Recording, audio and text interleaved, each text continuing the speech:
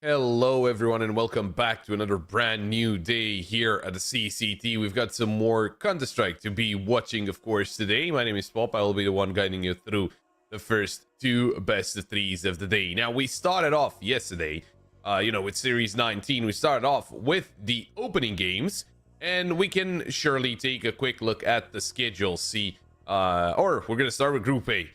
We did start off, as I said, with the opening matches, and we had Apogee take on NIP. That didn't end well for Apogee, and the same can be said for Rhyno against Potty Vision. A couple of very notable teams that those two had to take on and didn't end well. So that when a winners match, that's going to be NIP taking on Potty Vision. That's of course later on today. But for our first game of the day, we will be starting off with Apogee taking on Rhyno. Of course, we do have Group B as well, and we're gonna talk about that when we get there. But Apogee against Rhyno. Now, as I said, both teams didn't necessarily have the best of openers in this group, but this is now a very important moment for both of those teams, because this is the first elimination game that we're gonna have in Series 19. So both of those teams do need to bring in their A game, and whoever is better will win today. One of those teams will bow out of the tournament after this game. So let's dive a little deeper. Let's see the rosters and see exactly who is going to be playing in this game, because Apogee, we've seen them lately. We've seen them play in quite a lot of those series here at the CCT, and it just feels like they're getting better and better. Of course, it's Hypex, HVAC, Jacob, Prism, and Demio. Just as a team, they have been on an upward trend, and I've seen a lot of good things out of each individual player. But it does beg the question: are they? Is only the team getting better, or and are the players getting better with the team as well? Just because, even with the team doing better, it's just is there a very high skill ceiling that we can see out of those boys? And I think that is very close to the truth. I think each and every one of the players here is very good, and they should be giving us a fairly good showing. On the other side, it is Rhyno, and I do want to say that Rhyno, at one point, they were in a very good spot, right? They were looking very good, but at one point, I do think something kind of broke, or I guess they took an extended break. Like, they did change around some players. They did change around, like, about 2 months ago, they got, Argorn, Icarus, Pereira, and Seabreeze. I do want to double check. They were in a different team before. Basically, they got a whole different team. It was GTZ. There we go. And Crazy has been in the team for over almost a year and a half. So they got basically 4 players from GTZ. They played some best of threes about 6 weeks ago, and then nothing. They return playing against a team called Mercenaries, and they lost on Anubis. And then they played against Potty Vision just yesterday, and well, as I said, it didn't really end well. So I'm very curious to see what this kind of new Rhyno is going to be looking towards, and how they're going to be looking overall. Because then again, they took on Potty Vision, that for sure not one of the easiest teams to take on. You remember all the names that are on that side. It's James, it's Travis, it's Belchuk, it's Kickard, and yeah, it's a lot of big names. So Rhyno, maybe not the best start to the tournament, but for sure they could have a say here against Apogee. We can take a quick look at the veto as well. Talk a little bit about the maps. The only kind of unfortunate thing is, especially for Rhyno, is that they don't really have a lot of experience the past 3 months, so it's not a lot of maps that we're expecting, especially with Apogee just being very used at banning Inferno. We do see a nuke ban, which is not unusual. It seems to be the permaban of Rhyno, and actually a very good map for Apogee. So they got that lined up. On the other side, that's exactly the same, as Inferno seems to be the permaban of Apogee, or at least the map that they don't usually play. And Rhyno, they do have a 100% win rate on that map. As for the map picks, we're going to be starting off with Rain picked up by Rhyno, which is, well, very daring considering Apogee have no, that's not the map I'm looking at. For a second there, I thought Rain should be the last one, but I was looking at a different map. I was looking at Anubis, so we'll get to talk about it in a second. Train, I'll go back on that. It's not that bad of a pick. The only thing is they lost to Party Vision, of course, Rhyno and Apogee. They played both Alaska and Fafbet on this map, and they won both of those endeavors. Anubis as the second map, as I said, and that makes a lot of sense. The Apogee pick into that is their most played map by far, and with a 52% win rate. It is not looking bad at all, considering Rhyno, they played it 4 times, only winning it once. And then there's Ancient as the decider. That is the second most played map for Apogee. And for Rhyno, they played a couple of times against Brute and against Kono, and they won against Brute, but they did lose against Kono, although in overtime. So I am seeing quite a big potential here of Apogee taking this one as a 2-0 if, and that is a big if, they do win out on Train. And considering the fact that Rhyno did pick into Train, I am expecting them to just be very confident on it. But Apogee, they do know their way around it, so I don't think it's going to be too easy for Rhyno to pull up here. But then again, you know, all of those results are from about 7 weeks ago, you know, so it has been some time since they last played, especially on some of those maps. So we could be seeing some new things out of them, some kind of a refreshed Rhyno team, and I don't think it's fair to kind of compare their previous results for, you know, since 7 weeks ago to what we could see today. It is an indicator, but I'm sure they, you know, they were hard at practicing in between then and now. Even though, sure, they did had that 0-2 loss against Party Vision, but then again, if you compare Party Vision and Apogee, I think you can easily come to a quick conclusion. One of the teams is better than the other, and I'm not going to spoil it for you. I'm going to leave that up to you, but I'm sure it's an easy choice. So Apogee, I don't think this is going to be an easy game for them. If we're only talking about the win percentages and all that, I am feeling like an Apogee win. But then again, Rhyno, even with all that practice, right, I do still think Apogee should be looking better on Anubis and Ancient. And in the worst case, I would see a 2-1 for Apogee. But as always, with all the predictions that we're given here, I do personally, I do want to be wrong. I do want, you know, Rhyno to completely surprise me. I'm not against that. I'm always happy to be wrong in my predictions. And spoiler alert, I usually am, but you know, we'll see if this time it's gonna happen or not. Still waiting on I think one of the last players to be joining the server, but yeah, Apogee taking on Rhyno here in the elimination game of Group A. As I said, we're also going to see some games from Group B. Well, technically, both of the first games are elimination games. Then we're going to get the winners games, but we'll talk more about those when we do get there. So it does seem like we should be starting fairly soon here. And the last player did join the server. So yeah, we do have Group B as well. We do have the elimination game there.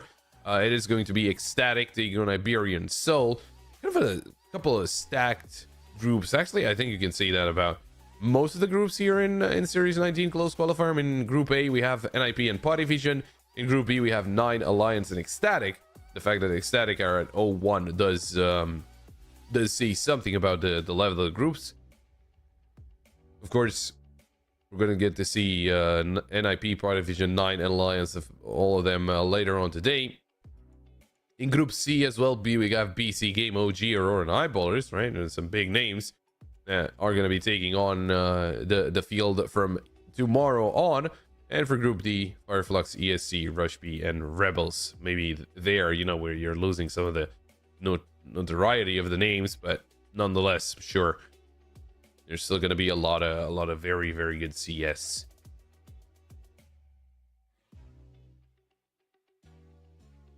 Now, as I said, both the first games are elimination games, so we will be losing a couple of the teams that are here in Group A and Group B. But I think it's enough yapping. I think we're ready to jump into the game, and it will be, of course, Rain. Apogee starting off on the CT side, as Rhyno are the ones to pick up the map. And, well, if we know something from what we've seen at a majority of the trains that have been played so far, it is a CT-sided map. Starting off the game with a tactical pause. Well, that's interesting. Maybe they wanted to go for a technical and they accidentally went for a tactical. That could also be...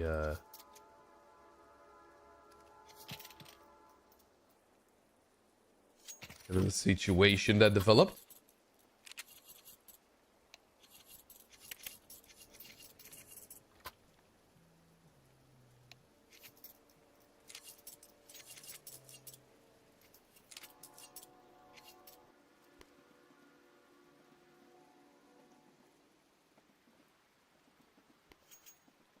Or maybe they didn't want to go for a technical. It just seems like they needed 30 more seconds to talk the strategy, and there we go. Rhyno splitting up their players. Play through Ivy from the three of them. Hypex, good shot onto Crazy, and he's looking for more, but there's Seabreeze with a couple. Autogorn is going to take down HFAT. Icarus pushing through the molly, and he's going to get a kill onto Prism. Well, there was no way Prism expected that. Opponent just pushing through the smoke like that.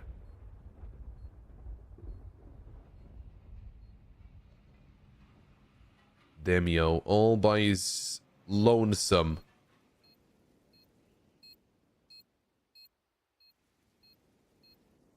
Not really a lot he can get done. Fail to see if there's a defuse kit on the side necessarily, but Demio still needs 4 headshots. Understanding he's getting pushed, but it doesn't matter because Aragorn is just going to take them down. Quick headshot. That's about it. Rhyno. This round in the bag.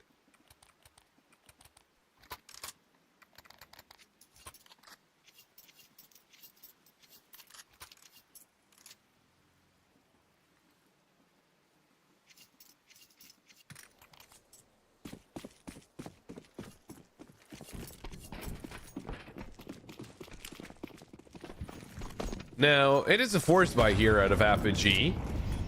Good start with that nade, but look at a swing from Icarus. Nice headshot onto Jacob. Good trade as well from Prism. Got himself the MP9 of Jacob, but not a lot that he can get done with it. Hypex, good shots with the scout. Looking for some more tags, and he's going to get a couple more. Pereira and Crazy. They're both low HP. Nice shot from HFA. Looking for another bomb spotted in Sandwich. In the meantime, Seabreeze trying to flank HFA, and he's going to get the shot. It's all up to Demio. 7, but he stepped. That was heard. Seabreeze towards the back of sight. The 5-7 could get the kill here. That's bomb down once again, but great swing out at Seabreeze. And he's going to save the day. Not an easy round here for Rhyno. They do lose 4 players. But hey, they get a number on the board. That's what matters.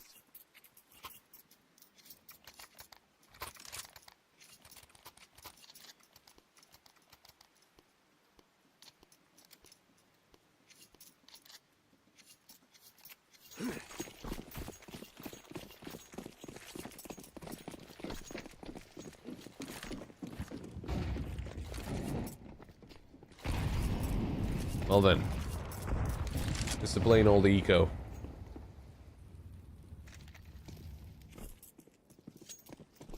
Although there is a P250 in the mix, Jacob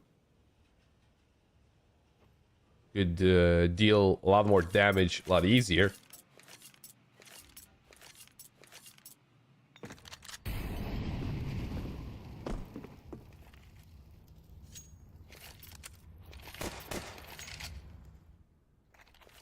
trying to stick as a unit, and for now it seems the B side is the right call, as Rhyno are throwing the smoke towards A. Is that gonna full Apogee though? I think they're just gonna stay put, and yeah, that's gonna be the right call. Fusion coming over. You're spotted. HVAC eliminated. Icarus finds the kill on the Prism. There's one kill from Hypex, but it seems like that's the only one they're gonna get. A little surprising considering they had every single player on the B site, but then again, you can't get them all, especially with an USB when an AK is looking down at you. 3 on the board for Rhyno and Apogee. They're buying up. It is M4s and that offer Hypex, of course.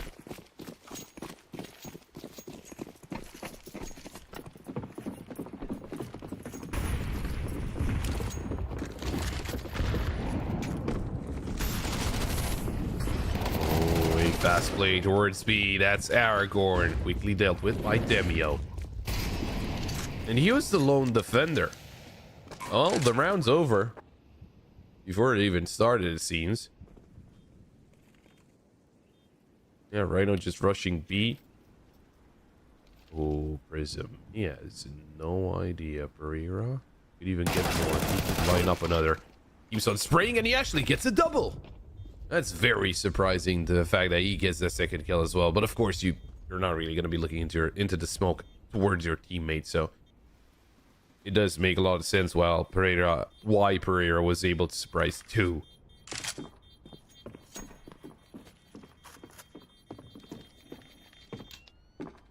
Well, not the best start for Apogee. I know they're going to be happy with it.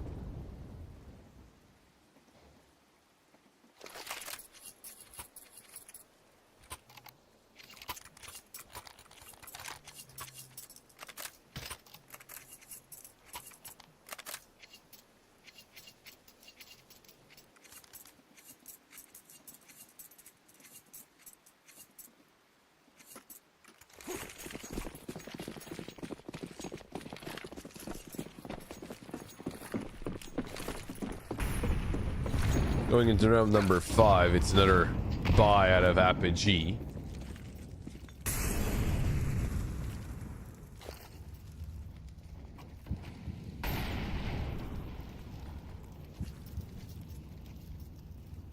Another take of A main. Well, they did this in the previous round, and Rhyno didn't really have anything to say about it. That wasn't necessarily the problem in the previous round. They really need to be careful about that B site and, well, Demio, more defensive position as we can see on the minimap. Doesn't seem like the B site is necessarily under threat at the moment, but it could be. Oh, HVAC actually taking a lot of damage through the smoke towards Ivy.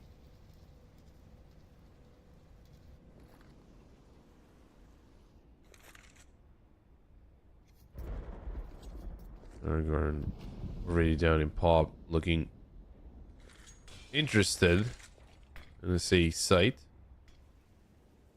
Smoke coming through, although Apex did go down into B. Now he could try and help out his teammate. Oh, look at that, just a couple of flashes, nothing more. It is going to be an A play in the end.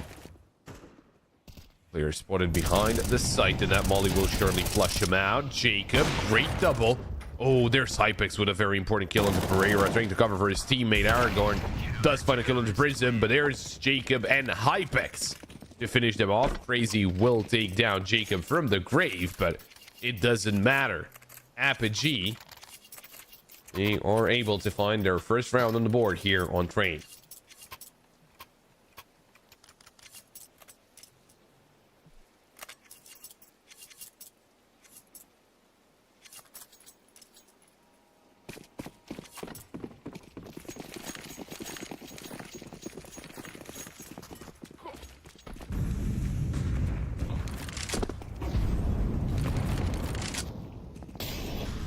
Oh, this time around, not allowed to take control over main, even though they still tried it. Hypex, let's take down Icarus. Pereira, though. Good shot onto HVAC. We saw HVAC kind of having a problem against the spray through the smoke in the previous round, and well, this time he does get taken down. Good shot by Demio though. That's gonna get the numbers back equal. Although, look at Jacob. He's getting a lot of information. They know that it's not gonna be a B play, or at least not for now, because they have full control over B main. Jacob getting himself back into pop. Demio starting to rotate to the A site.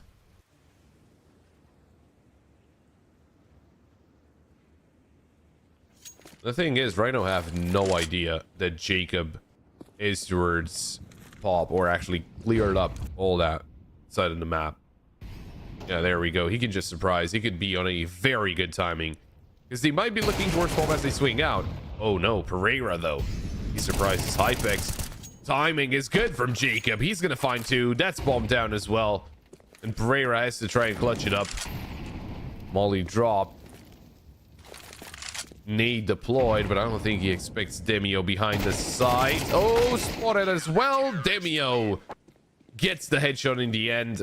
Pereira almost had a chance there. Fortunately for Demio, the op could not be retrieved, but yeah, at least they got the round in the bag. That's all that matters at this point.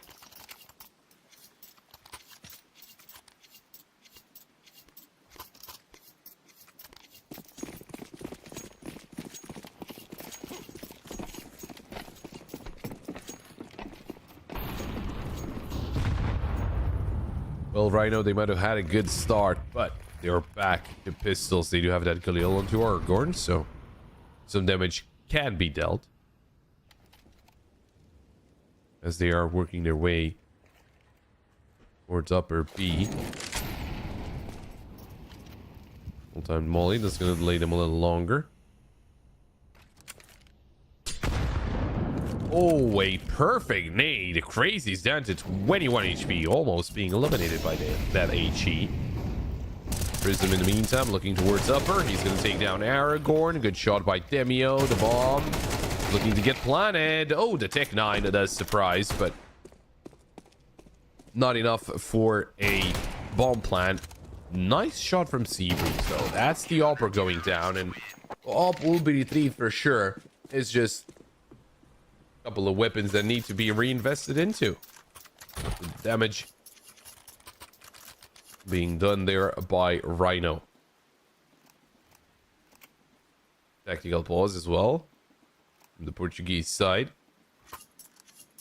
A pretty good start, but Apogee start swinging back and going to get the game back under control.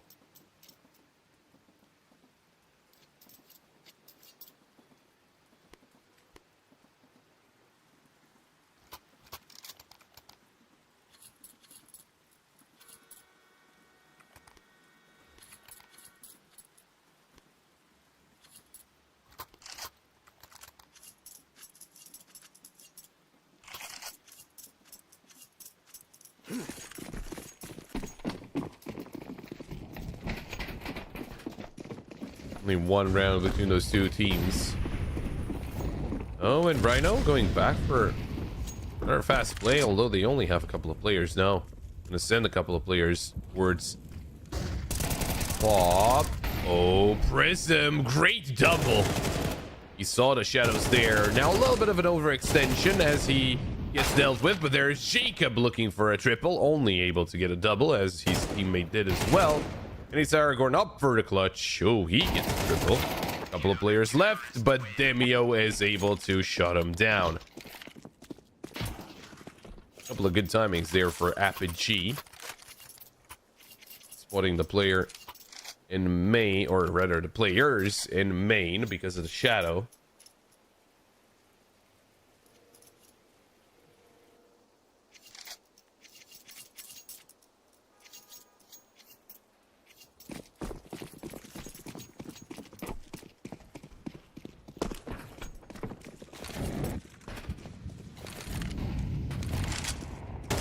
Then back to Tech 9s, and it is a try for a fast 8 play, but they are ready. A complete shutdown from Apogee.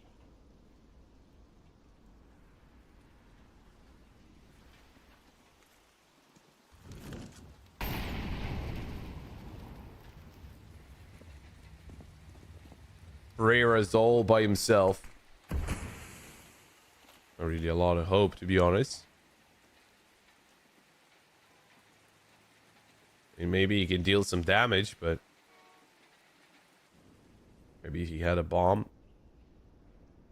Maybe he could have sneaked in a quick bomb plan on the other side of the map. That's not really gonna happen. Oh, I don't think he saw Prism. Is he gonna check the corner? Oh no, he gets the kill into HVAT. Prism, well, not the quickest to get that kill, but he's gonna get it done in the end. But they do lose a player. And the other round there, Apogee.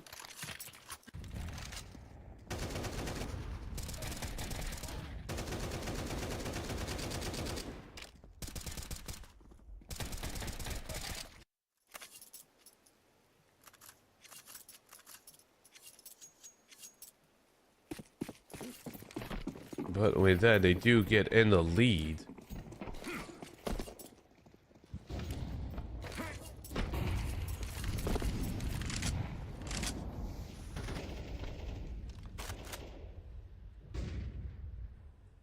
Now, it is a buy round for the side of Rhyno, but I do like this from Apogee. Look at that, sending 3 players to clear out B, or upper B, I guess. Server room? Can this be called server room? Maybe.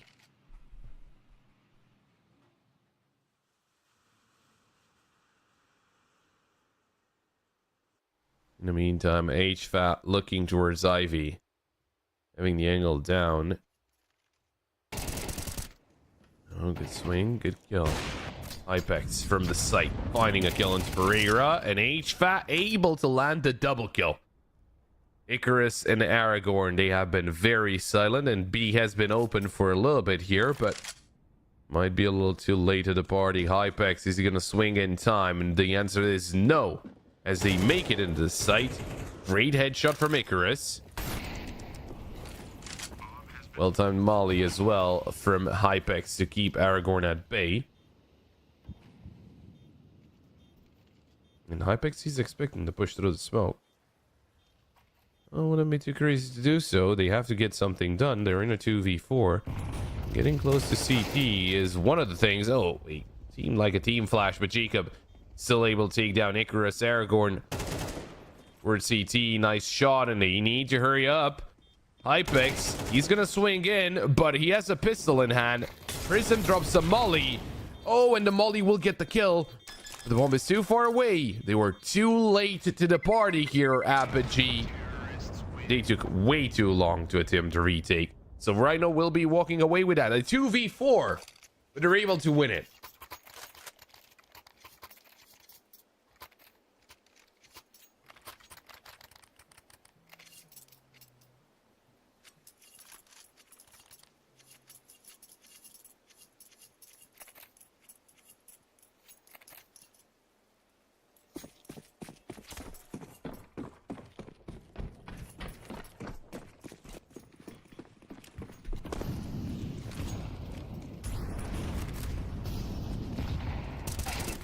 Oh, look at this. Jacob getting aggressive, and Icarus has no idea. Jacob got all the way next to him.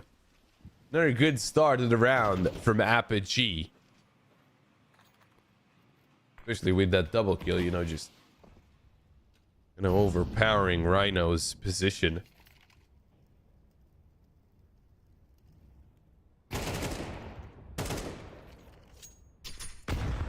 Aragorn tagged up by the op.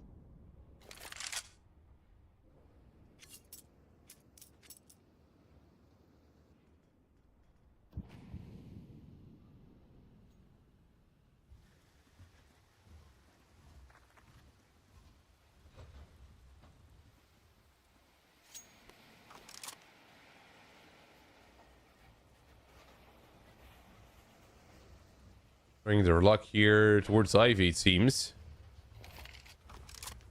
His main for sure is going to be under control from Apogee.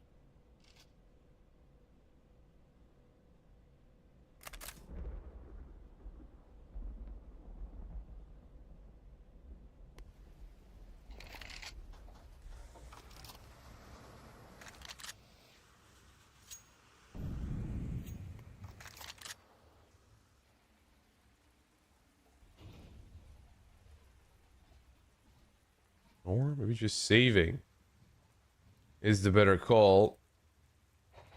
Seems like that's what they're going for.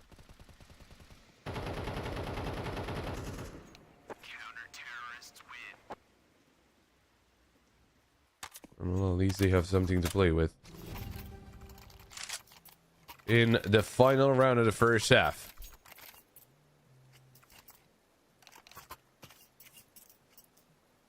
Second tactical pause called in by the Portuguese squad.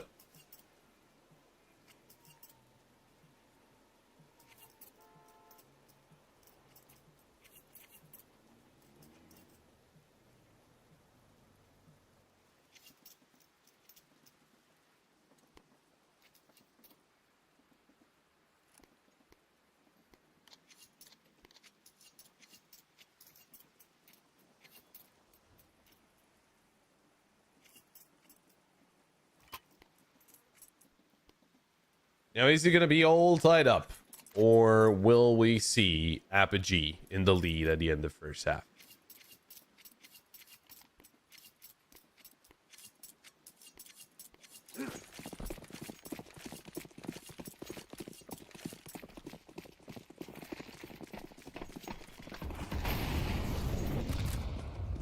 The Mac 10s. AK and a Galil Prism. Look at this. How is he getting so far forward? Able to get the first kill. Jacob with the second. Nice shot from Hypex, and he's looking for more. Pereira, he was thinking about it for a second. Oh, lucky that Pereira repositioned. That nade could have taken him down. Look at HVA though. He's right behind them. Not the cleanest spray. He's gonna get the job done though. And Pereira basically all off right now. Gonna be taken down by Demio. Apogee. Nicely done, but you can't help but wonder what happened in those first 4 rounds. I think maybe, you know, they tried something, it didn't work out, and they were still, well, of course, first kind of 3 rounds, it was the buy round, then the force buy, then the eco. So you can't really blame them all that much, but as soon as the weapons came out, or rather, as soon as second time the weapons came out, because in the first one, of course, Rhyno did win it to make it 4-0. They had some very good answers. I mean, I'm very impressed with how aggressive they were with the positioning. Like, look at this. Jacob able to get this double kill was crazy. Just run up against them. And when Rhyno had no idea. And that could be only because the lack of official games, right? Because you do realize those things in practice, but in the games, in the official games, you're not really going to hear every single thing. You're focused on a lot of things. Apogee, good start to the pistol round. 3 opening kills. It is crazy. And Pereira to find some headshots in return. Pereira still hitting, but Jacob is able to find one. Crazy with a trade, and it's down to Hypex. It is a 1v1. Both players 52 HP. One of them has no armor though. Who's gonna hit the headshot first? Will it be Crazy? Will it be Hypex? It is not a headshot, but it is a tag. It makes the job easier for Crazy, and there we go. There's the headshot. The USB will win it out, and Rhyno, they win it out. What was it? A 2v5? What's up with Apogees and 2v4s, 2v5s?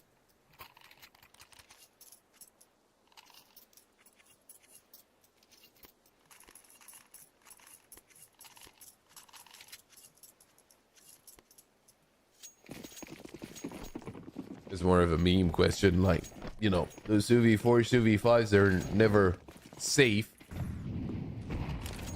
And it's just Apogee that maybe got a little overly excited in that pistol round. Maybe took some more duels than they had to.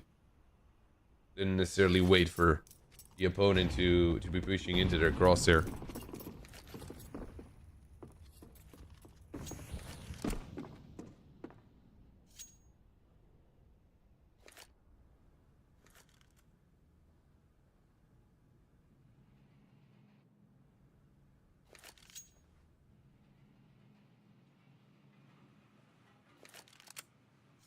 Well,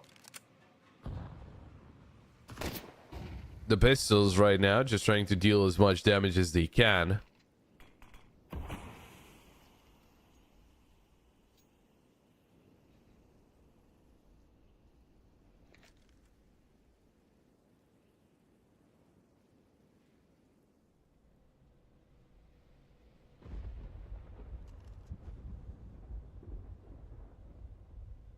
The MP9s should be able to deal with all of the Glocks here.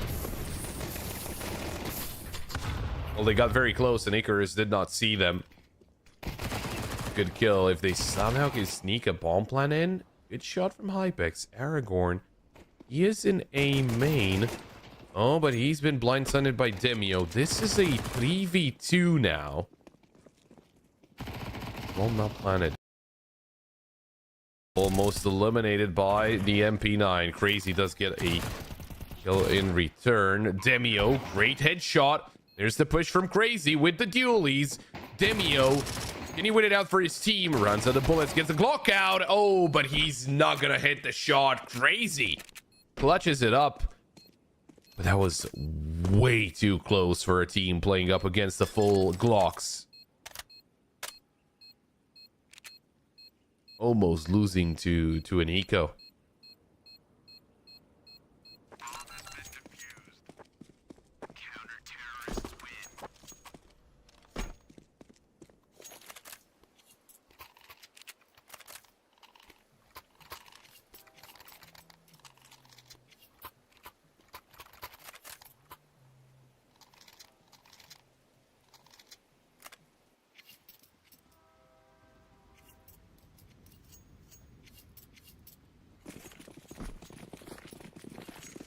All tied up, but now the AKs come out, and if that Glock round has taught us something, is that Apogee, they are still very much scary. Oh, Aragorn!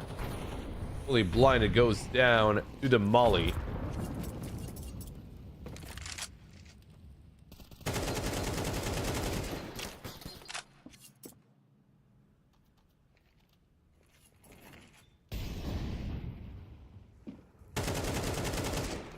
Demio does spot the player towards B.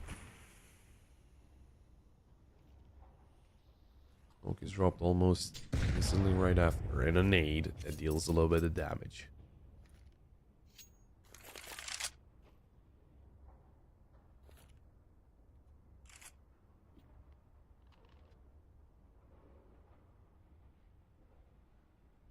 Oh, they're very focused on this B play, but 3 players from the side of Rhyno are right around the corner.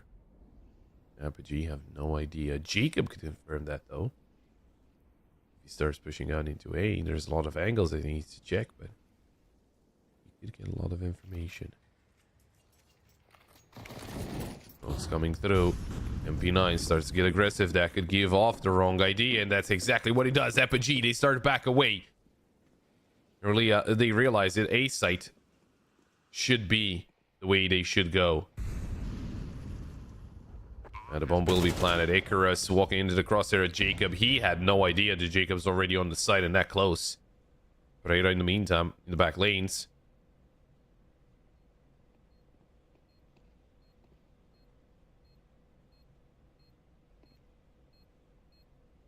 Trying to play the off angle, but it seems like their round itself aren't really going to go for it.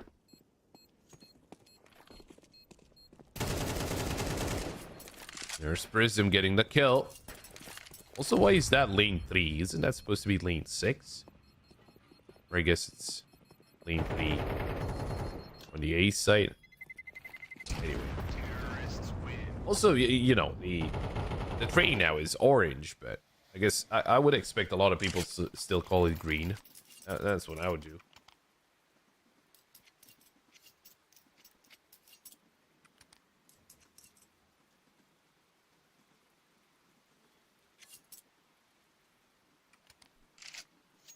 Anyway, history lesson aside, it is Apogee back in the lead. Not the greatest of rounds right now for Rhyno. A couple of MP9s, some pistols.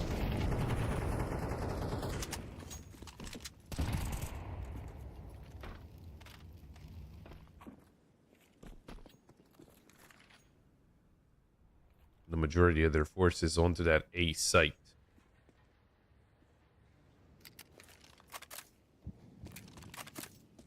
Well, they could be changing that up. Yeah, sending a couple of players towards B right now. Sea breeze, spotted again.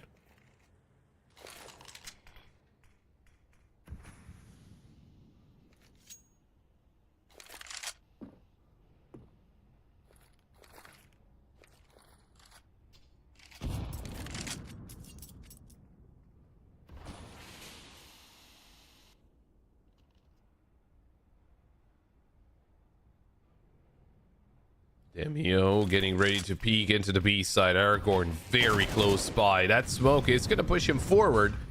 And Demio will get that kill. Molly will delay them once again. Jacob looking to surprise the A side. And he's going to take down Crazy. Sea Breeze, good shot. Demio does get one in return. And there's HFA with a kill into Pereira. All of a sudden, Icarus is all by himself. Nothing really that he can get done. Maybe a weapon that can be retrieved somewhere. From the back of A side for sure. Or where it's gone. That was where the M4 was.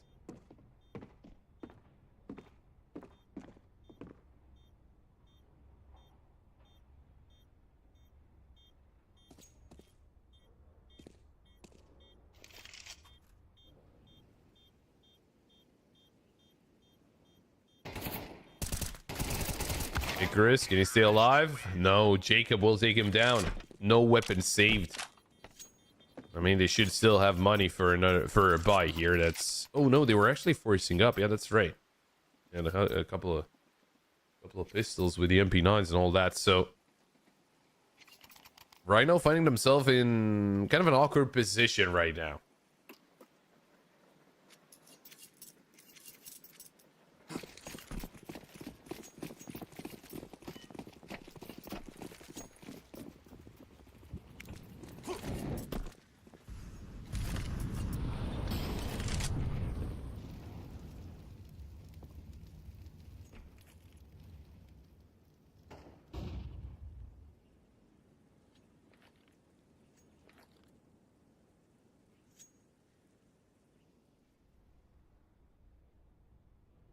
And the USPs get damage done here. Prism drops the molly, swings out, spots out multiple players, and Aragorn is able to get himself a double kill. Jacob does get dinked. Maybe Icarus can take him down.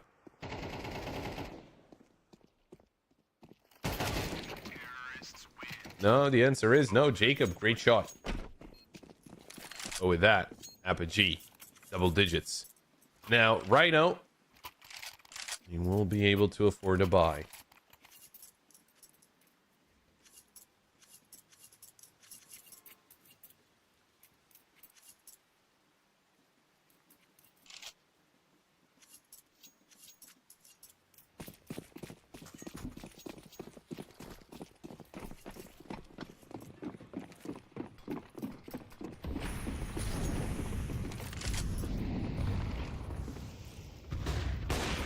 Oh, Hypex! Even though he was fully blinded, finding that leg shot. That's a good start. Sea Breeze down to 15 HP. I don't think Apogee can confirm that hit, though.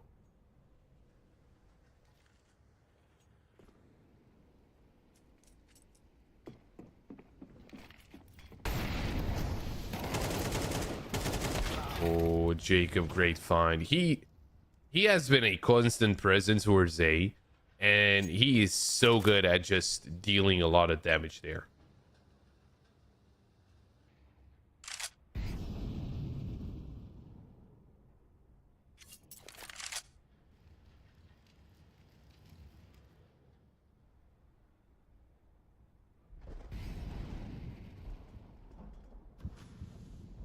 Now they're kind of surrounding the A side right now. Aragorn. Good position to try and stop them. I don't know if you can see something through a sliver of a pixel, but the molly will delay Apogee's push. HVAC, in the meantime, trying to push through IV. There's Aragorn with the swing. HVAC dealt with by Icarus. but Hypix finds a kill and Demio finds one. So with that, it is a 2v2, a couple of low HP players. One plant can be denied, or even that's just a fake plant. It's a good shot for a Seabreeze, but there's Hypix with the trade. Right now in a 1v1, last player spotted, but Hypix, he blinded himself. Ooh, not enough time to get the plant, but he can swing out. Hypix! That's so smart. He baited Icarus in, and he wins the round for his team. 11 on the board for Apogee. What a tight round, but it gets the job done. And look at that, Rhyno. They're not in a very good money situation.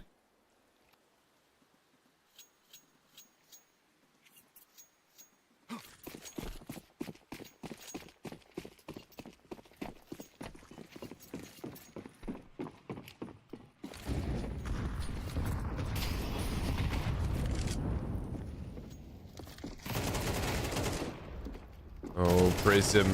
Surprise Aragorn. They're trying to get aggressive, but Apogee, they're just shutting them down. It's already a 5v3. I mean, Prism and Demio, they're low, sure, but... You know, if I'm Rhyno, I wouldn't be playing where Icarus was at just a second ago. Good push, though. Got himself a kill. And a second! Oh my. Apogee. They were never expecting this level of aggression. Trade does come through, but still, both Prism and Demio, low HP, crazy, right around the corner.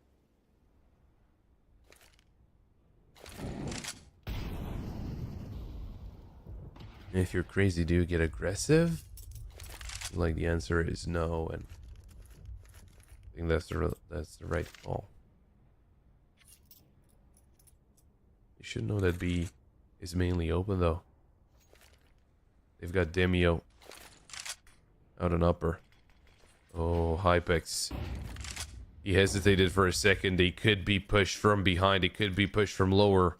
Oh, but Prism, he's going to take a swing behind, and he's going to take down Crazy. That's huge. Pereira right now in a 1v3. Spots out Prism. There's the kill. Hypix. So he had to get that one, and he's able to get it. That's map point for Apogee.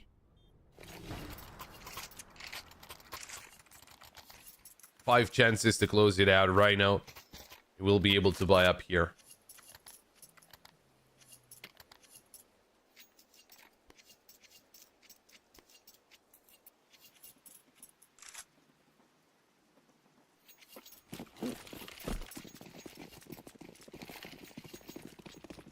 You can see on the side of Apogee, and then, you know, HVAL a little lower in the kills, but he was mainly the Ivy player, and not really a lot of plays through Ivy from Rhyno, especially when they were on the east side. But Jacob has been absolutely massive. He's been so good at just putting pressure onto that A side, both CT and T, especially on T, I want to say. Just very, very good individually. I was talking about that, you know, the individual level that they're still... Are they still getting better at, or are they just improving as a team overall? And I think this proves that, you know, they're getting good at everything. Just very, very nicely done. This train is surely a strong suit of Apogee. Icarus, I respect the push here, but HFAT, he was ready for it. Does get dinged in the process though, so he is a lot easier to take down right now. Prism. Oh no, the timing is just so unfortunate for Aragorn. Good angle from Seabreeze.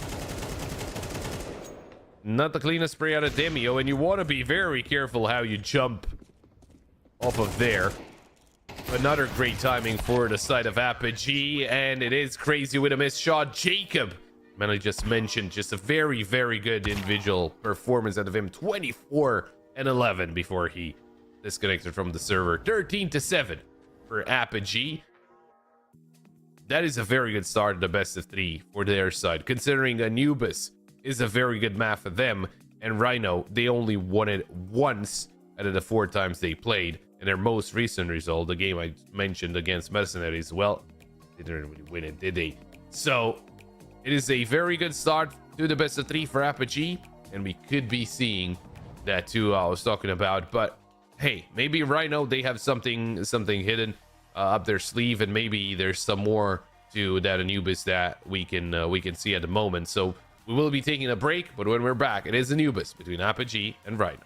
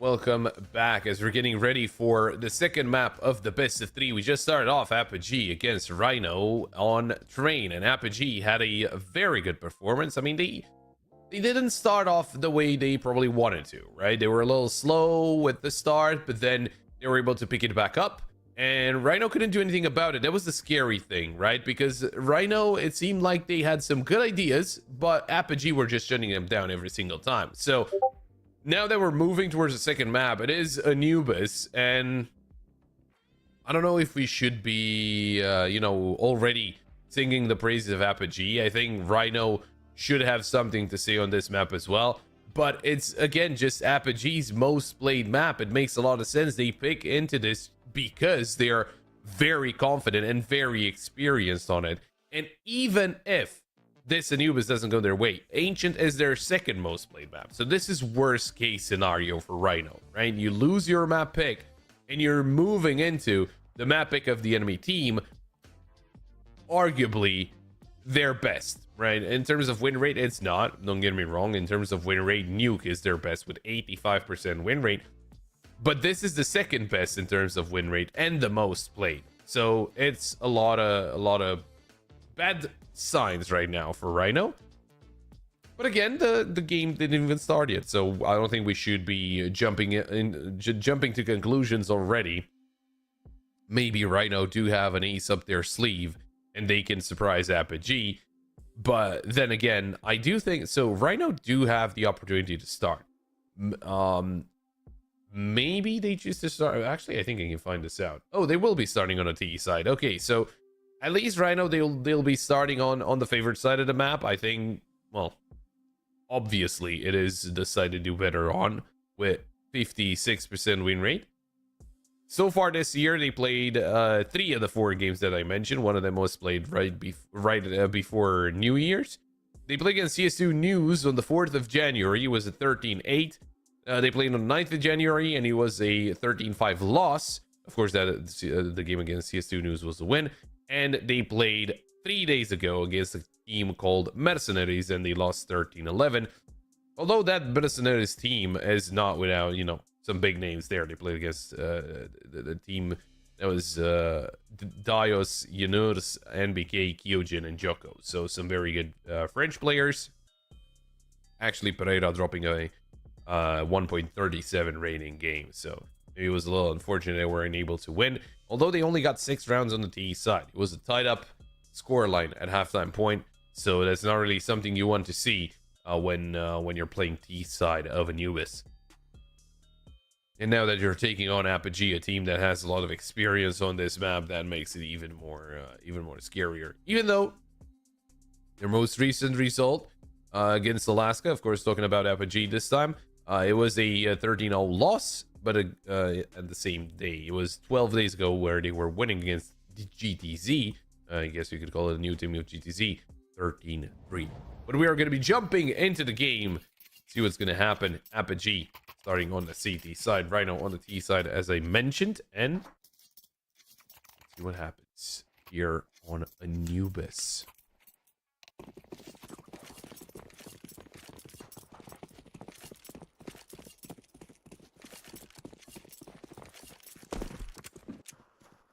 Now it is a utility kit for Pereira, smoke for B, and a fast B play. Hypex. Surprised to find the enemy so close, and Icarus able to shoot Demio in the back of the head as they had a very, very swift round.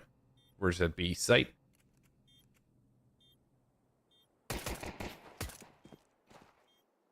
Apogee. Oh, good shot from Jacob. Seabreeze will actually take him down, even though I think he was gunning for his opponent or for his teammate, for HFAT. So with that, fist around in the bag for Rhyno. Not a bad start.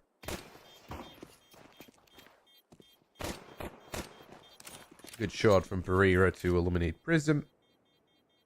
That should be about it. HFAT should be far enough away. Terrorists win.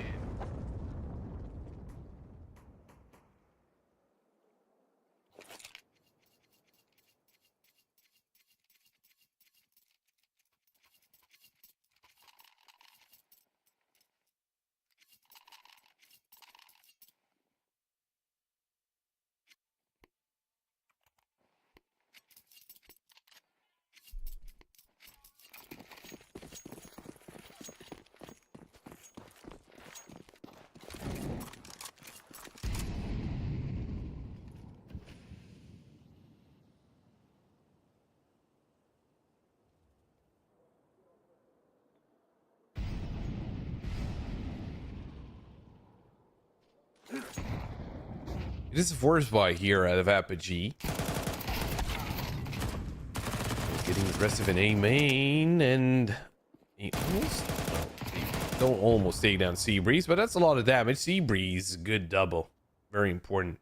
Not giving away map control that they already got. Icarus takes down HVAC, and Prism dealt with by Pereira.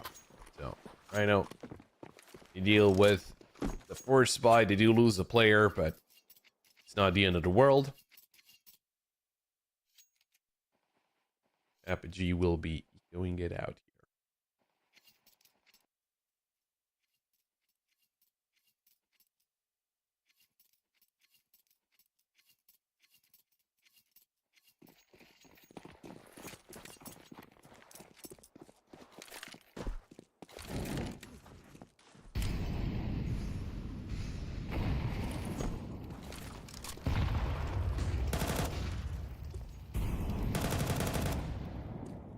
Quick mid play from Rhyno. No real opposition on the way.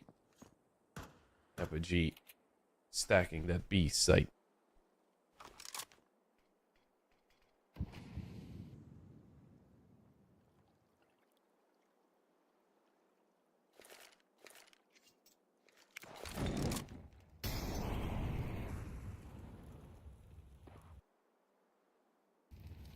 You do have a flash here, Apogee. Potentially, if they heard some steps towards B main.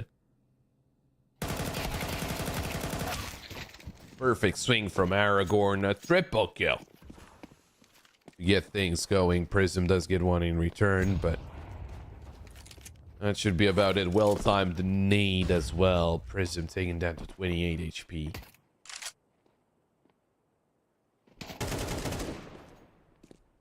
Icarus finds Prism. Jacob threes at Galil and swing, but Icarus still gonna get himself the double kill.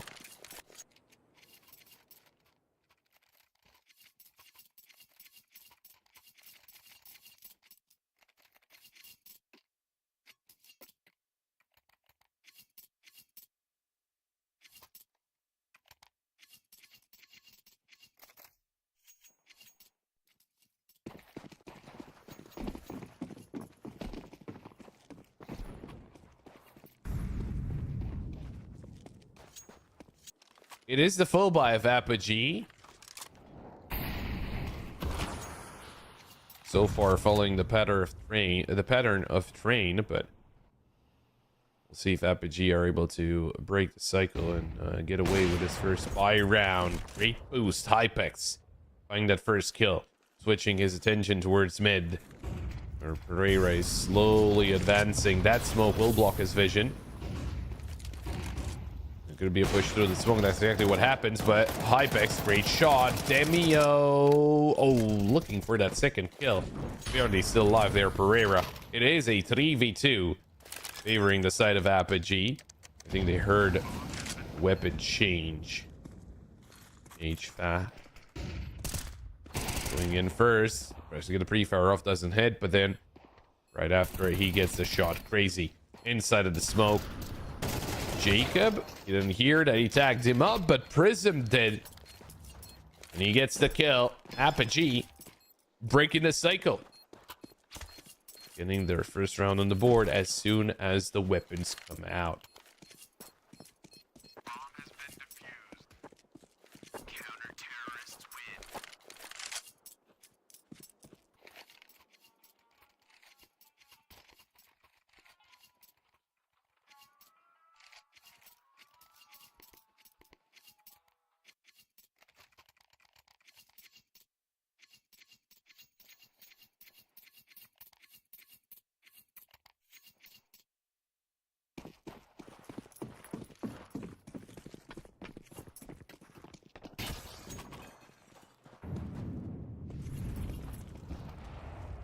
Now, Rhyno, is there an answer to be coming out of them?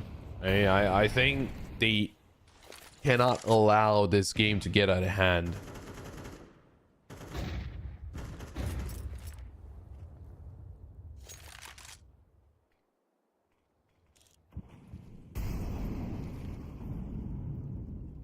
I think that if Apogee just run away Bit of control on this map. Well, Rhyno is going to be a very hard attempt to try and get it back.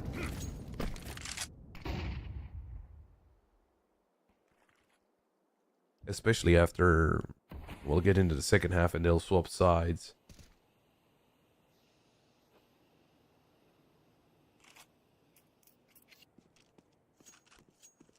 Oh, Maisie's got the angle down, and there's the swing. The answer back though. A good couple of trades, but Hypix is all alone, and there's no way he gets away from that. Right now, a 3v2 favoring Rhyno. An interesting approach, swinging 3 players in from Electric. There's no smoke to cover. Get a bomb to the site. That's the problem. The flash will buy him some time. Oh, but Seabreeze didn't go towards the site. Or flash deployed. Seabreeze able to make it into the site. Icarus, they know where he is. HVAC, is he able to take them both down? Gets the USP out. Icarus, 52 HP. HVAC swings out while he's reloading, and he takes some damage for free. Oh, but look at that. Icarus ran out of bullets. Swings out with the Glock. HVAC doesn't get the shot. Icarus gets another AK, and Rhyno will be walking away with this round.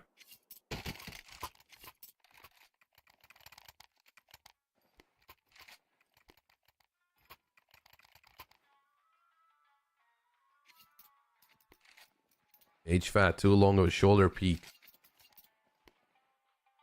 Well, we didn't get to 4-1 the same manner that we did on train. That's a problem for Apogee. Right now, they're onto pistols.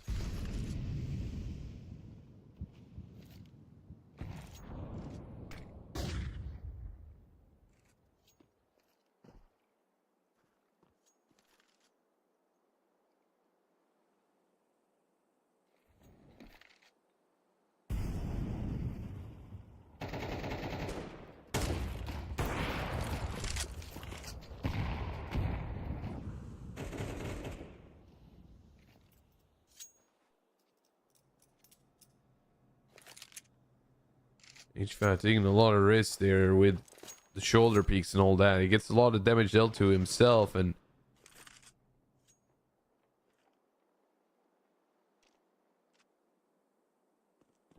maybe they're trying to bait them into the B site, but Rhyno are not taking the bait.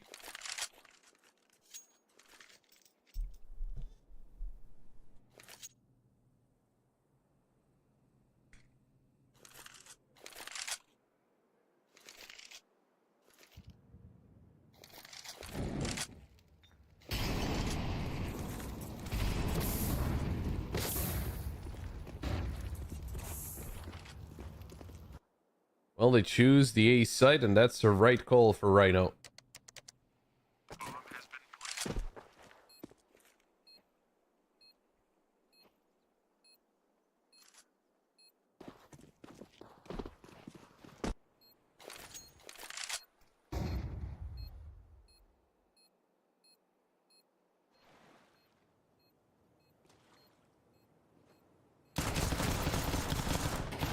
Oh?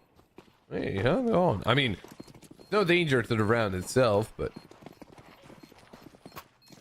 some damage is always welcomed. Especially when a couple of AKs can be saved over. Terrorists win. Well, as I said, Rhyno still walking away with the round in the bag.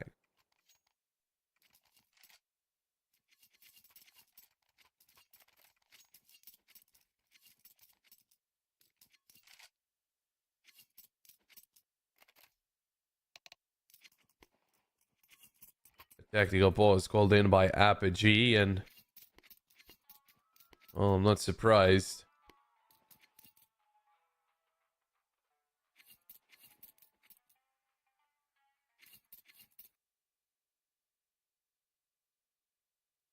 I can understand why they wouldn't be happy and why they would want something to change.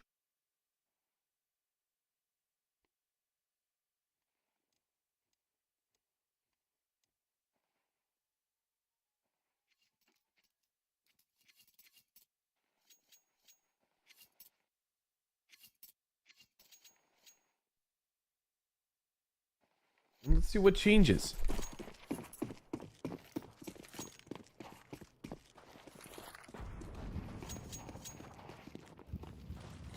The full buy right now. Oh, Rhyno? Maybe a fast play? No.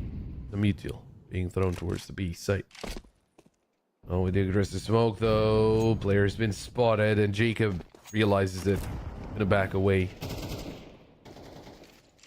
Well, that aggressive smoke, usually that's what it means, right? Because you're not really gonna be using that smoke all that often. You can really be using it to fake this out as well. Just because,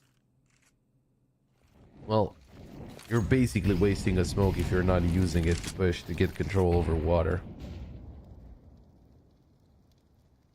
We're pulling up towards mid. This is an interesting one. Pereira's by himself here. H-Fat with the help of the flash can take down Pereira, but there's Aragorn with a trade. Oh, they should never expect Demio to be this aggressive this quickly. So it would be Rhino's mistake to not have anyone looking for this. Deep CT smoke, and that's not really going to be helpful. Jacob swings out as well to help out. And look at that. Jacob and Hypix shutting them down. And even if they wouldn't have gotten all those kills, Demio was so close behind them. And an instant tactical pause from Rhyno.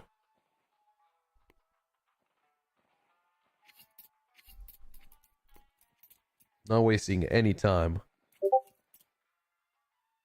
You know what this implies. I got scared by that as well. I'm pretty sure that's on our side though. So I'm pretty sure you did not get a Discord message. You should be okay.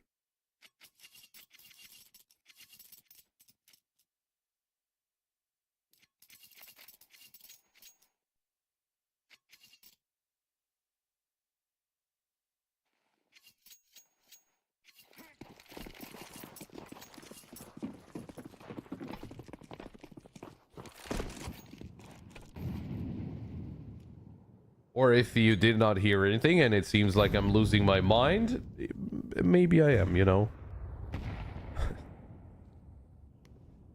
We'll keep it going. We'll focus on the game.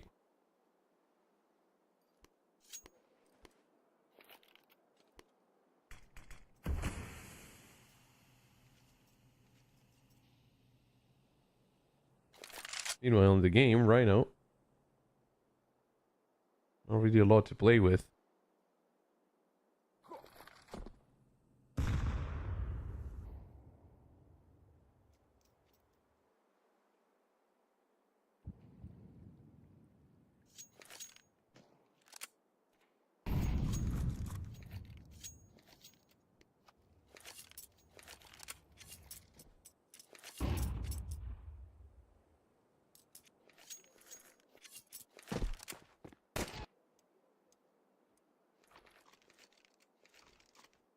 Well, just taking it very slow here with the Glocks and that Galil.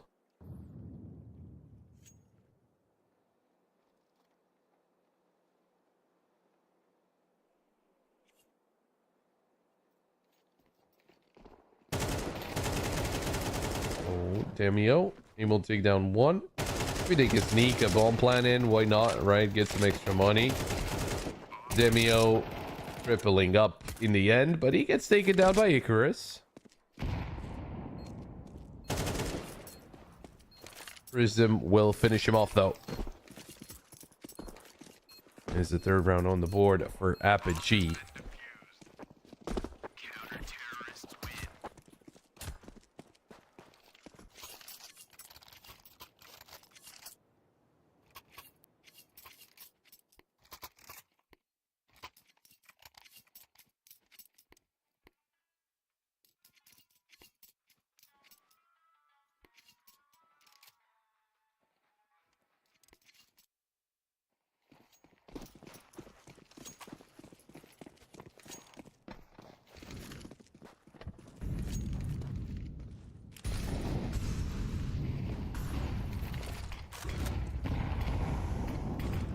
Well then.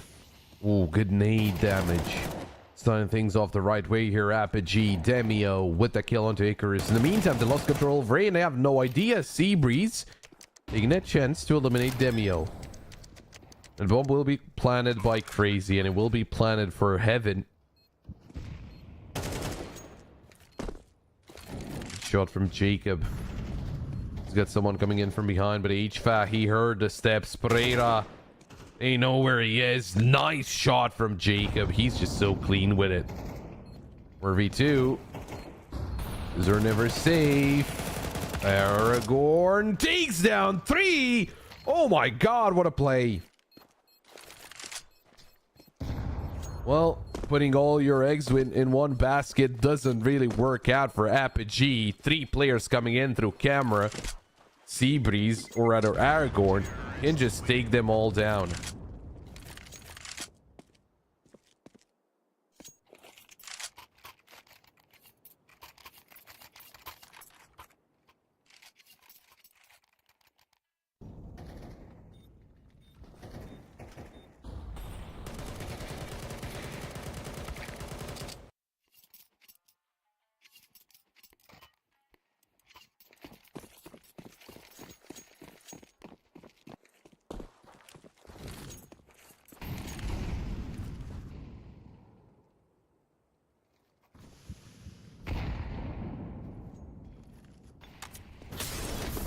Well, still enough money for Apogee to buy up.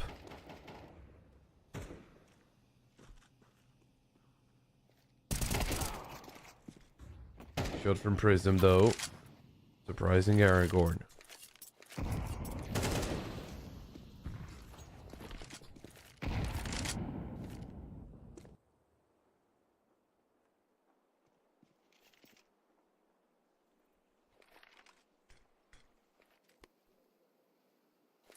Rhyno taking their time with their setup.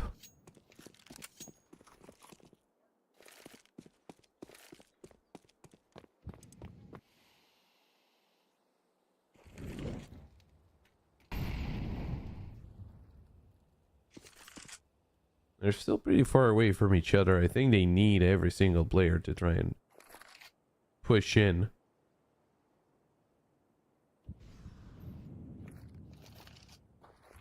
I mean, I know they're faking A, but Apogee, they're not going to rotate anyone out of the B site. Good shot from Prism. Oh, a second. He's just getting those kills. He's just tapping those heads. Jacob, in the meantime, takes a swing into water. Good shot from Crazy, but... well, that should be about it. Throws the molly behind him so that he's not followed.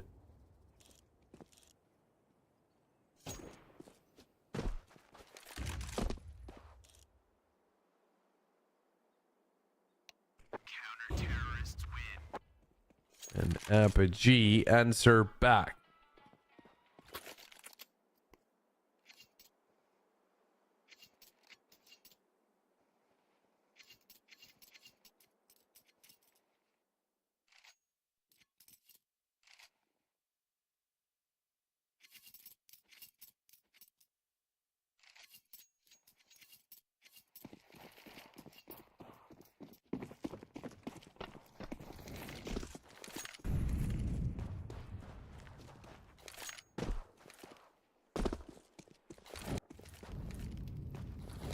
Now, Apogee, if they tie up this first half, I think that is a pretty good result for them. I don't think it's going to be a good moment for Rhyno.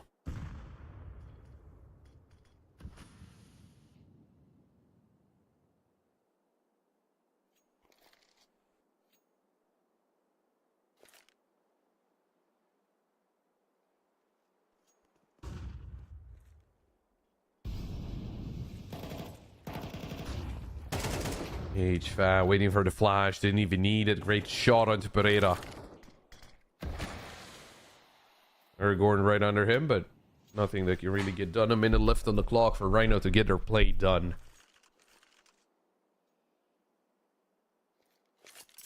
Right now still looking, but you know, we've seen so many openers out of Apogee.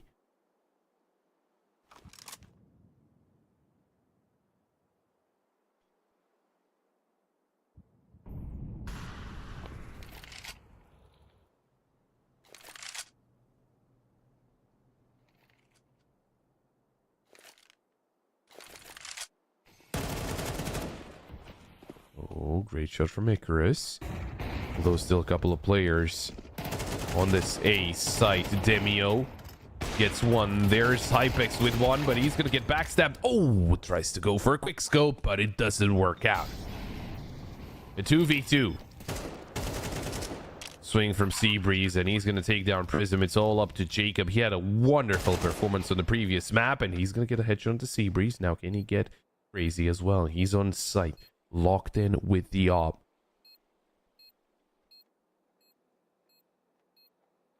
Jacob, it's all about timing right now. Can he find the kill onto Crazy? Jacob, he's hesitating. He's not sure if he's still on the site. Oh, he has no idea if he's on the site, and he will be wrong about it because Crazy was on the site all this time. And with that, Rhyno will have the lead at halftime point, whatever happens.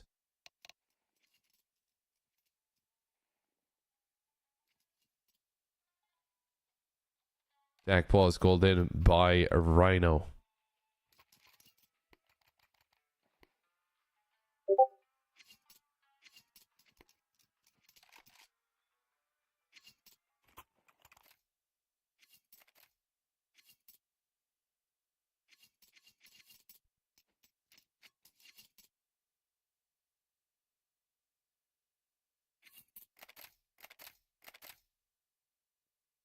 An 8-4 wouldn't be that bad. An 8-4 feels manageable. And I think it's even the 7-5. I think Rhyno walking away with this first half is still just a good sign.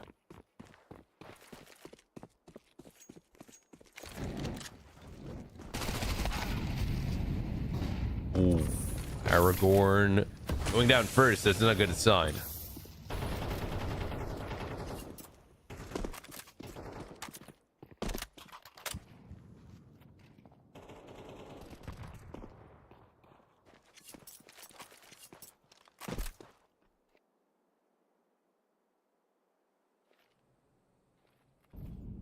To find that slight angle.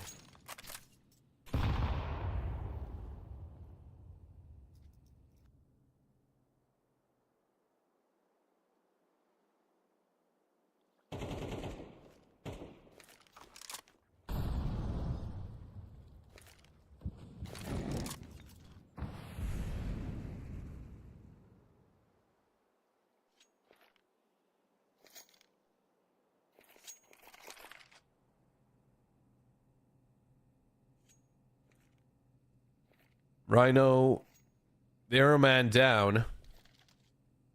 Hasn't stopped them before.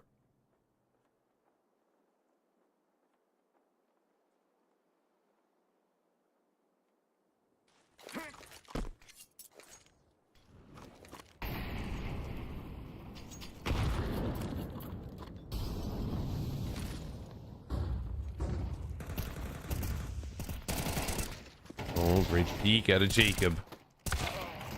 Another one coming out of him, but Crazy does get the trade. It is a 3v2 favoring Apogee.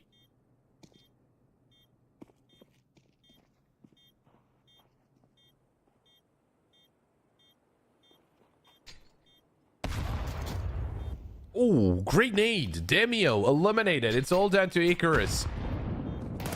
Another nade coming through. Icarus doubles up, and it's all up to Hypex. Low HP. He's sticking the defuse. Gets off of it, and Icarus will win the round. I think if he would have stuck it, he would have had time. But he didn't believe in Icarus not swinging out.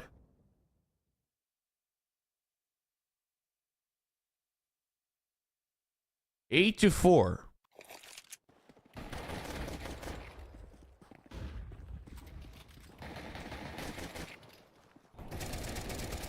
Not a bad half at all.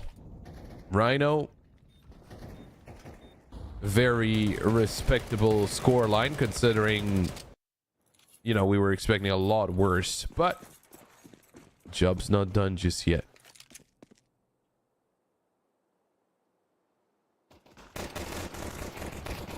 Oh, A lot of presence in mid. Jacob and Hypex already starting things off with a couple of headshots. It's HFAT doubling up as well. And all of a sudden, Pereira is all alone.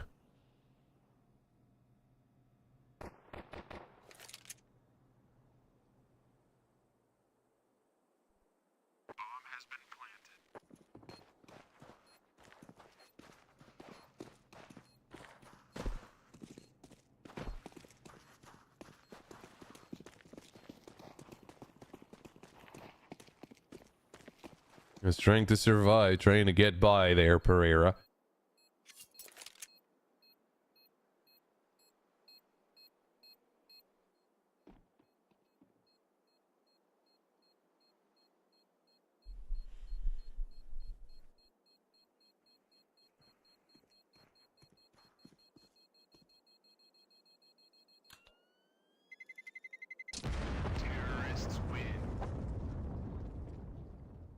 Apogee.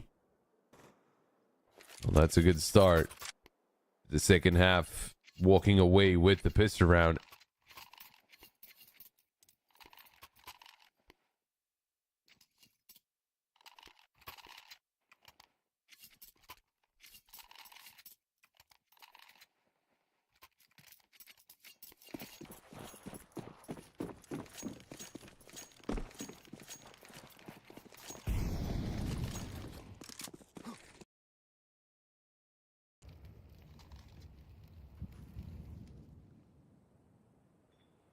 Now, Rhyno, they do decide to force up, which let's beg the question. If this one goes south, are they going to be in a bad spot? Oh, Jacob at the edge of the smoke, he's able to find Crazy.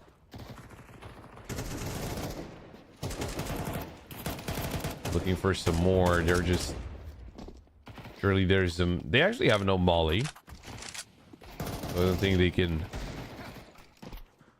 necessarily force out the player hiding in dark. Great shot by Prism, but gets three right after. Hypex finding a double kill. Pereira is coming in from water. Player in electric, and that's Jacob just swinging out.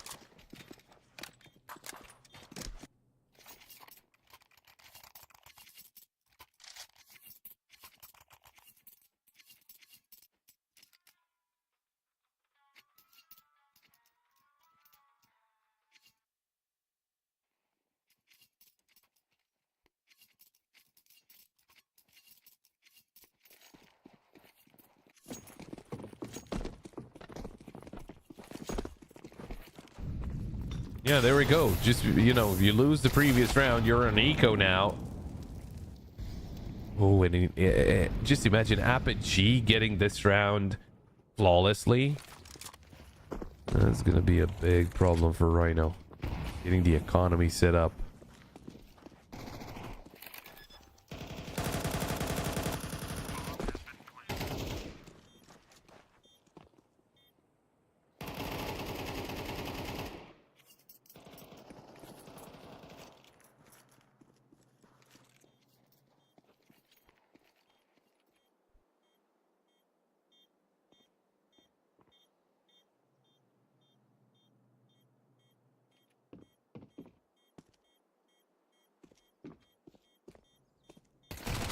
Well, they're closer and closer to a flawless round. If Prism gets a couple more kills, it's not even... Yeah, it doesn't even matter. He goes down. Oh, Icarus. Great shot.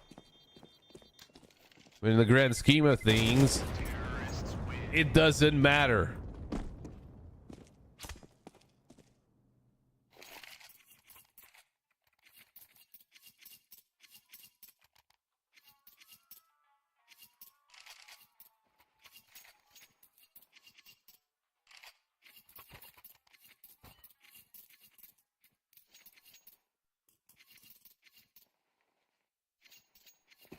A single round between those two teams, and the pressure will switch onto Rhyno as soon as, or if, rather, Apogee win this round. I think the pressure is still onto Rhyno still, but... Oh, Jacob. Between a rock and a hard place. There was a molly very close to him, but he's able not only to survive, but actually push the enemy back.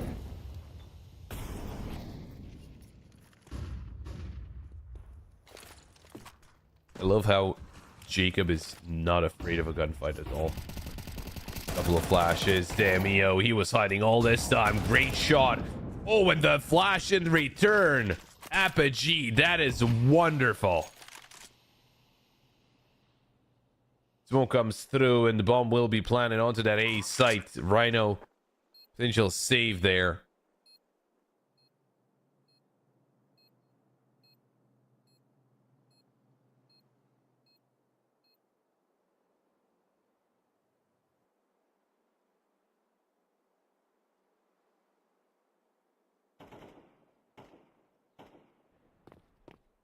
We're gonna be all tied up. Nice shot out of HVA. Remember, that first map was not the greatest out of him.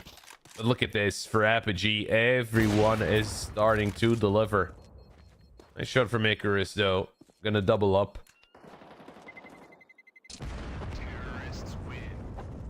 Oh, they're really hunting them. Prism. Eliminating Aragorn, and Icarus gonna be the only one left alive. Yeah, the op will survive, but that's about it.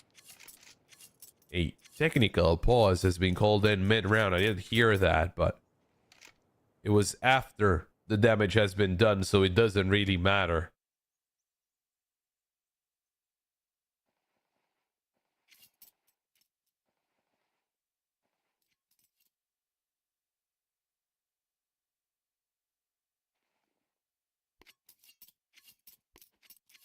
Well, hopefully nothing too serious. Everyone's still on the server, so I guess maybe it's something quick that can be fixed. We are hearing some typing here and there, so we should be jumping back into the game soon enough. Yeah, there we go. There's the timer.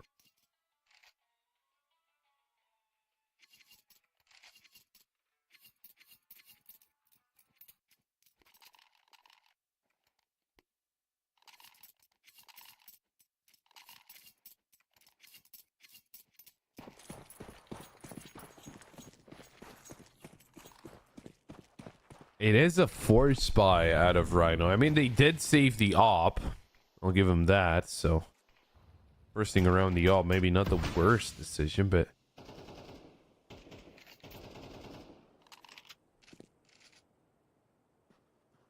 oh, taking a swing from the boost. Jacob spots the head, rather the elbow first, and then the head.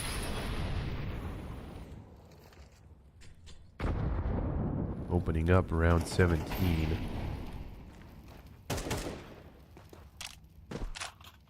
The swag 7 just around the corner from HVA. Pereira trying to put it to good use.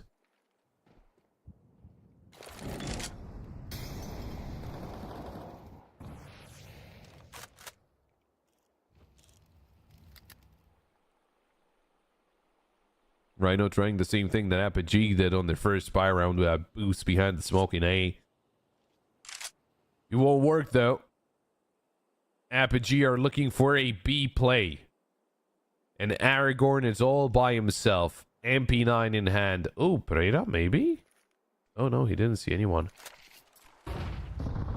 Apogee are hesitating. Oh, but look at Demio. That's so smart. He was looking behind. With the op, Icarus is going to find the shot, but Demio swings out, gets that kill. And it's all about the swag 7.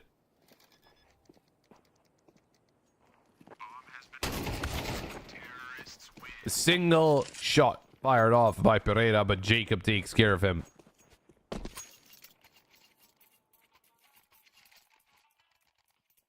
Apogee. They are in the lead here on Anubis. First time on this map.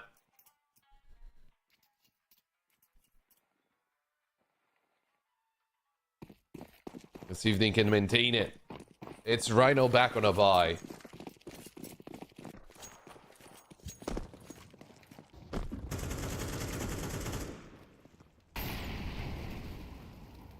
Oh, Hypex has got the angle down. Is there going to be flash or what's the play here? No, it's just a swing. Oh, there was a flash. The cleanest spray out of Seabreeze. He's going to get himself a kill. Pereira does the same. Icarus finds Prism, and look at that. Perfectly done by Rhyno. He's surprised. Apogee, HVAC. Good shot into Pereira. Another player right around the corner, but Seabreeze is able to win that duel. It's all up to Jacob 1v4, and I do strongly believe that if there's any player that can get this 1v4, it's Jacob.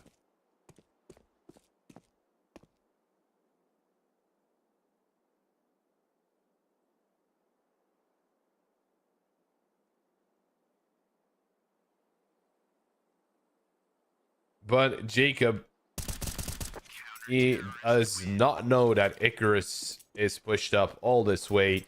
Icarus will get a second kill of the round, and Rhyno will be walking away with a 9th round, tying the game up. Of course, for Apogee, that's no problem. They have more than enough money.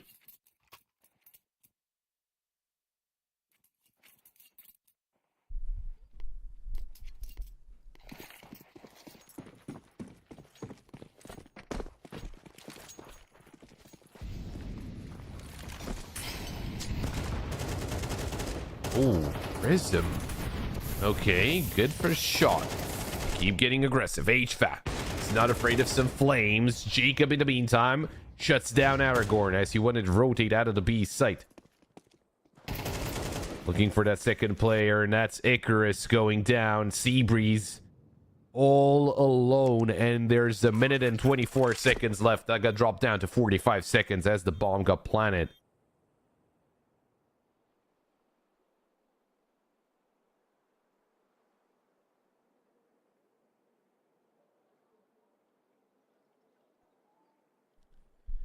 Trying to save. I mean, that was decided since I think the second or third player went down.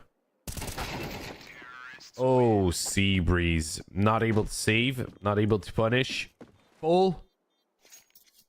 Roster's still alive for Apogee. Everyone's staying alive.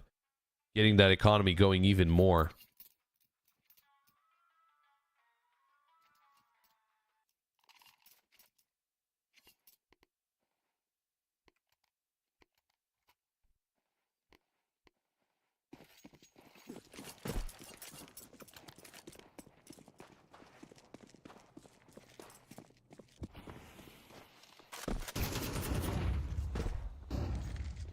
Ooh, aggressive smoke, trying to take control.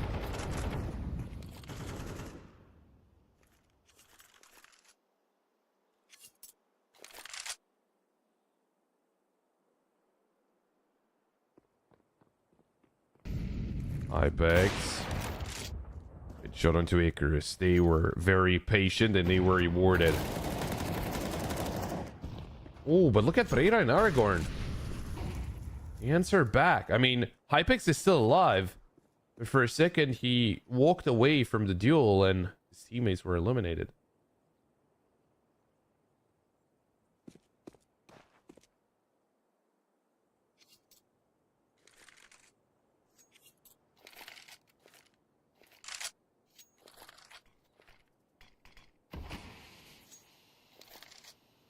It is a 4v3 at a Rhyno, even though Apogee started off the round the right way, but pulling over, you can see Seabreeze getting aggressive through mid. Smoke's being deployed, and just now they stop looking behind. Demio tagged up. Let's get into the site. Seabreeze repositions. Hypex still worrying about a potential flank. That's not going to happen. Not the best play out of Pereira. They don't have a smoke to isolate main. Look at this. They're just free to reposition whatever they want. Apogee. They get the skill of the Seabreeze. Oh, that makes it 10 times harder for Rhyno to come in for a retake. Hypex, good shot into Crazy. And Demio finds Aragorn. Some very important kills that Apogee found due to Rhyno maybe not really taking the best decisions.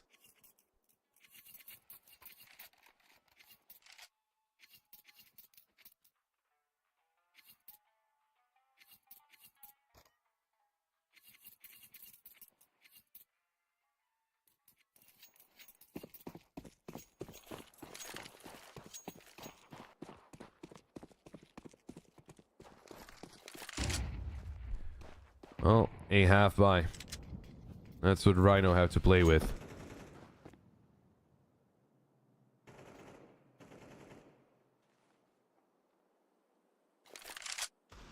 Pistols and a couple of MP9s.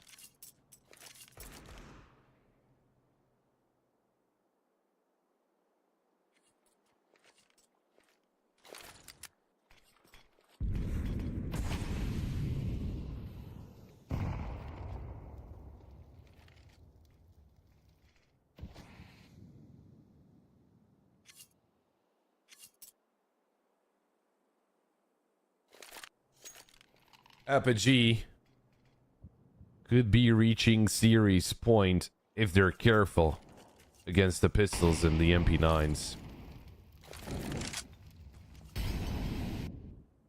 You think being thrown to push them back from A main, and that's exactly what they do. But there's no push there. That's only a fake.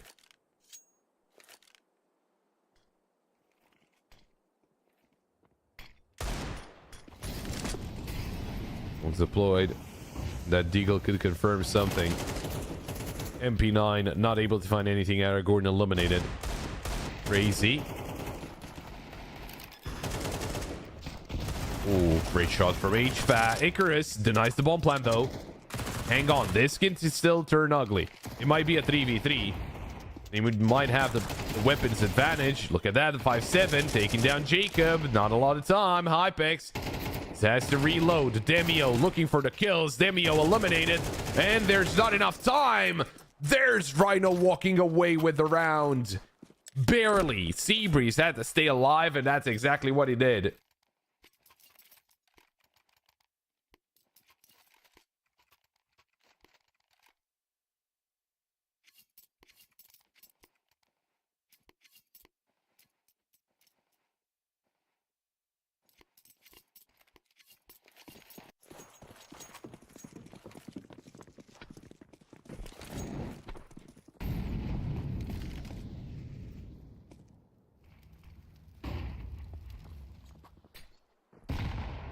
Well, Rhyno getting another chance here.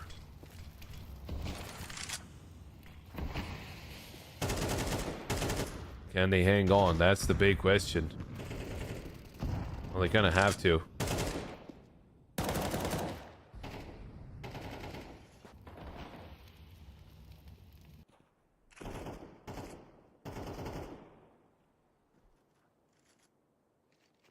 Apogee looking interested in B side once again.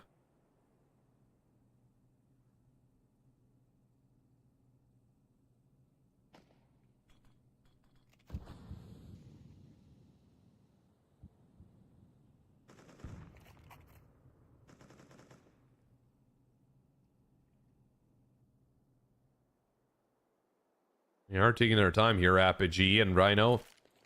They just rotated a second player to the A site, but he's soon to come back towards B. Well-timed molly. The nade, though, that's Aragorn down to half HP. Another nade coming through. Aragorn almost eliminated. Flash coming through. Position confirmed. Icarus still behind that smoke. And Prism, he's got the angle down. The tap on the bomb. They're not committing to planning it just yet. No denial this time. There's the swing through the smoke. That's not a good idea. Pereira eliminated. Crazy now from B main. He's got the op. He's got the angle down. And he needs to swing in with the op. Somehow he gets away with a kill, but Demio will take him down right after. It is Apogee to reach 12. And on the other side, Rhyno, they might have won 1, but their economy, or rather their loss bonus, did go down 1. So now this is not the cleanest position to be in. They are not going to be able to afford even a single M4, or maybe Pereira can buy one, but it's a little unfortunate.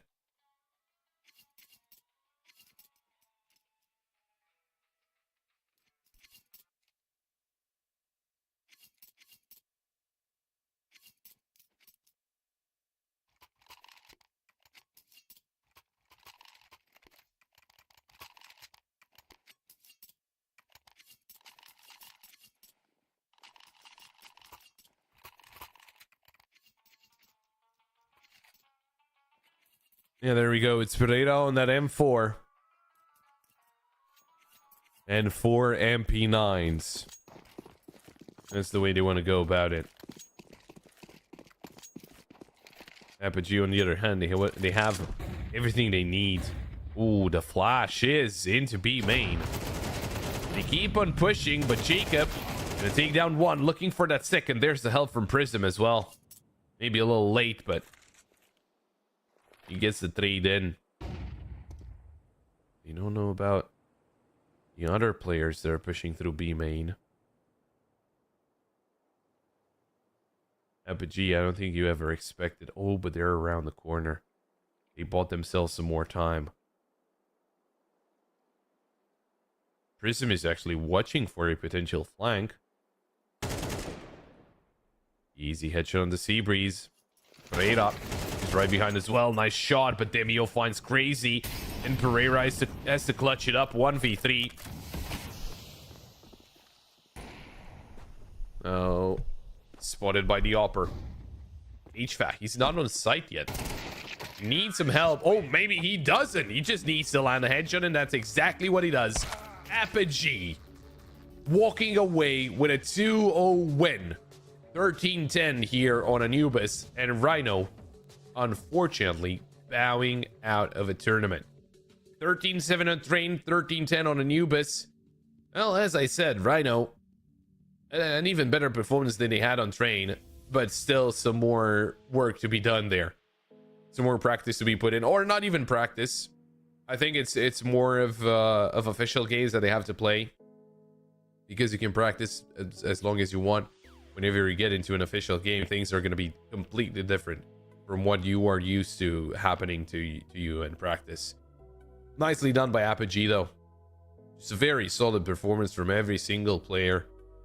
And, you know, they each had their own impact. And, well, I'm looking forward to seeing them play in the cider match to see if they'll be able to take down one more team. Of course, he will be playing against the loser between NIP and Potty Vision.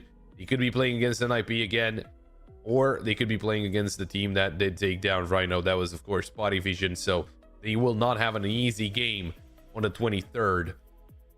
But before we get to that game on the 23rd, of course, NIP against Potty Vision will be playing later on today, but that is not the next game. We can take a quick look at the schedule. The next game, it is Iberian Soul against Ecstatic, and it's high odds on that as well. It is another elimination game. The loser between the two is eliminated. The winner will progress to the decider match. And of course, NIP against Potty Vision later on, third game of the day. And the last game of the day will be 9 against Alliance. The last two matches are winners matches. So whoever wins there will be making it into the play-in deciders. We will be taking an extended break, as this best of 3 did end a little quicker than expected, and we will be back in about an hour with Iberian Soul taking on Ecstatic. We'll be right back.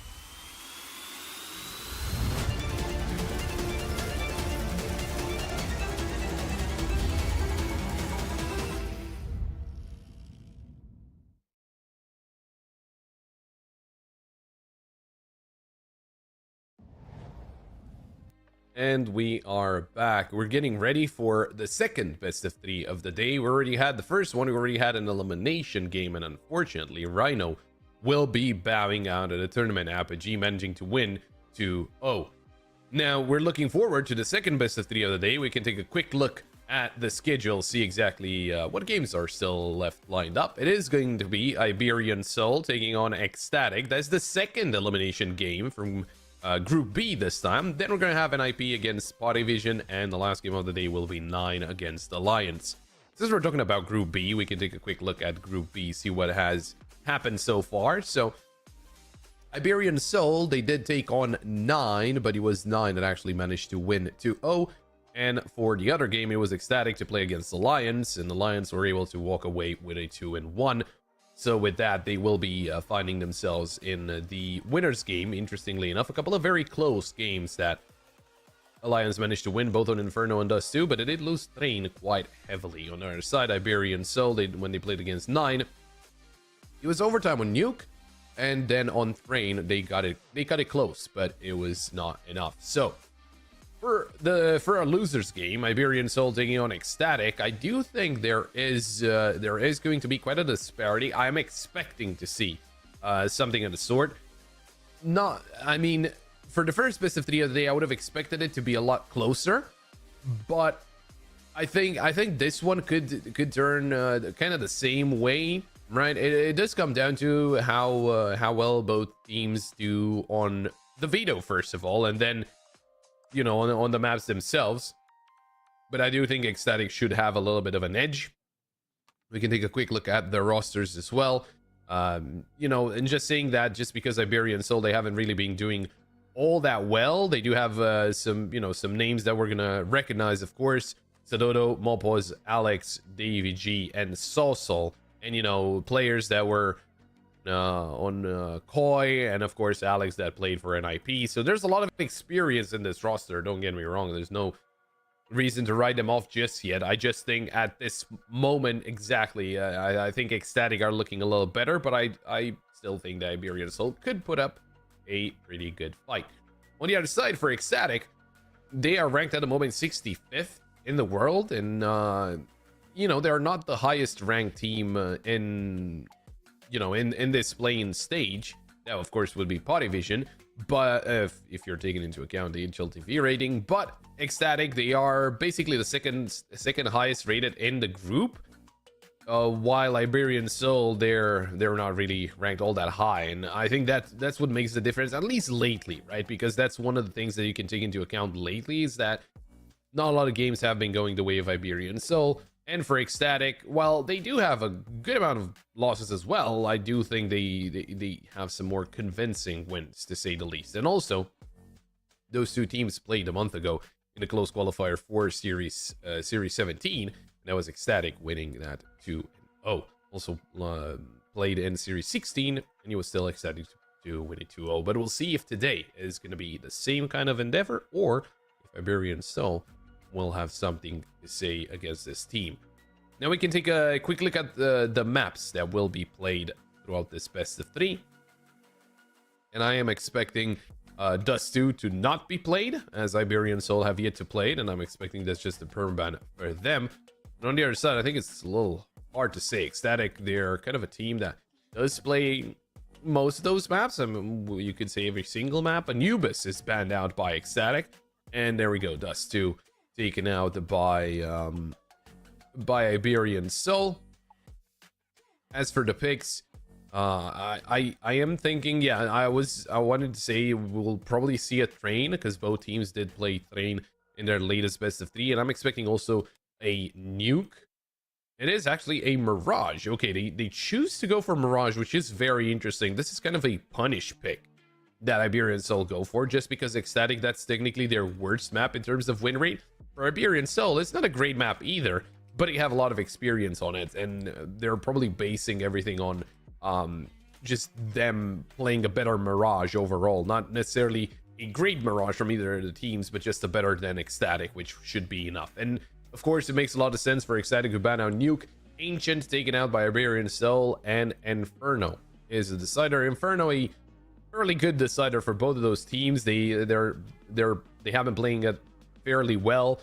Good amount of experience, and, you know, a 45% win rate for Iberian Soul, 43 for Ecstatic, but 3 more maps played in the past 3 months for Ecstatic. So that's exactly what I'm saying. It is a pretty good decider.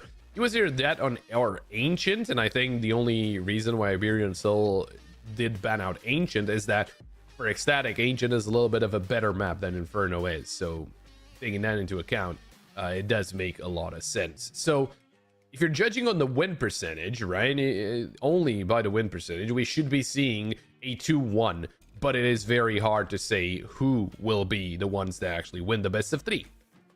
At the same time, I think that Mirage is a very risky pick, considering, you know, the Iberian Soul could have gone for Nuke. Even though Ecstatic, they're a very good Nuke team, they still could have picked into it if they're very trustful of it. But now they picked into Mirage, well, I guess they're going to need to pull off an amazing Mirage. And, well, they did play Mirage actually yesterday against Bait, but they did lose it 13-6, while being on the CT side in the first half, only able to get a single round. It was an 11-1 first half for Bait. At the same time, you can't really blame them. Bait is a very, very good team on Mirage. So, yeah, it makes, you know, the fact that they were, well, quote-unquote, destroyed by Bait, I don't think it says too much, but it can be a sign, right? On the other side, of course, Ecstatic, as I mentioned, 14% win rate on Mirage. Most recent results, a couple of 13-4 losses against CS2 News, and most recently against GTZ about 17 days ago. But I guess it's up to how they managed to play today. Of course, some more practices that were in between then and now. Of course, as I mentioned before, this is the second game of the day, and the second elimination game of Group B. Then we're going to go back to Group A for the winners match of NIP, taking on Potty Vision. And the last game of the day will be the second winners match, 9 taking on Alliance. It's a lot of Counter-Strike here, a lot of very interesting teams that we'll get to see, a lot of big names as well. You know, you have NIP, you have Division, you have 9, you have Alliance, you still have Ecstatic on this one, and yeah, Iberian Soul might be a name that some of you might not be familiar with, but then again, there's players that we've seen and very, very big names. We should be jumping into the game momentarily. The players are all ready from what I'm hearing, and we are jumping alongside them. We're going to be starting off with Train, just as we started off on that first best of 3. It was then Apogee managing to win against Rhyno, win a 13-7, if I'm not mistaken. That should have been about it. 13. It was a 13-7. A fairly good CT side half. 75. Really expecting a little more than from the CT side. Alex, good start. Headshot onto Chris too. TMB finds one in return. Not with a kill onto Alex, but it is a 3v3. And some more headshots need to be found. TMB. There's the peek onto Stadodo, and he's gonna find a headshot. How he finds a headshot with that view model, I will never understand, but you know, whatever floats your boat. TMB by himself on the B site. They're still attacking the A side as well, but not dangerously low, down to 9 HP. Oh, they think B is clear. Mopaz is here as well. Oh, Syra timing? No, he's not peeking in just yet. Oh, there we go. TMB. He got the information. Good headshot onto Mopaz. And it's Davy G. 1 against 3 right now, as TMB is taken down. Big swing there by Syra. Risky peek, though. His teammate is low. He's down to half HP. Davy G making sure there's no flank going on.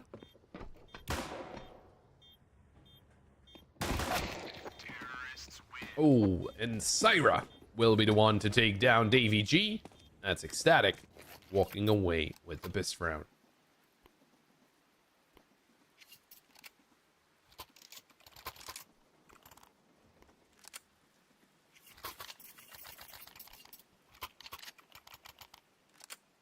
Iberian Soul, they decide to force up, it seems. Yeah, there we go. For a second there, only a couple of players forced up, and I was thinking that, you know, might as well force up with the whole team or no one, right? Oppo's hanging on to some more money. Only getting himself a 5-7, and that's about it.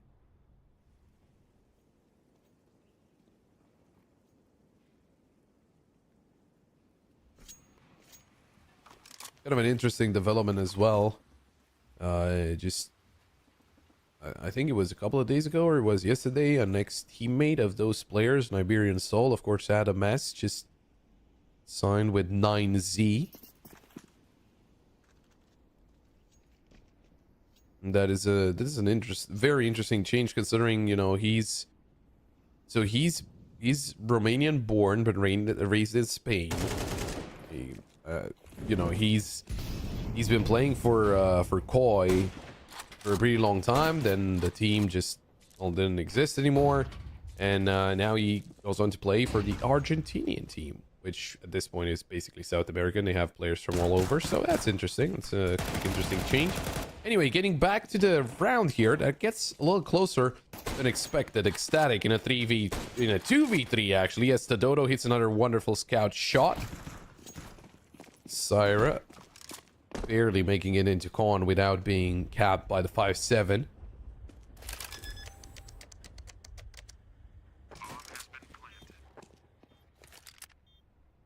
On planet, Mopaz should have heard the steps coming in from upper. Oh, good shot from Alele, but Syra had no idea where the enemy could be, so Mopaz gets that kill. Alex is right around the corner. The defuse is coming in. And Lele, oh, doesn't have a lot of time, and Alex spots him. It's Iberian Soul to steal away the round on a 4 spy. Ecstatic, I think you can make the case that they were a little too slow to the party.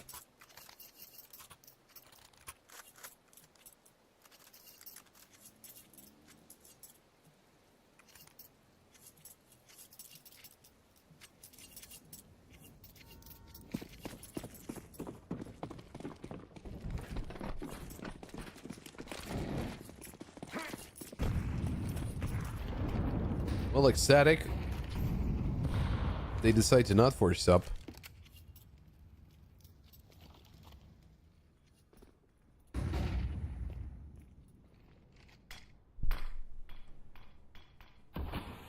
Could have gotten themselves some Tech 9s. Well, they decided against it, and they already got a couple of kills. You did lose a couple of players, but hey, it's a Glock round, so can't really be mad at that. Chris 2 eliminated.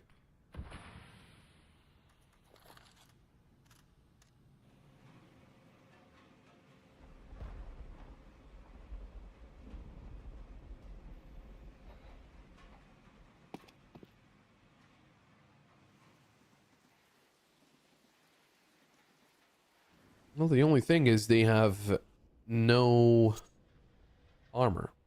You do have a couple of weapons, so with that they could try and deal some damage. AVG in a pretty solid position right now in pop.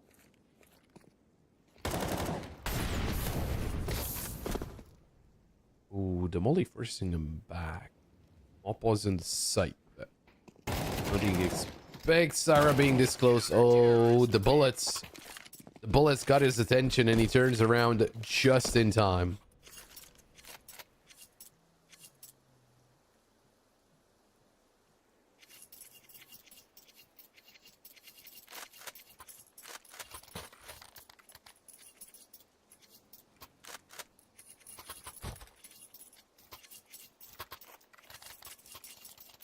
So Iberian Soul in the lead.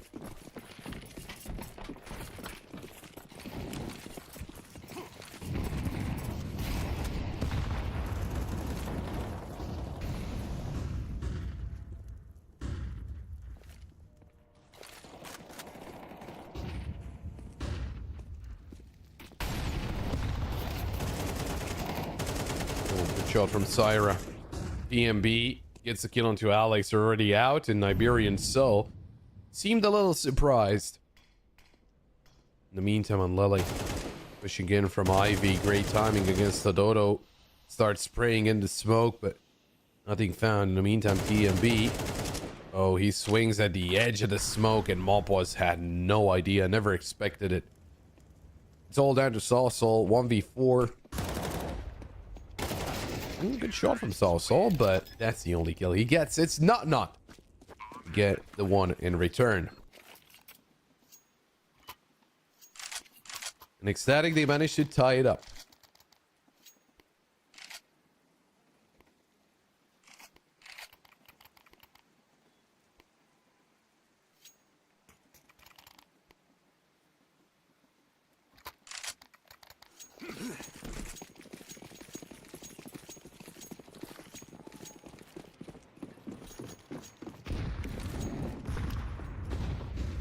Now, Iberian Soul, not the greatest of force spies.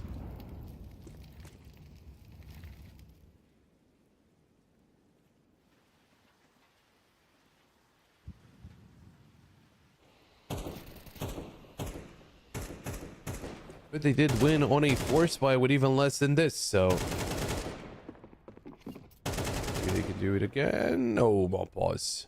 Not able to run away in time.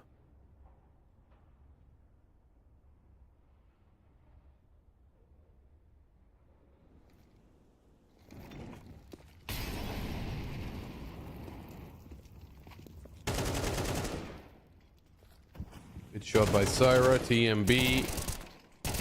Good opportunity to swing out, although Sadodo, that's a good double. And now he's all alone. He found a third. Ooh, he find more. He's up for the ace. Ace clutch potential? Syra will shut it down.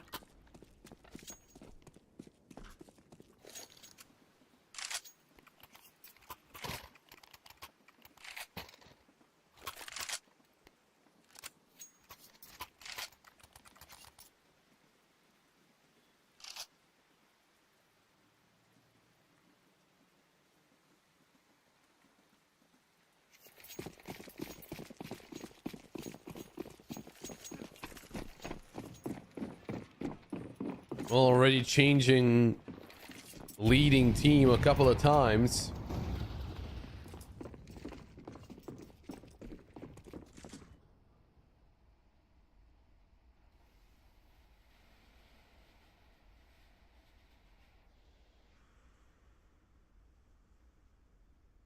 This time it's only USBs though, and it seems like they stacked the wrong side of the map on planet B.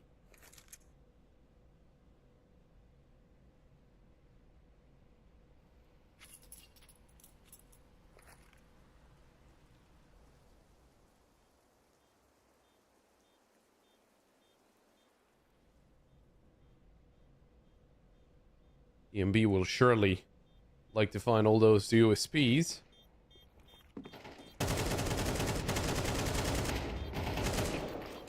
It seems like he won't be there for the party. Oh, he got one. Okay, there we go.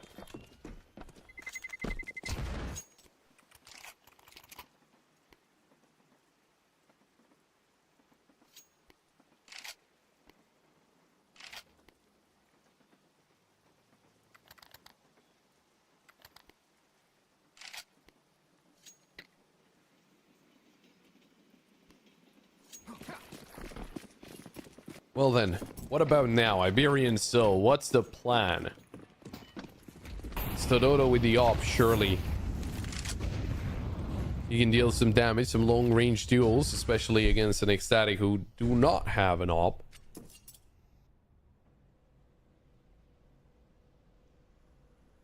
Also still have the Mac 10.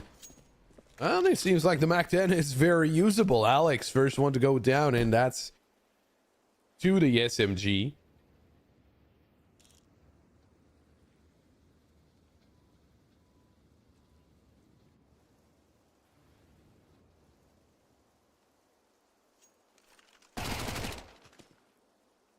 Okay, TMB. Okay. He's only using a Mac 10. How is he getting a double kill?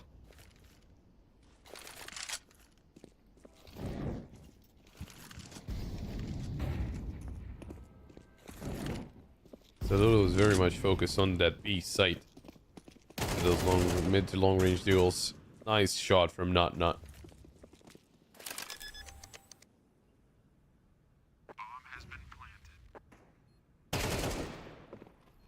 Unlele surprising Stododo. That's the op going down. Small pause dealt with by Nut, and that is Ecstatic with a flawless round here on the T side. They're up to 5.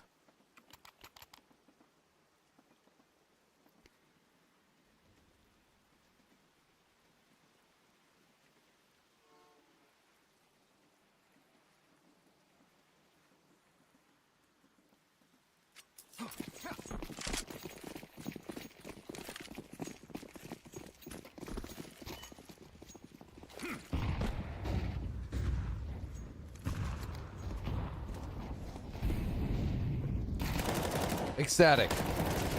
How are they doing so well on the T side of a CT sided map? I mean, so far what we've seen on this map is that the CTs usually just do better, but apparently not against Ecstatic. Oh, great shot from Pause, but it's the only thing they get. Ecstatic to 6. A tactical pause called in by Iberian Soul, which all does make a lot of sense.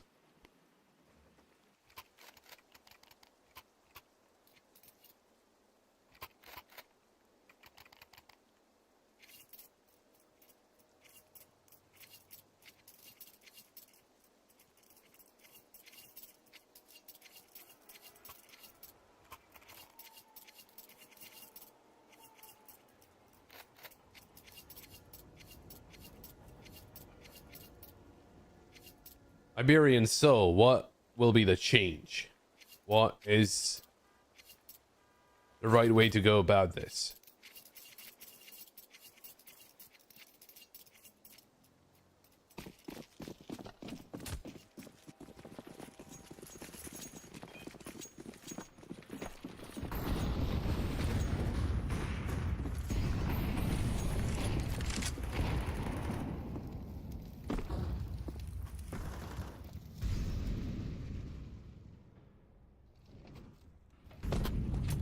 Now, Ecstatic, you do have a couple of players that are already very close to the B site, and they were spotted, but there's no help right now for Mawpaws. They just need to take him down. TMB gets the shot. Syra, nice find onto Alex. The thing is, right, you lose a player in B. You know there's at least another one. But what about the A site? Because someone got a kill there. So Ecstatic just putting up this seemingly random pressure just messes with Iberian Soul's plan.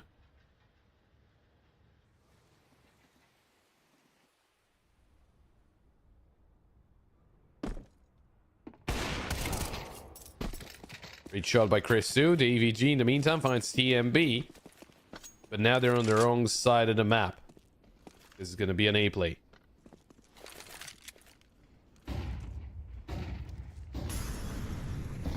Oh, the EVG made it in time. You take down Chris too. Take down the boom carrier. Ooh, the flash was perfect. Actually saved the life of Chris too. Maybe wall bang under the train? Under the bomb train? I think he... Sure, you could have done that in CSGO, right? Anyway. Coming in for retakes, the Dodo. Down by Syra, great headshot. Now they know where DVG is. And he reveals his position again, just spraying down but not getting a kill just yet.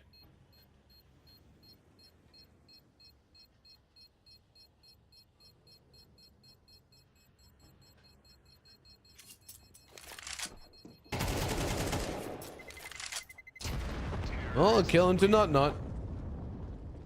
But the round itself, it's over. And it's been over for a little bit here.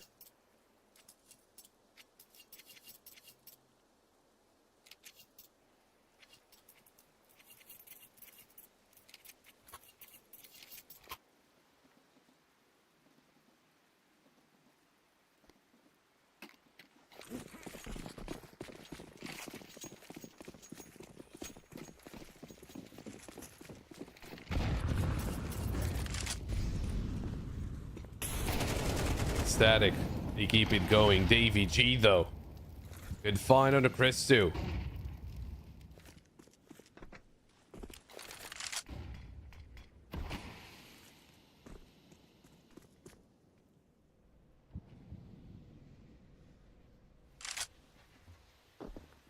Now I know Davey G has an AK, and he can deal some damage.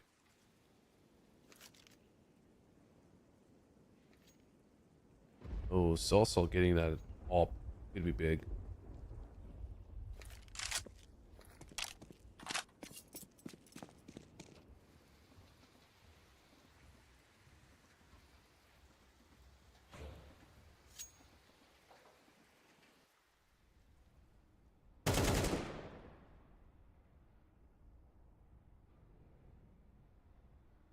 What's the plan here for Ecstatic? How can you fix this?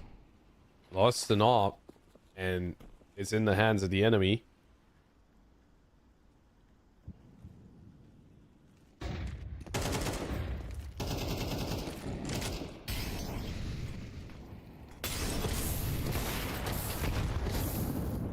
Ooh, Soso down to 6 HP. Shot by Davey G. There's the trade. Soso, nice shot. Oh, and he's gonna get a double. With only 6 HP, get away with a couple of kills, that's good. I was thinking, surely he doesn't go down without getting anything done. And well, he didn't.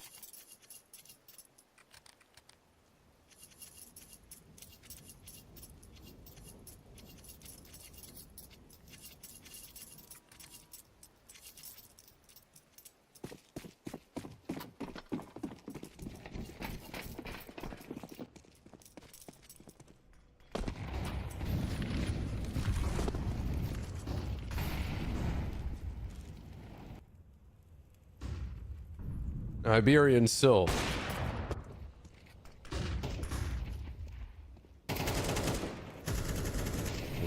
Once again, getting aggressive. And Ecstatic lose the first member.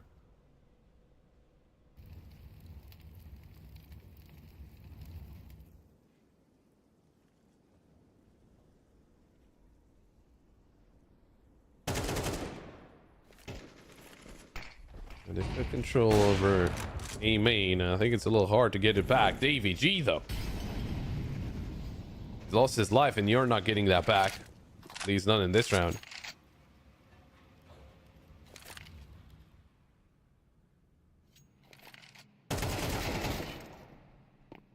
Great shot by Mopos, but Lily's there to answer back. It's a quick trade. It's a 1-for-1.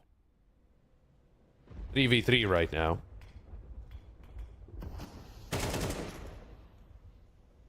Shot from Not. There's another player towards CT. He's not gonna swing, but also starts pushing up, and he's being held right now. Like Chris too. Oh no, he went through old bomb, and he's able to take down Not. Time is running out here for Ecstatic, and they need to choose. And Lele can plant the bomb on B. That prompts the rotation of Sadodo. In the meantime, Chris 2 made it into Con.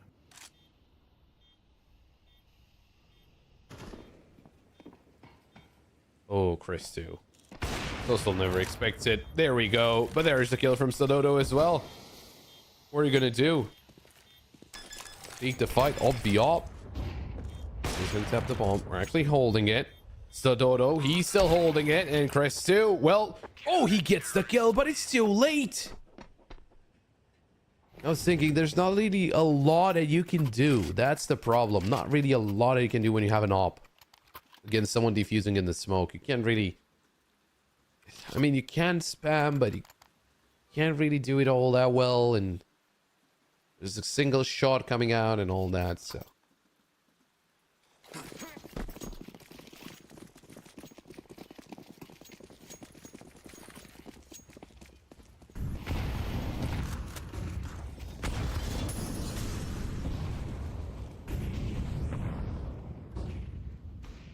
well then.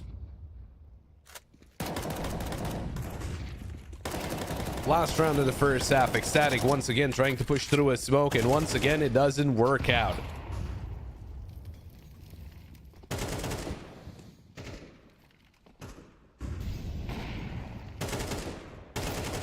Oh, and Lily, good shot. Thinking about the player on the side, then realize there's a player in the smoke. Oof, 2-tap from Alex.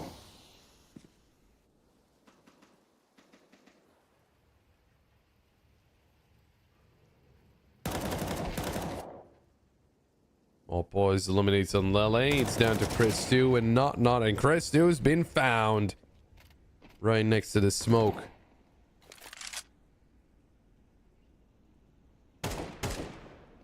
Not. Anyway, you can clutch up 1v4. And surely there's a way, but not with a perfect flash like that from Davey G.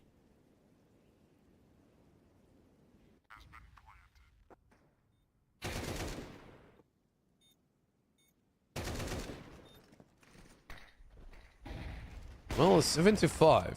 Iberian Soul, great recovery.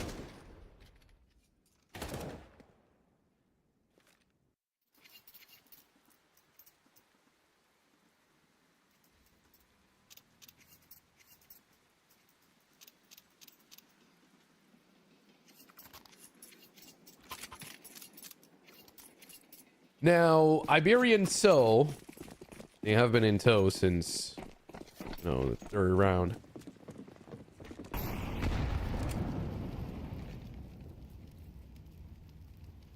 And they're slowly making their way back.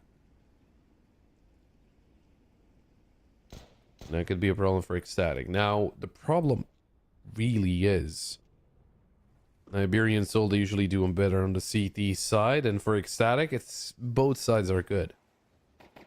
That's the issue. Still Ecstatic's his map pick. Good shot by Syra to start things off.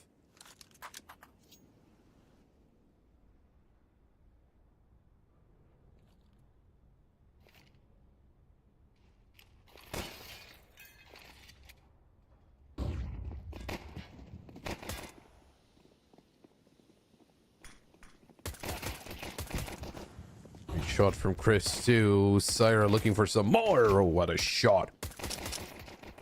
Dancing around Sandwich. Chris too covering for his teammate, and TMB able to take down Mawpaws. That is a flawless piss round from Ecstatic. And very nicely done.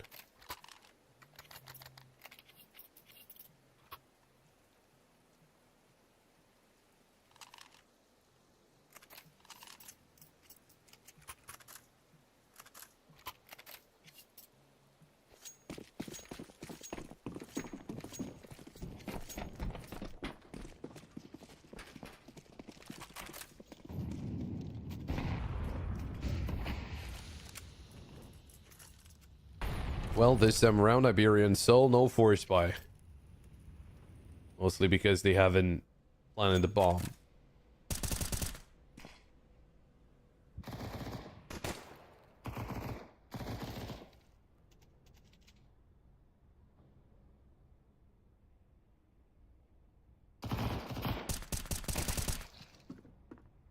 No, not. Cleared him out, and TMB with the MP9. A quick triple. That's about it. That's how we deal with an eco.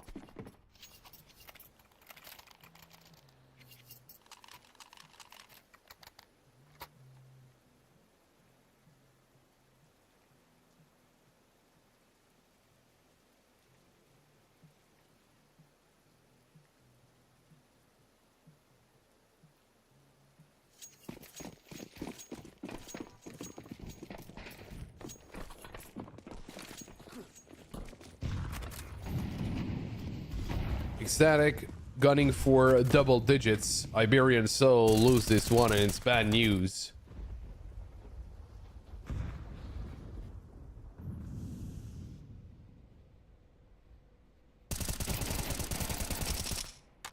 Ooh, press 2, spraying down 2. Yeah, that's gonna be kind of a big issue right now, because Iberian Soul lose this one. No bomb plan, no force or half buy or decent buy, and Ecstatic could get themselves up to 11,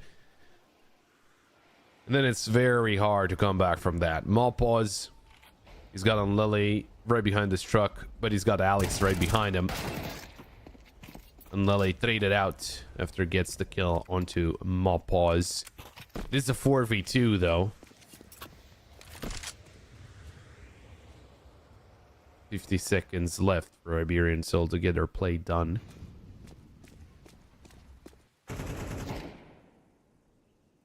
Oh, and they know where Soulsol is. Syra with the MP9. Easy kill. Now, Chris Sue might be an easy target. I won't take that away from Alex. But he already pushed through. They passed by each other. Oh, he saw him. For a second there, I thought, wait, he looked there behind and he didn't see him, but no, he saw him.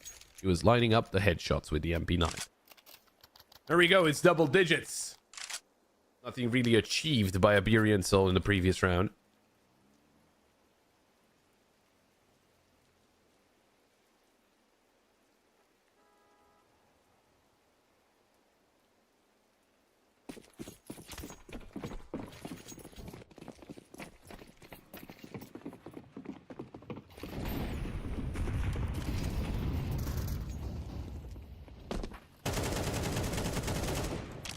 Tech 9s and a Glock with util. That's the way to go about it right now, Iberian. So could be trying a fast B play. Not is by himself there, and with an M4 A1S. That was the B anchor. I would much rather play with the A4. Flash comes through. Not get some information. There's the swing. There's the kill. DMB having issues and nothing that he can get out of. Mawpaws also took down Not. An M4 retrieved. Thankfully, TMB was a little farther back. It's hard to get his weapon. Mawpaws takes down Syra. I mean, they got a teammate flanking.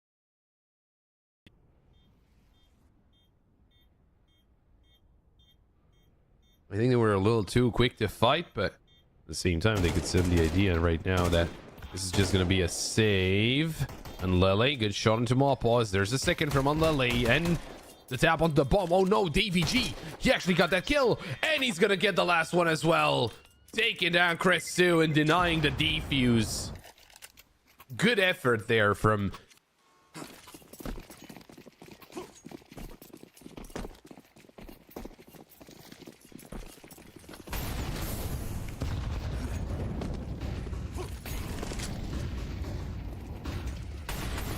lot of util outside.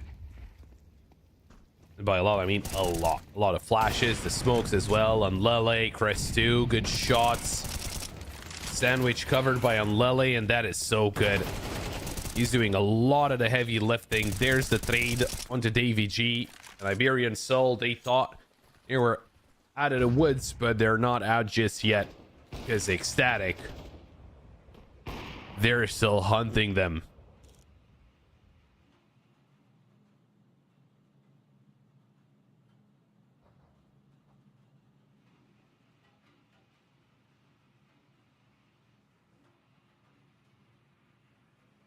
Dodo. Surprise, there's someone right behind you. TMB gets that final kill. And it is Ecstatic with 11.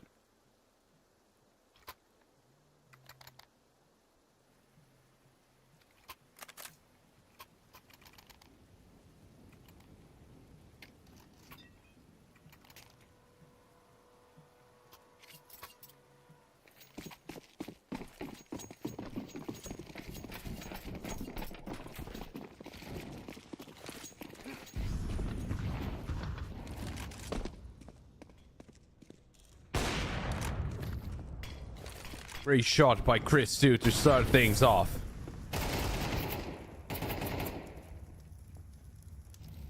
It's also already down to 18. This is a half buy from Iberian Soul, risking quite a lot to try and buy up on 12 for Ecstatic.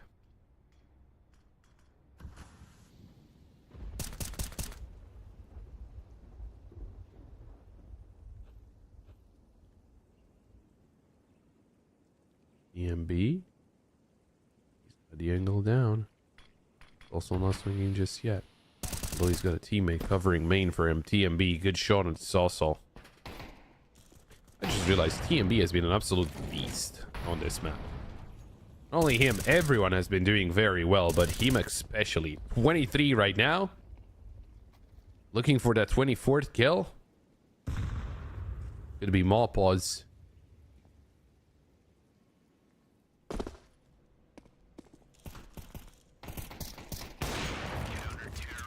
First two will take that away.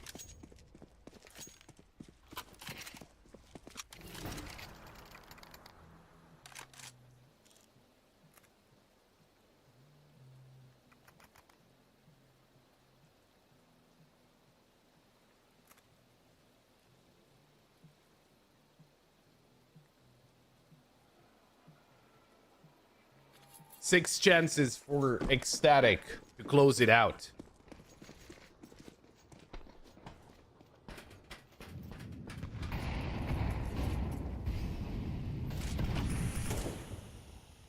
Chris 2.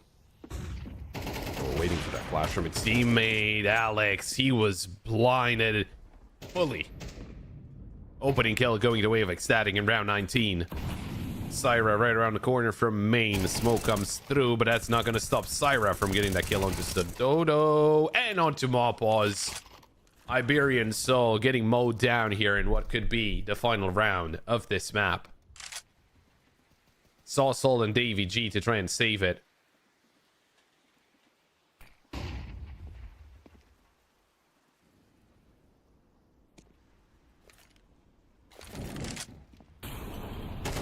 Oh, Molly forces Syra forward. But Chris 2 will find Saucel. He's looking for that final kill. And he finds it. Chris 2 ending up with 20. It was CMB to end up with 23. And Ecstatic, they end up with 13. 13-6 to be precise, to take away the first map and their own map pick of Train. Now, of course, We expected Ecstatic to be doing very well, and well, they did. I mean, Iberian Soul, they did have some fight in them at first, but then he was only Ecstatic. And then towards the end of the first half, sure, it was Iberian Soul to try to start to come back, start to get some rounds on the board. Not too many though, and Ecstatic, they would not allow any more. Now Mirage, well, that's gonna be I'm expecting a completely different story, because Iberian Soul, they're not too good at Mirage, but percentage wise they're better than Ecstatic, so it should make for a very interesting second map. But then, you know, I'm very curious to see what happens, but we will have to wait about 10 minutes until we see exactly what's going to go on Mirage. So we'll take a break. We'll be right back.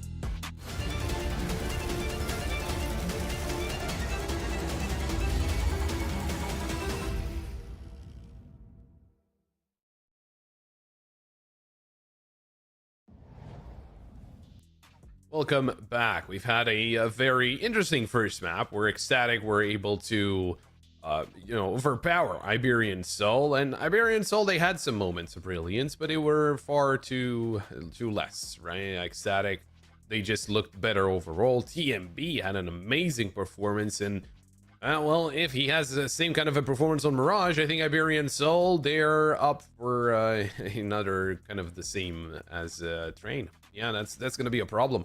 I think they really need to pull off a great game on Mirage to try and get them going for that final map. If they're able to reach it, then they can play it, from equal standpoint against Ecstatic. I think both teams should have a very good chance at winning that third map.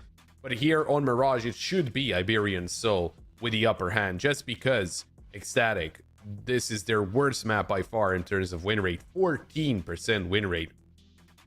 And the only game they won, it was on the 3rd of January, but everything else has been losses. And the two most recent results have been 13-4s against GTZ and CS2 News. Although it has been, at least 17 days since the last game, so maybe they got some more practice in.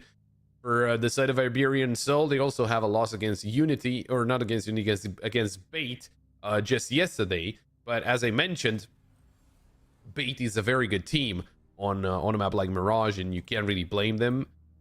Then they also won against Unity about 16 days ago. So we'll see what happens. The players are ready. We should be jumping into the game fairly soon.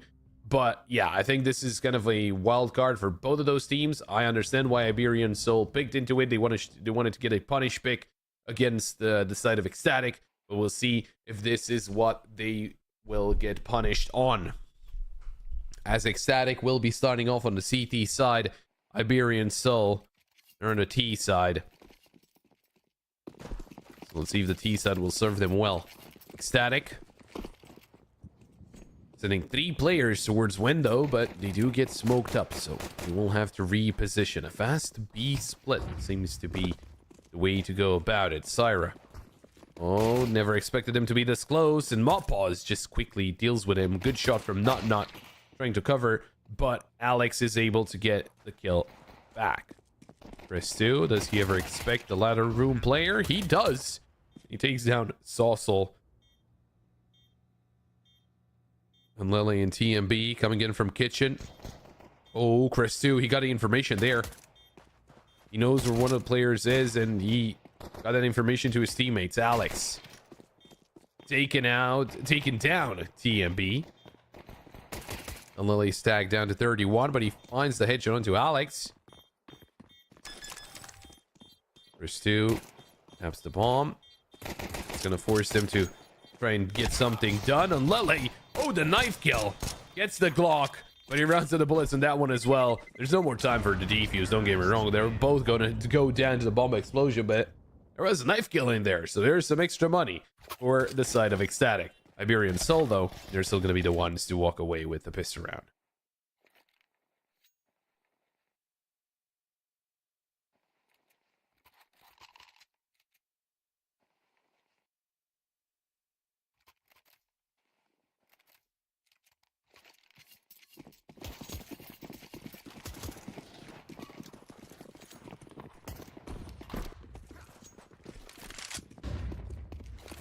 Well, and Lele, off of the knife kill, decides to get himself an M4.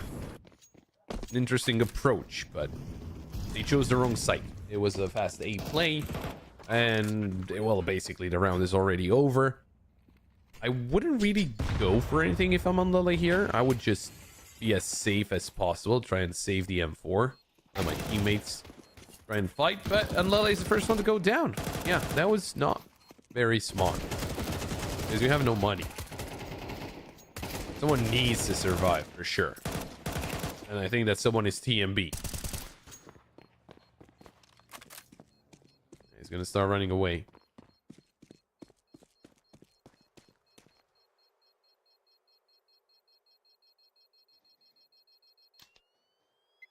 And I think he should be okay. Yeah, he's way too far away. Nothing they can do about it. The M4 was saved. Drop over to Nlele, and there we go. It's another or another. It is the full buy round for the side of Ecstatic.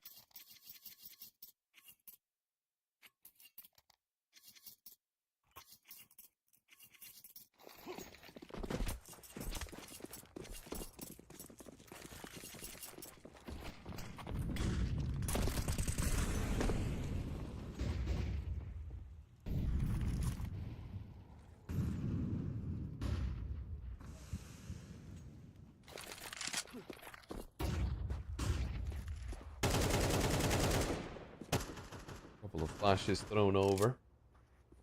Getting control over mid. Syra surprised by Stadodo Zofango.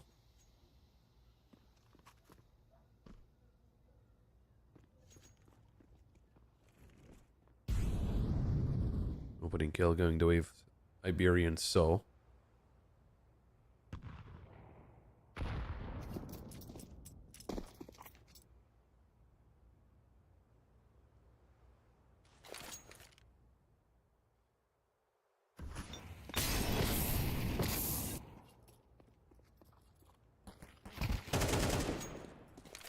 Oh, Mopaw's good find. That's on Lele going down and did deal a little bit of damage, but not too much. Going back towards the A site.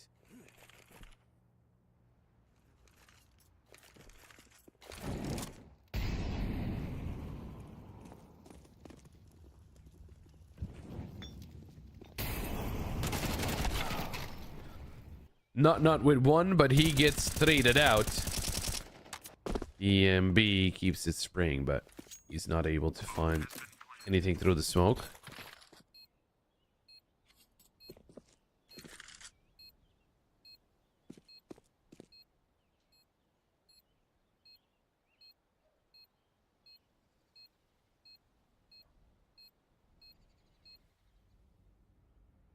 And all the rounds over just like that. Iberian Soul doing a very good job at stopping or pushing through Ecstatic, rather.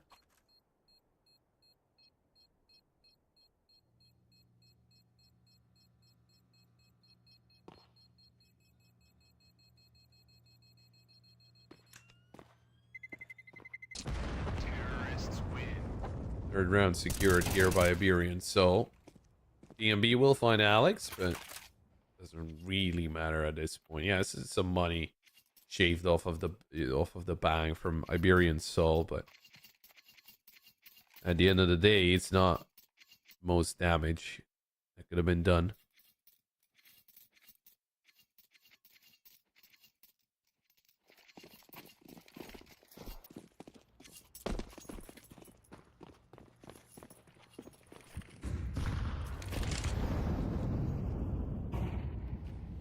Oh, Mopaw's getting ready for this exact play. He's going to take down Not Chris too. Missed shot, and that's the last thing he's going to do. Getting very close with the off. Nice shot from Syra. Oh, a double kill with an MP9 and a third. Wow. That is crazy. The fact that he gets a triple kill with an MP9. Down to Lele. 1v2. He could retrieve a weapon. There's a lot of weapons on this A site, and Iberian Soul decided to go towards B.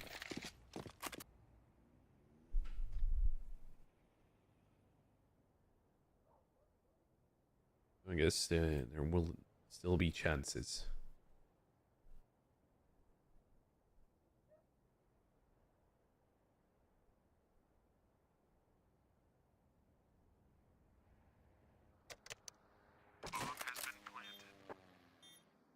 On planet, on Lele, he's gonna understand that he's on the wrong side of the map.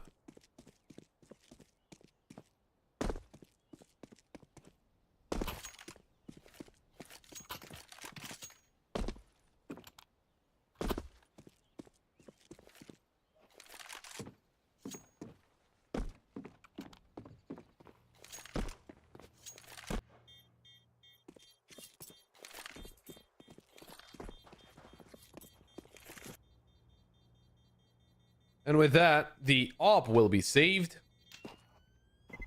And a fourth round on the board for the side of Iberian Soul.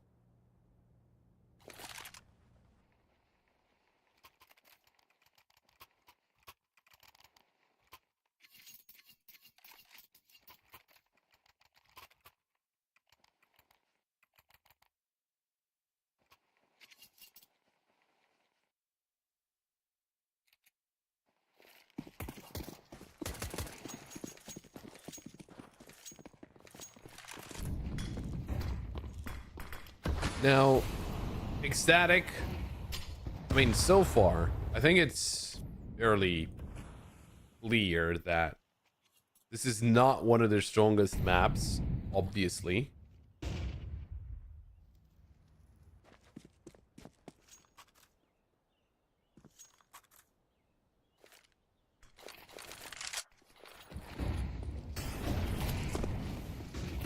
But can they get some kind of footing here on this map?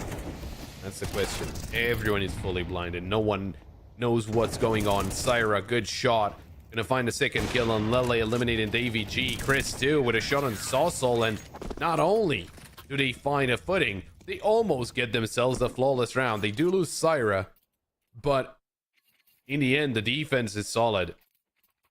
It did feel a little random.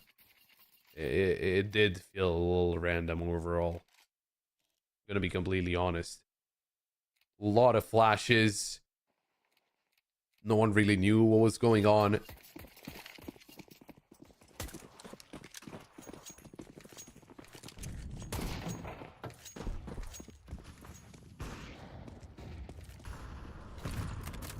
But they got the first round on the board, and that's what matters.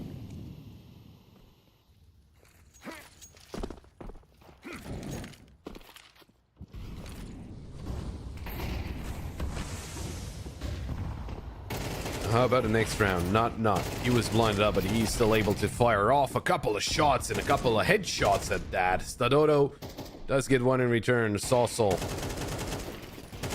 Oh, spots out Chris too. Turns around and takes down Syra through the smoke. Impressive TMB with Yop. Shot on Saucel. And it is all down to Stadoto. Perfect time on the nade. Perfect timing. And on Lele, takes down the last player. Ecstatic start fighting back.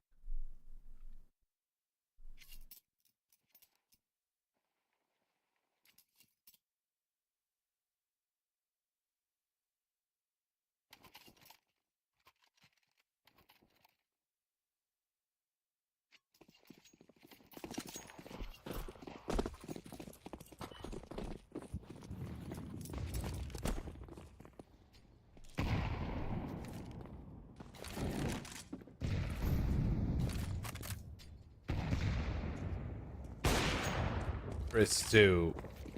This position, he almost gets the opening kill. Those are pistols on the side of Iberian Soul.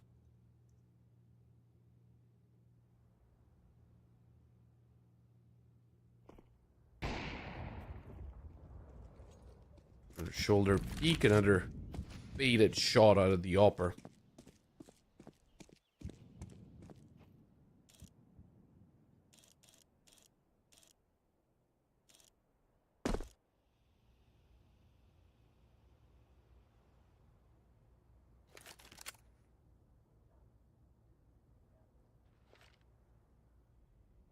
Taking their time here, Iberian Soul, but they are setting up for a B explosion.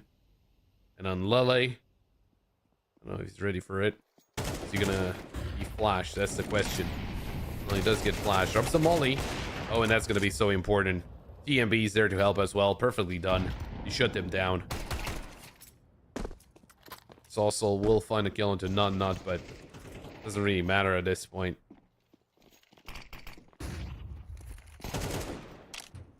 B250 not in play anymore.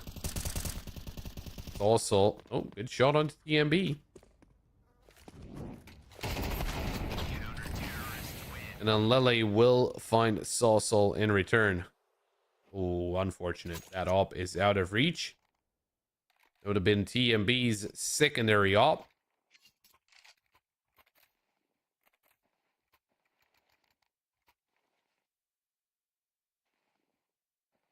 But it doesn't really matter.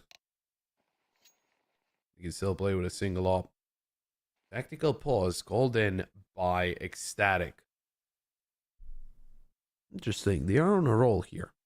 Not the cleanest rounds, but they're getting a lot done.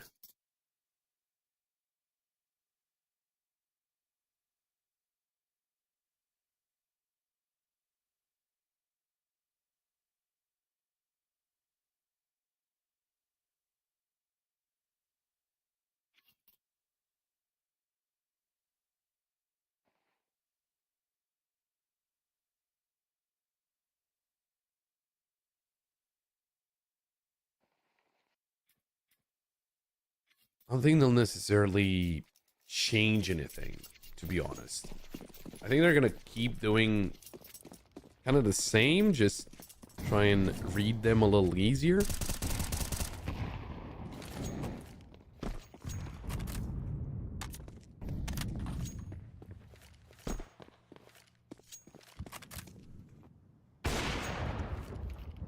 Good shot. Fired off by Chris too to take down Saw.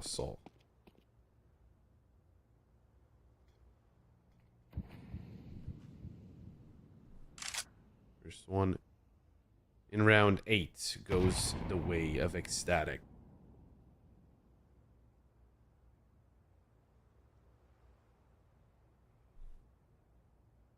Iberian Soul waiting for Ecstatic's wrong move, but they're not getting aggressive. There's absolutely no reason to do so. They have the player advantage.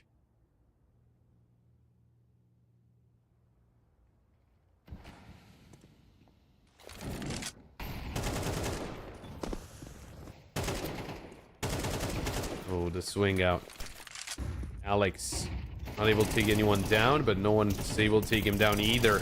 Lele helping out, and there's the kills going the way of Ecstatic. Good trade out of Mopaz. But now he's all alone, 42 HP. And he gets aggressed upon by 3 players, dealt with by Syra. Ecstatic playing up the game.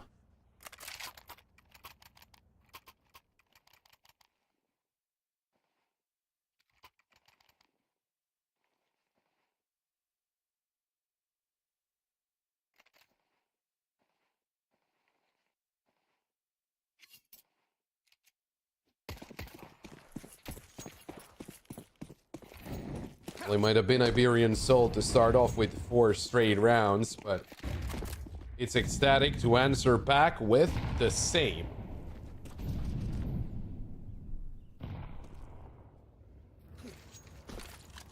Now with the pistols, Iberian Soul going for a straight up A exec. Not forced back by the molly. And well, they got the sight.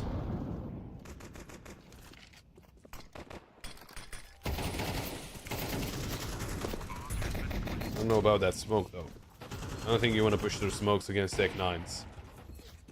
Although it seems like they want to push through smokes. Syra eliminated by Davy G. EMB looking for more. In the meantime, players spotted towards stairs, and that's on Lily dealing with Davy G. Not eliminates Alex, and Stadodo's dealt with by the same player. It is not with that double kill. And Ecstatic, they survive. They do lose a couple of players, but they survive. Get around on the board. Those ecos or half buys are always scary.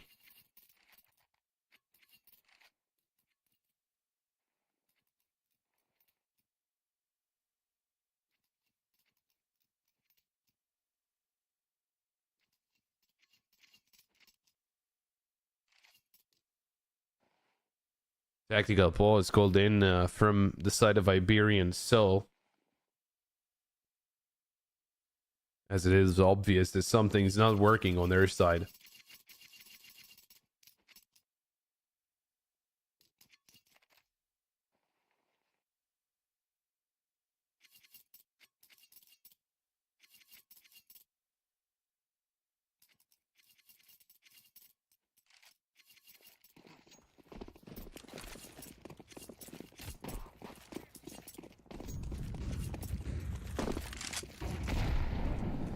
Well, Iberian Soul, they're not going to be too comfortable either as Ecstatic, as they get the lead. You know, they could be getting even more. What are they usually better at? Interestingly enough, both teams, percentage-wise, usually better at T side. Oh, it's not really showing. The side of Iberian Soul, but then again, it is up to how well their strategies go against the strategies of Ecstatic. And of course, vice versa, as we swap sides at round 12, or after round 12, I should say.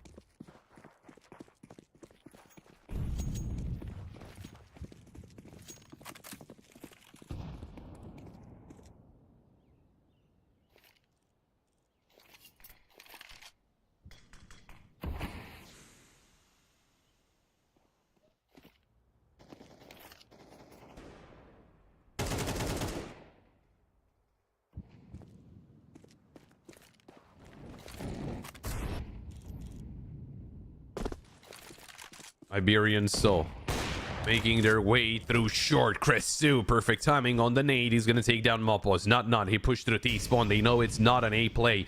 It is going to be a B split. Syra towards bench. TMB in the corner. Next to short. Syra spotted. Gonna drop the flash. TMB couldn't do anything about it. He was trusting Syra. It's also a good shot on Syra. Not. It's already behind him. In apartments. It's a 3v3, but it's not as easy as one might think. Win this round if you're ecstatic.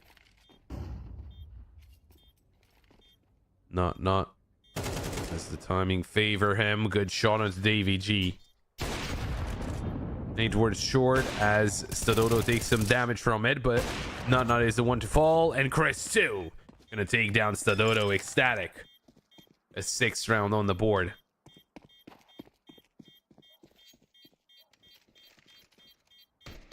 They've gone a lot worse, but the thing is, Syra, he went out of position for some reason, even though he had the tight angle, the headshot angle in towards bench. He went out of position. He was caught as he was repositioning, and then TMB, I don't know if he relayed the information to TMB or if it seems like TMB didn't expect him to be that close, which in all fairness would make a lot of sense. That was a very risky play from Iberian Soul. It did work out, but if TMB, if they would have swapped positions, right, and TMB was paying attention to short, sure, they might have gotten that kill as well, but at the same time, Syra could have swung and to help out his teammate, right? A lot of variables that could have happened or could have been missed. In the end, it worked out for Ecstatic, and that's the important part. This time around, Iberian Soul, they're going to be split up all over the map.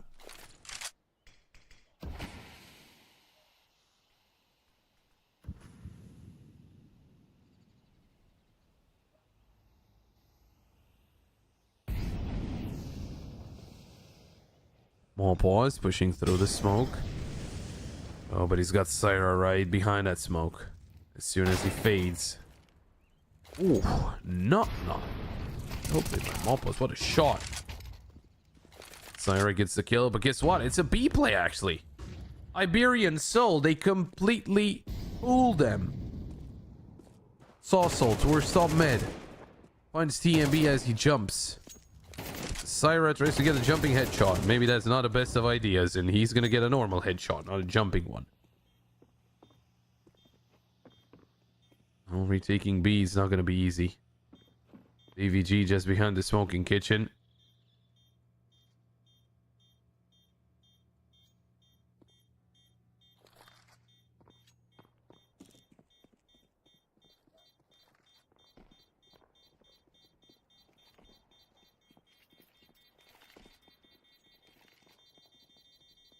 Iberian Soul.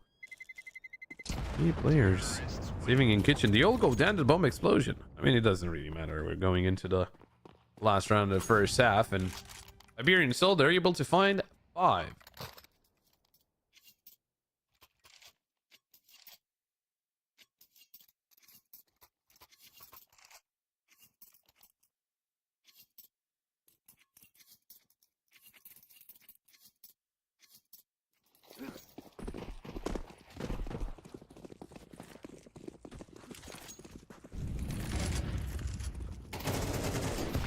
One round out of this first half, and Moppo is already starting it off the right way. That's Syra eliminated.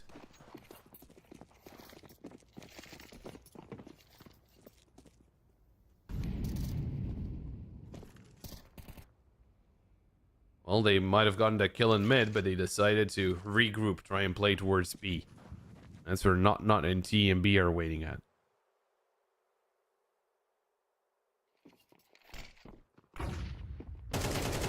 Not.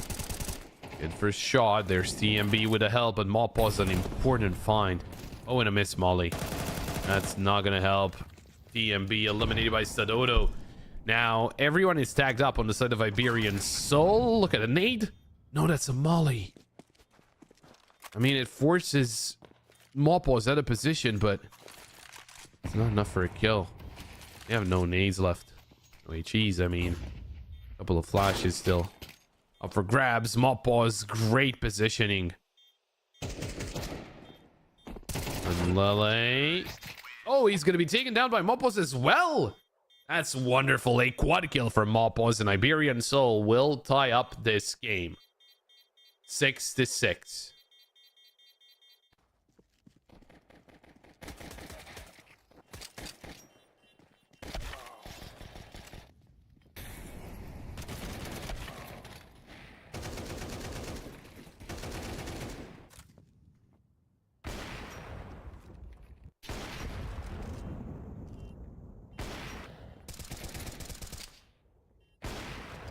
I mean, considering the situation where Ecstatic started off with 4-0, and then it was, or not Ecstatic, but Iberian Soul, and then Ecstatic were actually the ones to come back, it all the way up to 6-4. It was looking like it was going to be an 8-4, but Ecstatic couldn't keep it going. Iberian Soul, they start shutting them down. So we are all tied up here, as we're looking for the second half of this map. We'll pause. Looking for those headshots. It is going to be on Lily to trade them out. And for the second kill, it's still on Lily. TMB spamming away. Not great one tap onto DVG. And all of a sudden, Sosol, who was screaming into the mic, I'm coming in, flanking, finds out there's no one else left alive. He is by himself against 4.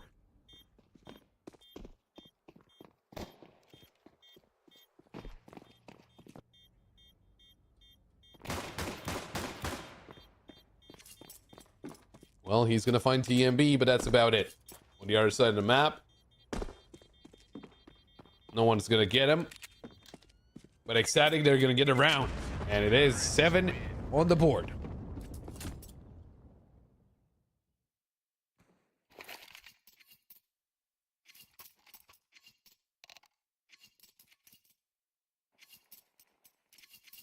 A technical timeout. Hopefully nothing too serious. Everyone's still in the server, so yeah, it shouldn't really be too long.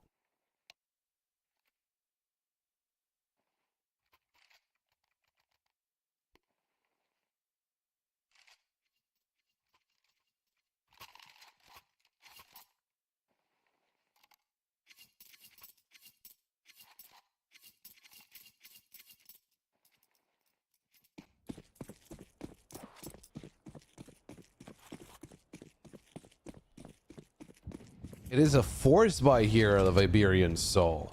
I don't know if I agree with that. I think it's a little too close. I mean, this works out. You're tying up the game. Don't get me wrong. This doesn't work out. It's Ecstatic on potentially 9. That's the main concern. Ooh, what a shot from Mobos. Can he take down TMB as well? He can. Okay. Scout headshot. It's already a 4v2. Something about those first buy rounds from Iberian Soul. I don't know exactly what, but they're able to turn a situation that shouldn't look this good into one that does. Mulling not checking his corner, and Chris 2 surprised by Davy G. Well, Iberian Soul, I'll take it back. It was a good idea to force up, it seems.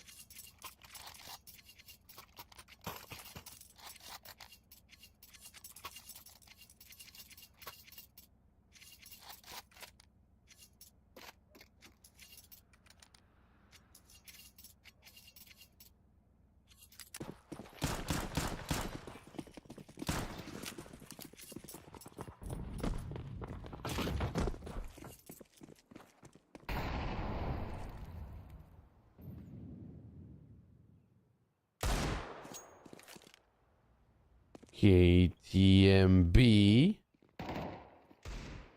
Well, that's a good start. It is a force buy here from Ecstatic. Ristu didn't invest all of his money. An op will be needed for Ecstatic, but well, that's a good start. Find 4 more like that, and oh, we got to circle around. And not even 4 more, maybe 2 more will do the trick. If you can get a weapons as well.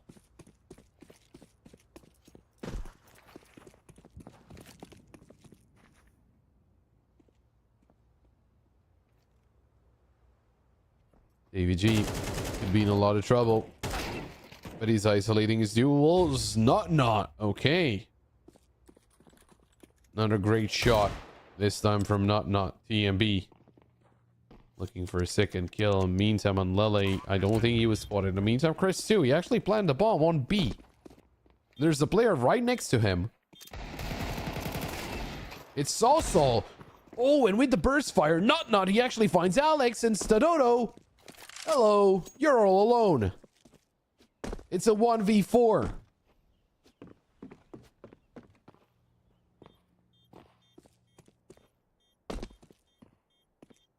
And well, in this 1v4, maybe he had something to say. It doesn't matter. Ecstatic, they just brute force their way into the site and into winning this round. Well, I'm not going to take away any chances of winning a force buy anytime soon from those 2 teams. You know, I get Iberian. So he was in there first. Ecstatic. It was very nicely done.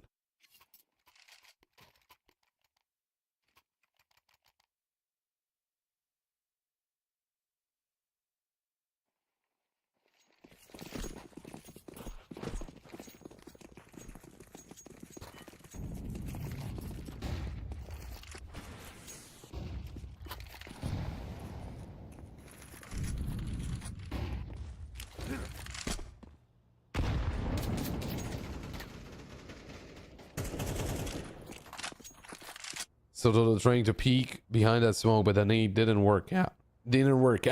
DMB. Pretty good position. Maybe he can spawn out AVG.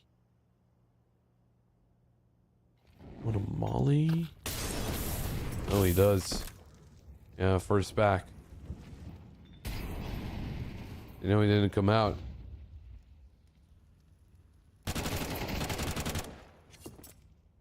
And Lele loses a duel against Sauce.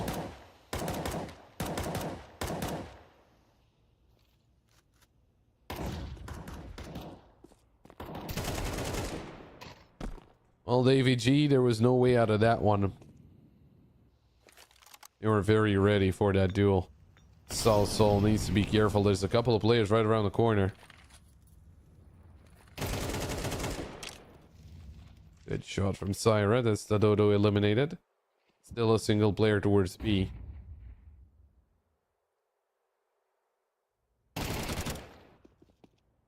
Okay, Sol. Gonna take down Syra, but look at the Deagle. Hello, it's Alex with a double. Chris too. All of a sudden, 1v2.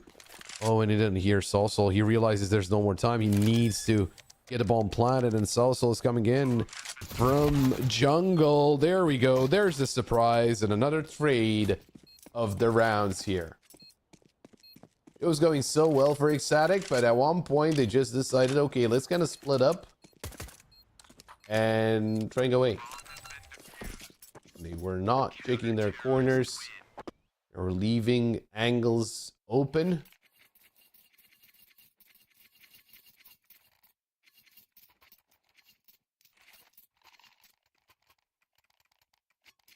And well, it's now all tied up because of that. Tactical pause from Ecstatic.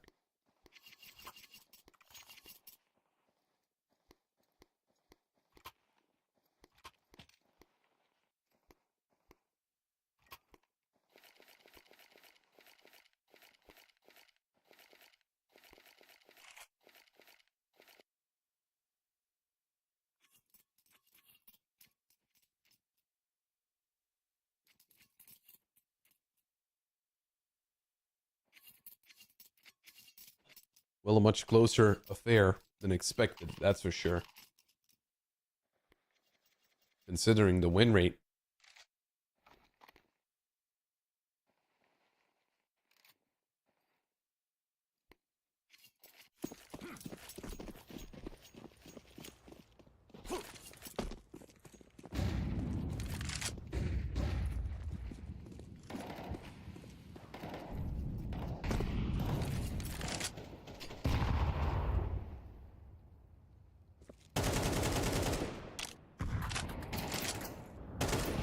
Well, now it's an awkward buy for Ecstatic. That's what happens when you trade rounds like that.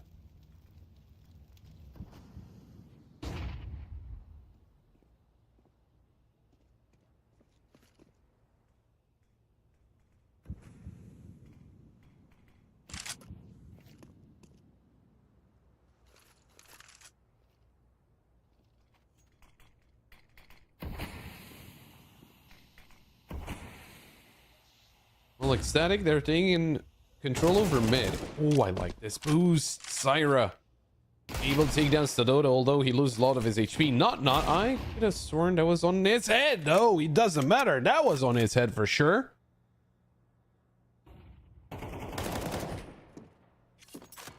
AVG with a kill onto Chris too. There's a couple of very low HP players on the side of Ecstatic. That's the problem.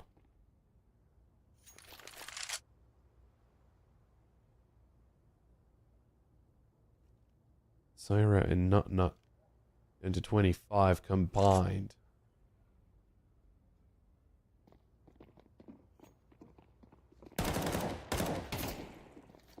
AVG, good shot to take down Syra. That was one of the low HP players. TMB taking a fight, but he's gonna lose that endeavor. Saucel will win that one against Unlele. And it's Nut once again to try and deal as much damage as he can. Oh, but he doesn't land a headshot. And is Iberian Soul in the lead again.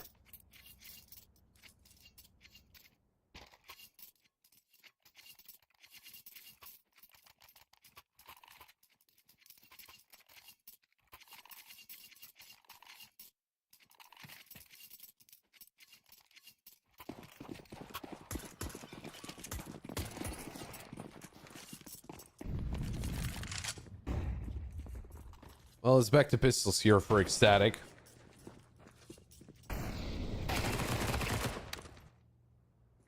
Ooh, it's the Dodo. Start. Not. Okay, not with a triple kill. He shuts down 3 while his teammates are falling next to him. And right now, not with a 4th, looking for the ace. He could get this round or by on his own, but no, Saucel. He's gonna shut him down. What a try from Not. Oh my god. That was insane. That was absolutely insane. For a second there, I thought it was just a simple anti-eco and they were just, you know, getting eliminated, but not. Whew.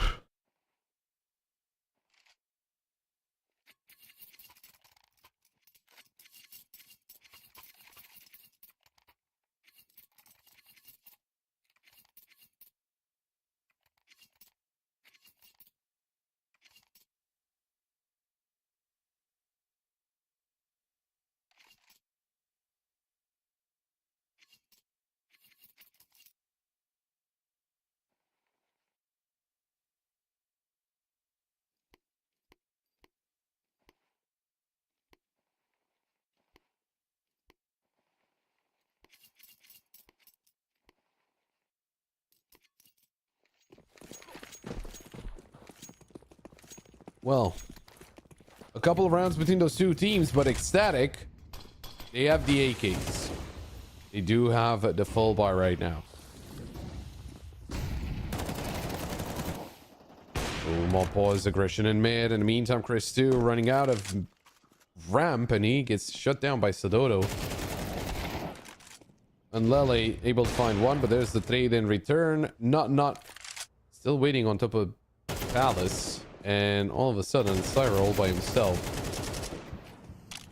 That was not clean at all, but he's going to get the job done. Oh, wanna be careful how you jump. 11 HP.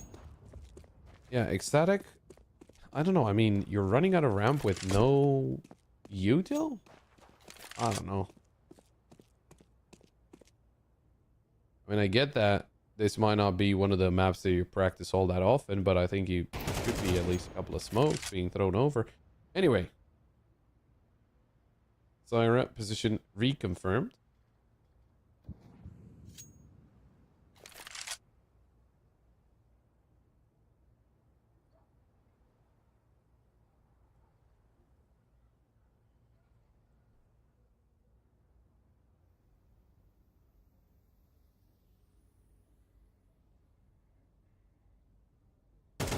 Slowly pushing through apartments, spots out another player. The bomb is in ramp though, so doesn't really matter at this point. I guess he just wants to save and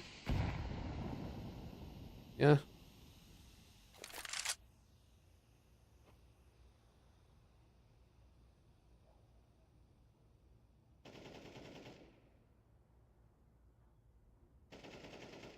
Counter-terrorists win.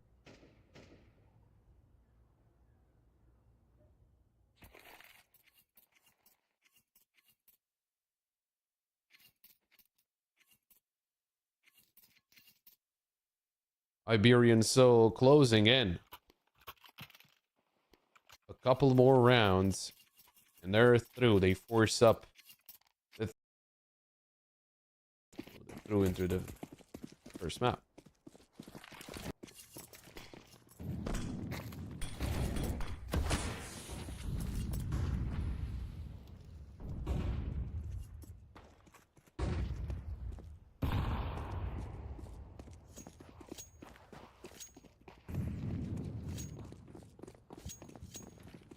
It's not the best of buys for Ecstatic.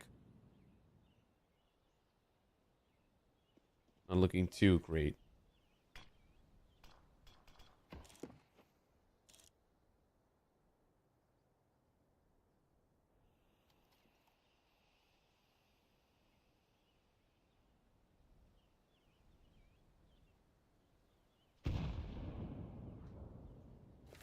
Getting ready for an A play.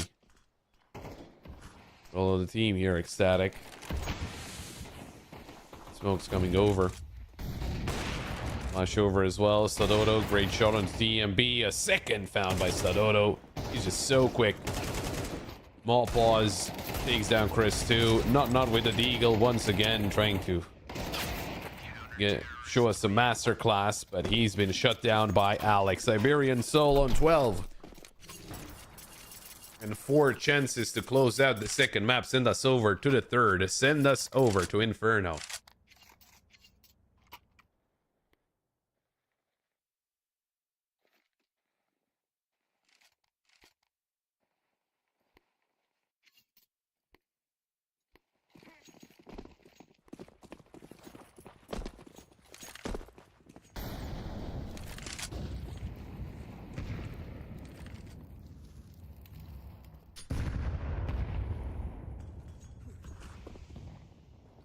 Ecstatic, another A play, this time a little quicker. A little util thrown over, and well, the site itself is basically open.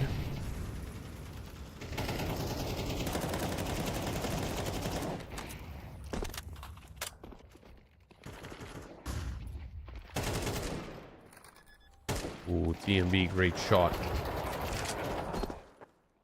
Although they did lose Syra. And Lele and not they're both low HP. Oh, and they're falling like flies. They tried to take the fights, but it is Iberian Soul to win them. 13-8. And Iberian Soul will be taking away their map pick, sending us over to Inferno. I mean, Ecstatic, they showed some promise. But I'm gonna be completely honest. It does look like they don't know. This is a map they don't practice. Like, it looked, compared to how Train looked, it looked a little amateurish from the side of Ecstatic. I'm sure with a lot more practice, it could look a lot better. I mean, we've seen that from Iberian Soul, right? I think it was obvious that Iberian Soul 2 practiced the map a whole lot more. But at the end of the day, the Iberian Soul did do really well at just covering the sites against Ecstatic. And Ecstatic, they had some very, I want to call them pretty basic strategies. So it is an uphill battle there with Mirage, but it doesn't matter. Mirage is over, and we still have Inferno to be played out. Both teams have a pretty good track record on this one. 45% win rate for Iberian Soul, 43 for Ecstatic. A good amount of maps played in the past 3 months, so it should make for a very interesting decider. We'll take a break, and we'll be right back.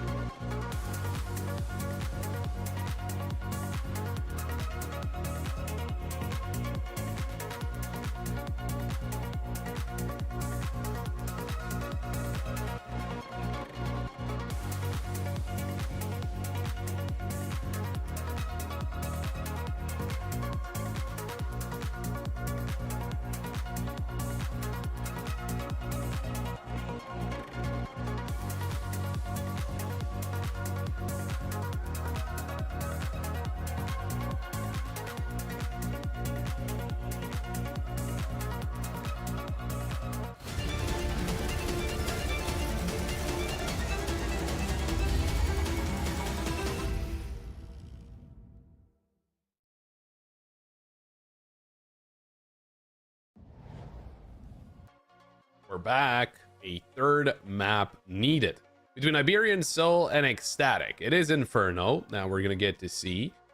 We start off with Ecstatic having a pretty good train overall. And Iberian Soul then on Mirage, they showed us why they picked it. It was obviously a punish pick. And, well, they did manage to punish. I mean, hey, they did have a pretty solid CT side. T side, I would say, could have been a lot better. But, you know, they got it done. That's all that matters. And we should be jumping shortly into Inferno, see exactly who's going to be winning here and who will be eliminated. We have to remember that this is an elimination game. The team that loses here, I want to say goes home, but they're already home. So they're just eliminated from the tournament. Iberian Soul starting on the CT side with Ecstatic on the T side. Let's see what happens, as both teams have a pretty good track record on this map. Close to 50% win rate for both of those teams. Salsal already engaging the enemy team towards second mid. Not really dealing some damage, actually taking some damage himself. Spotted out 3 players, so you got the information.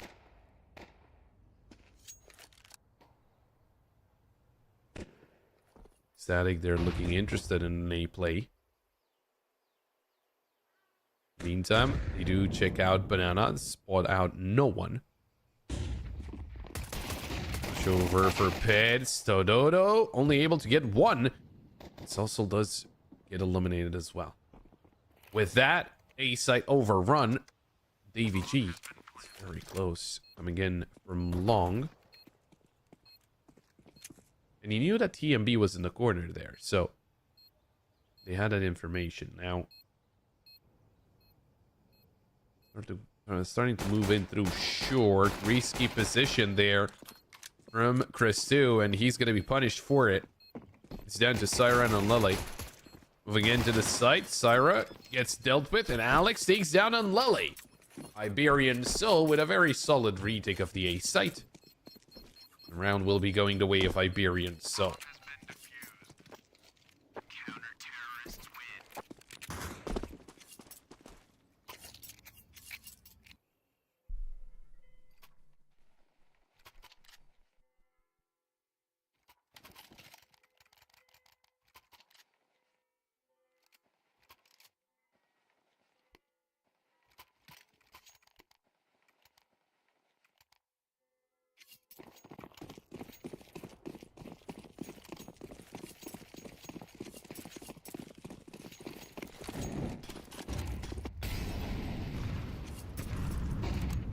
Now Ecstatic, they do decide to force up, considering they did plant a bomb. Oh, but they're walking into DVG. DVG only able to find 1. Salsal swings out, no flash, no nothing. Only able to find 1 as well. Stadodo with a FAMAS. Waiting for the swing from long, gets aggressive, nicely done. A double kill from Stadodo, and there's Syra with an answer back, but now he's in the 1v2. And he gets eliminated by Alex.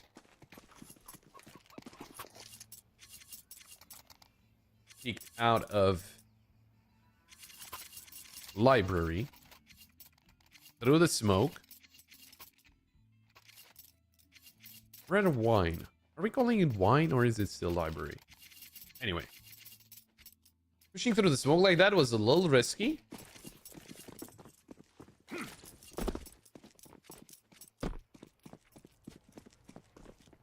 But he got the job done. That's all that matters. Another buy here out of Ecstatic. It's Mac 10s and Tech 9s. It's risky, but I can see it working.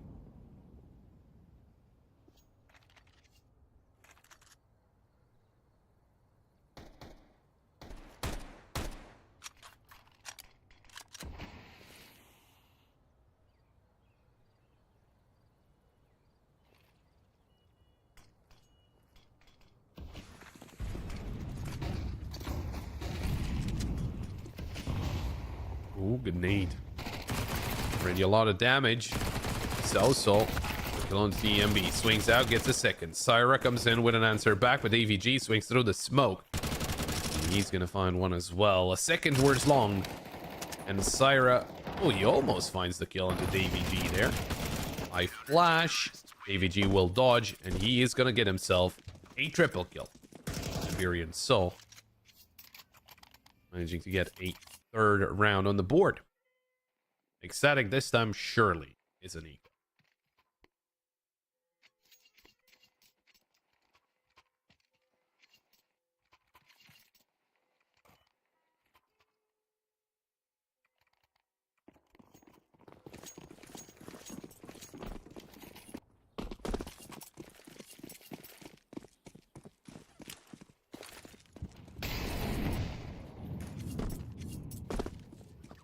Well, it is more of a half-fly.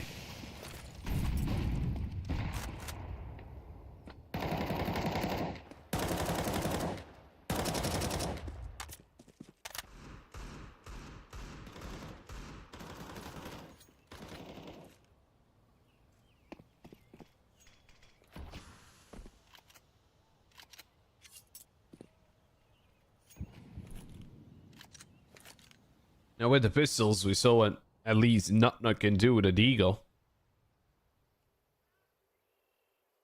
I do think you have a little more liberty with Deagle on Mirage than you do on Inferno, but for sure you can hit some very nice shots on Inferno nonetheless.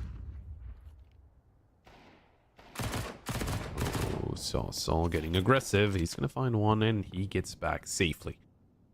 So the opening kill goes the way of Iberian Soul, but Ecstatic want to take it back to B. That's where Alex and Malpos are waiting at. Push over. There's Alex with one, a second, and a third. Looking for that fourth behind that smoke. That's Crest 2, still alive. P2 15 hands spamming away. Almost taking down Alex. Soul, that was not clean, but he gets the job done nonetheless. Iberian Soul. It is a flawless round out of them against the Eco, against the Pistols. And a fourth on the board. Ecstatic. They will get their weapons out. Finally.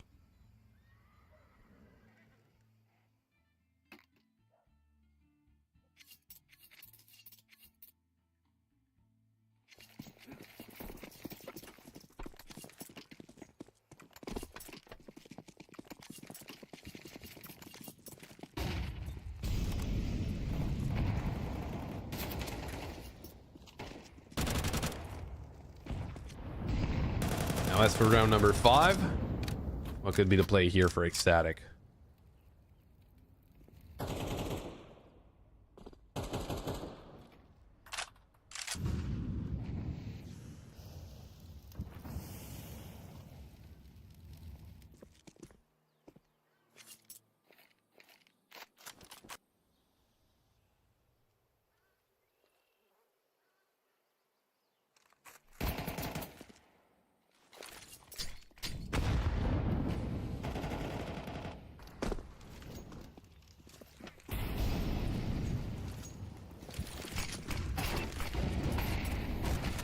Oh, there was a dink in there somehow. Anyway, waiting for the flash. Never mind. There's no need for a flash. Just pushing through.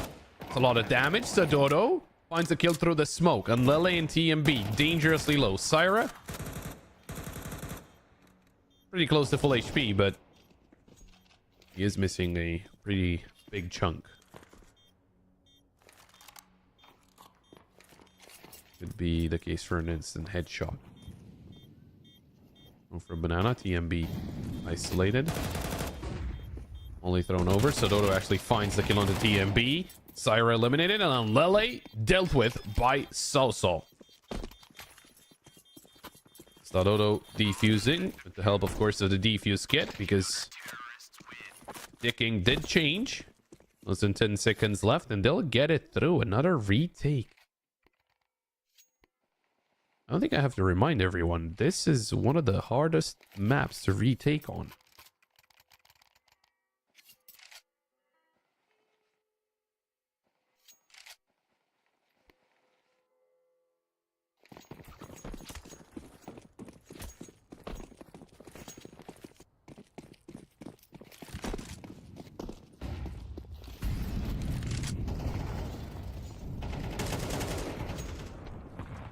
Good shot from Syra this time around. AVG getting aggressive, but might have been behind the smoke. Second mid was still open for business. Opening kill going the way of Ecstatic. Maybe Iberian Soul getting a little too aggressive for their own well-being. Stadodo drops down back into the site, but he could aggress through short, Christu. He's got the angle down, although Stadodo is playing into the off angle. Takes a swing, and that's a miss.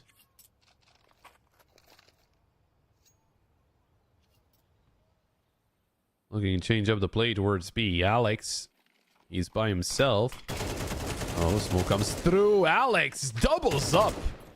Great double kill from Alex. Is he going to swing again? Oh, the flash is perfect. He didn't see Chrisu. Doesn't matter. He still takes him down through the smoke. Mopos finds Syra, and look at that. Ecstatic. They're just crumbling right now. Soulsoul with that final kill. An Iberian Soul. I have no idea how they get away with this round. I mean, Alex, perfect timing on the first two kills, and then he just gets that third one randomly through the smoke.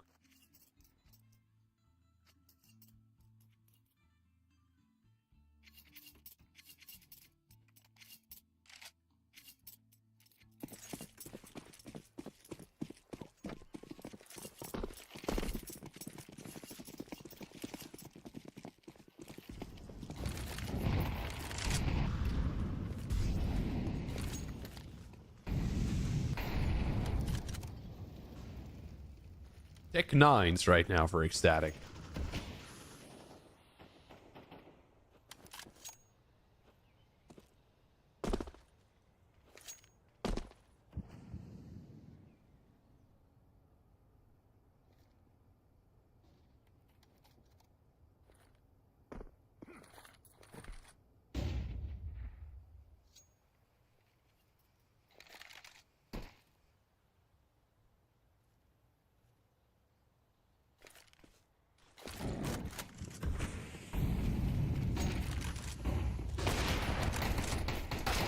Stadodo. Ooh.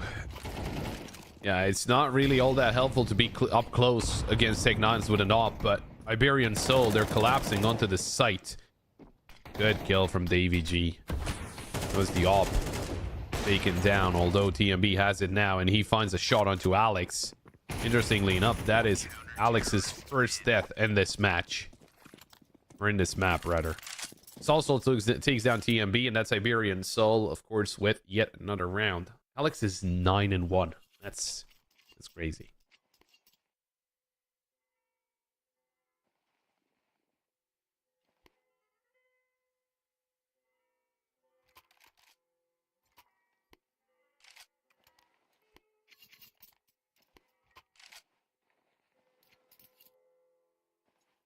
Attack pause called in by Ecstatic. It might be a little too late, but they did start off with pissed around, then forcing up again, then an eco. So, you know, taking that into account, they only had what, 2 buy rounds at 4-0, 6-0, 7-0 as a first or half buy. So yeah, before third buy, they call for a back pause, which is fair.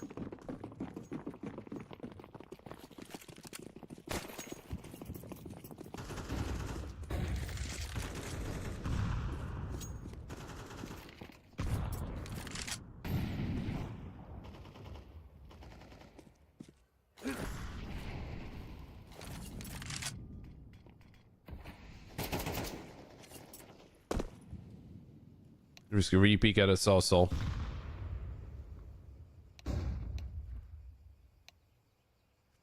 It seems like there's an issue here. Okay, there we go. Well, thankfully Soulsoul didn't take any damage. Stadodo having some deck issues. Thankfully Soulsoul didn't take any damage, so the round could be reset.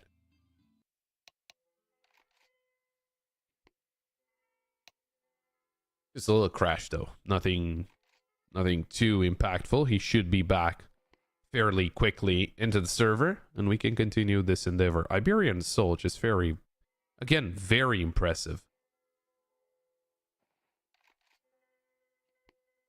being on CT on Inferno is not easy. If you're winning your rounds by taking down the enemy team before they get to the site, that's respectable. Winning rounds on retakes, that's crazy, especially on the A site.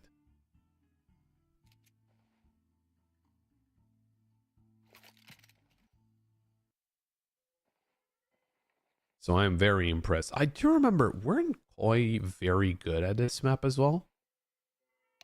For some reason, I remember them being pretty good at this map. I would have to, what is it? Maybe last 6 months? No. Last 12 months, let's like that. Maybe that helps. No, no, they were not. I mean, if you count as 48% win rate as a good map, no, they were the best at nuke. I don't remember their nuke. I don't remember Koi's nuke. It was very, very strong. But they were not shying away from Infernos either, which is something that a lot of teams do. So, Ecstatic, they were probably basing all the veto on Iberian Soul banning out Inferno and getting Ancient as a decider, as Ancient is a lot better for Ecstatic. And well, with the score that we're on right now, I guess you can make the case that any other map is much better for Ecstatic. But, you know, maybe it's just a slow start. That's not really helpful. Stadodo taking down on Lily is not really going to help Ecstatic. It's going to help Iberian Soul, though. Rotate coming over. Help out.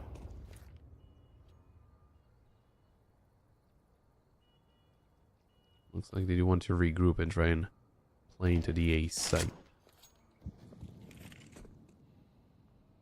Although TMB still wants to be annoying towards B.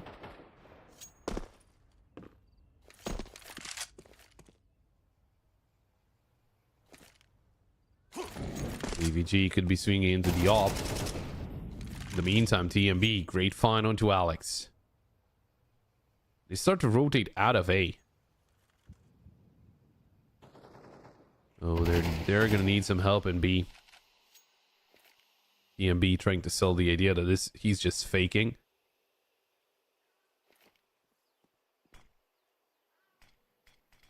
This one for CT.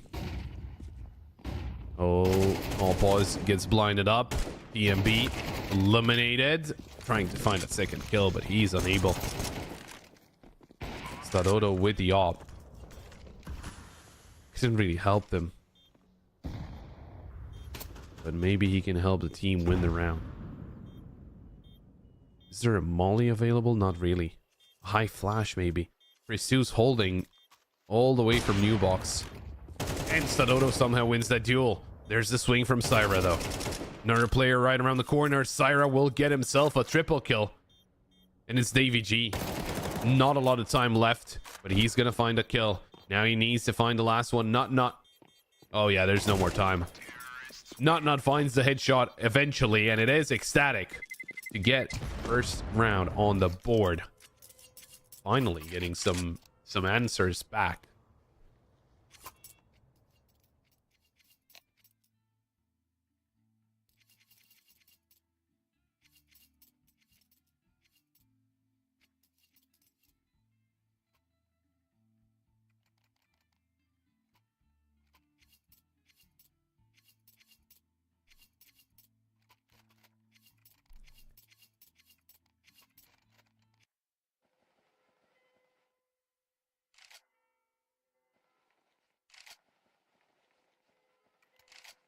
I like the tactical pause from Iberian, so.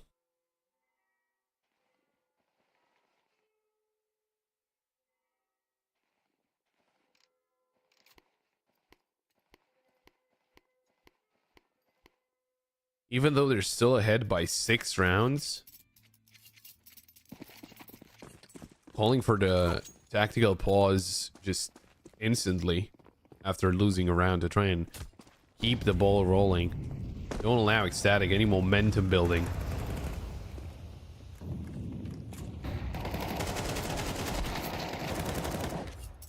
Oh, Pause gets the trade, but loses his teammate.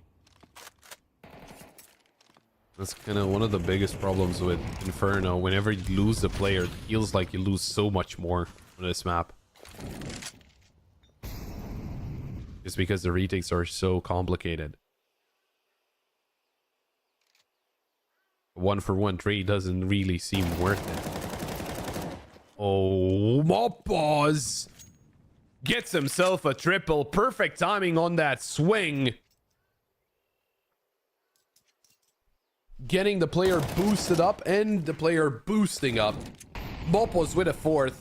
Can he get the ace? Syra into the molly. Oh, and with the P2K, he's gonna get it. It's an ace for Mopos. What a play after losing the first round here on Inferno. Being up 7-0, goes down 7-1, and Mopos gets an ace. Just wonderful stuff.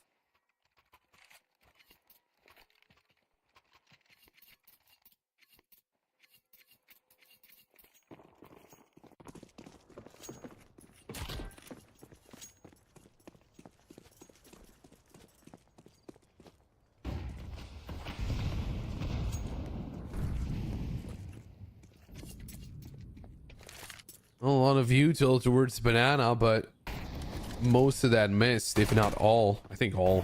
Ooh, Syra. Shot onto Stadodo. That's the op stolen away.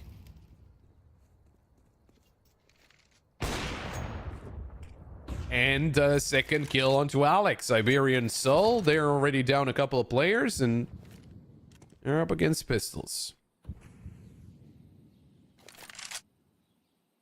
Iberian Soul. This round technically shouldn't have been so complicated, but with an unexpected angle from the Opper going down to the Tech 9, it doesn't really help all that much. Ooh. The dink, though. Mopos, the hero of the previous round, got an ace. And yeah, Lele takes him down.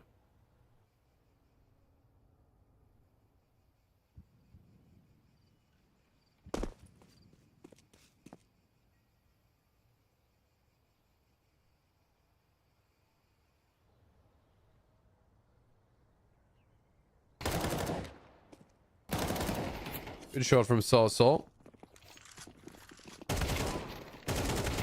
The AVG. Oh my. A double kill though. If he found that third, oof, that would have been completely different. That would have been insane. But it is Ecstatic second round here on Inferno.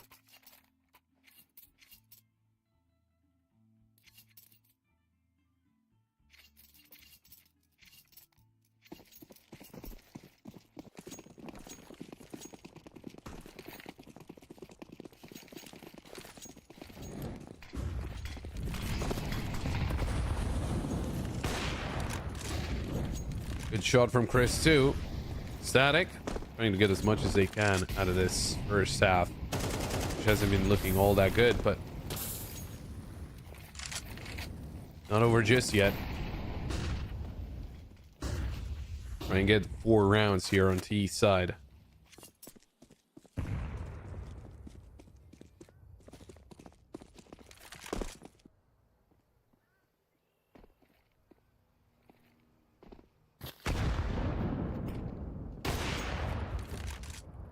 Good shot by Stadodo. And they're still going A. Hang on. They had Stadodo first back. Smoke dropped, and Lele will find the kill. There's Soul with 1, with 2, and looking for a third. He's gonna find it, but he's not able to get out of the way, and TMB will shut him down.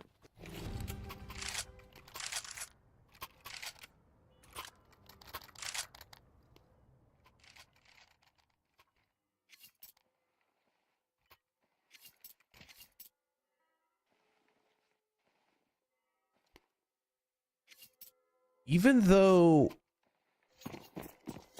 Ecstatic are winning those rounds, Iberian Soul, they're making it very close.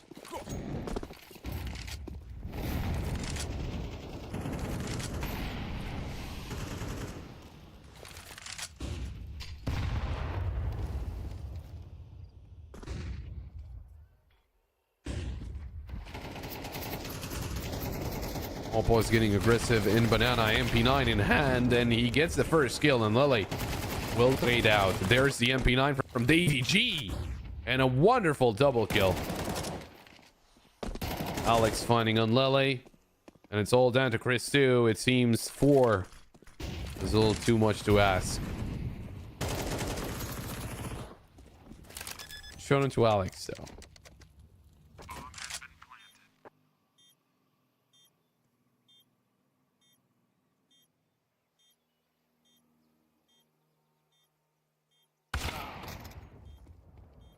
Stadodo, he's gonna find a shot. And it's gonna be 9 on the board for Iberian Soul.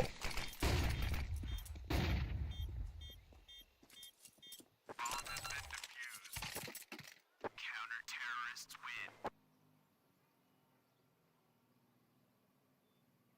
Well, 9-3 is certainly impressive.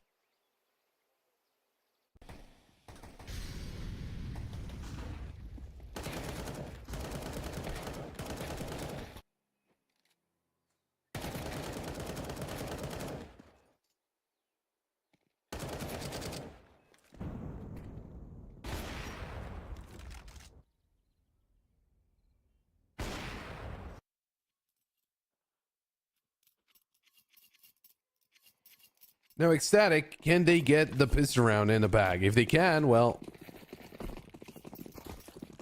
gonna be bad news for Iberian Soul.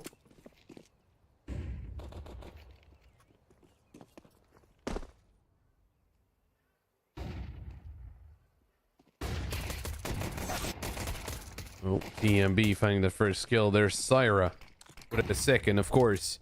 It's a slight error. It is Ecstatic, of course, on that CT side. We'll get that fixed ASAP. As Soul is able to take down Syra.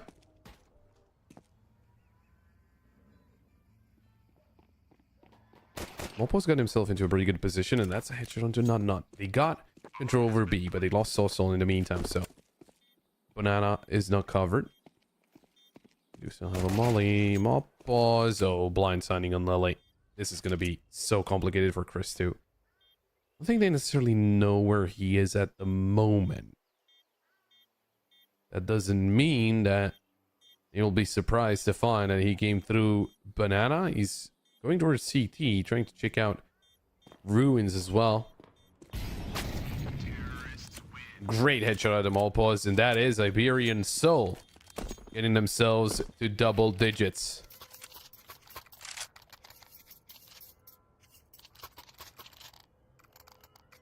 We will have to go into a very slight break just so we can fix the HUD. We'll be right back.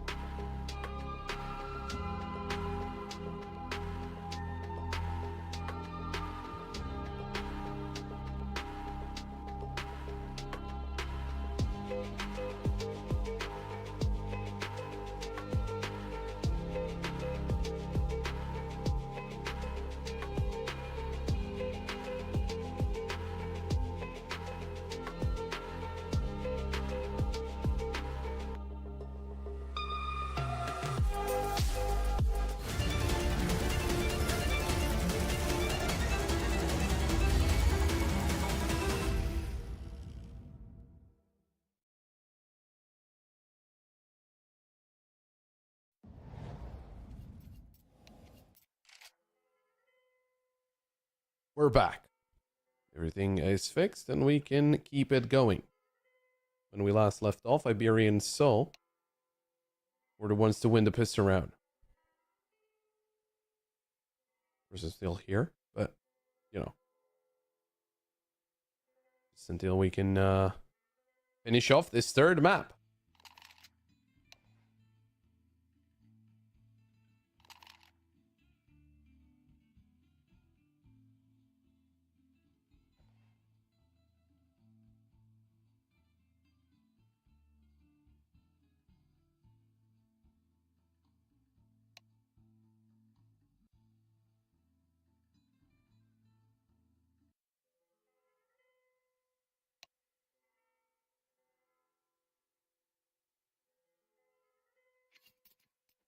Well, hopefully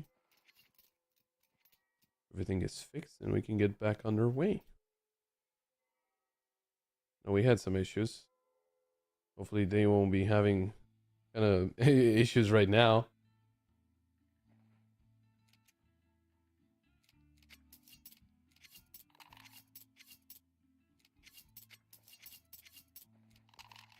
Yeah, we should be getting back into the heat of things fairly quickly. Now, Ecstatic, you want to force up. It seems like that's the consensus.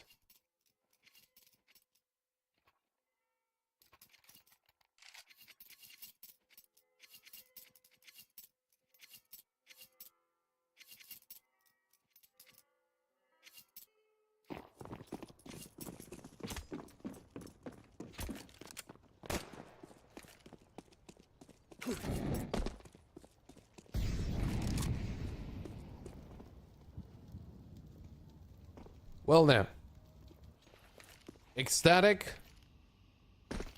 trying to cover, Iberian Soul trying to attack. Oh, the nade is perfect. AVG, good shot. Mopaz takes down on Lele. TMB right around the corner. Oh, Mopaz, that's also a teammate. It's a little unfortunate, but you have to make do. 3v2 favoring Iberian Soul.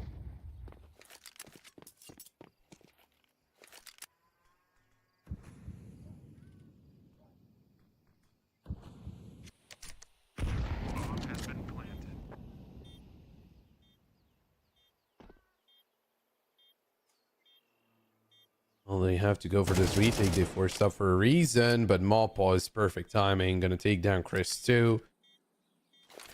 Not has a smoke. He's gonna try and isolate the right side, but Mopaz, he was right in front of him. It's the headshot, Iberian Soul. That's 11. Yeah, Ecstatic. This is a very bad moment right now. I mean, do you go now and buy on 12? Do you force up and you risk just a weaker buy? It is a very, very hard decision. It seems like it was already taken. It seems like it's going to be an eco. A couple of Deagles, a couple of 5.7s, and USP from TMB.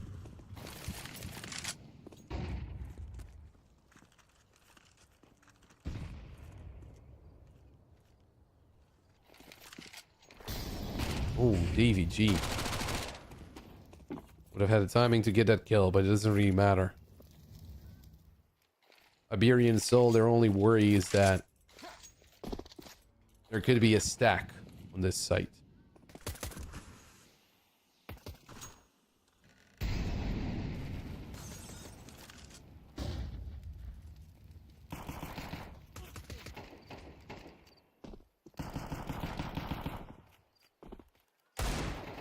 Oh, and Lele, great shot. That's a start.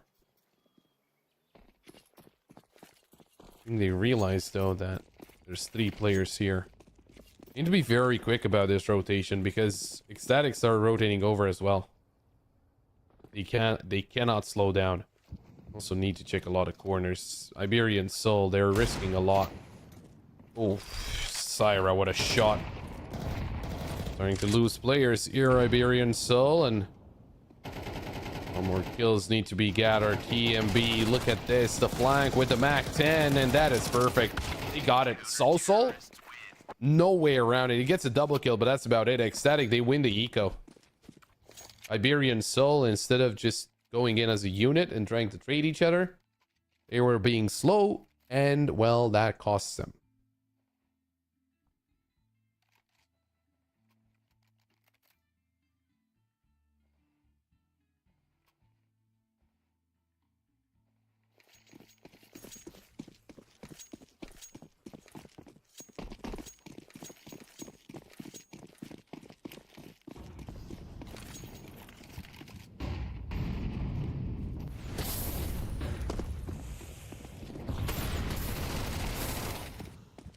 Oh, a change of pace. Not against it, but why do two players just stick around mid? They lost the bomb. So good headshot onto Not. They got the sight, but they don't have the bomb. And Lily spotted and eliminated. It's a 4v2 right now.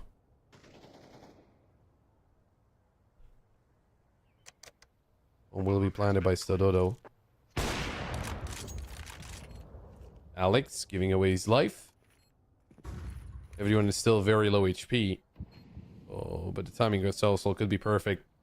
EMB, especially if he goes down. Yeah, there we go. That could seal the deal. Chris too. Open hand.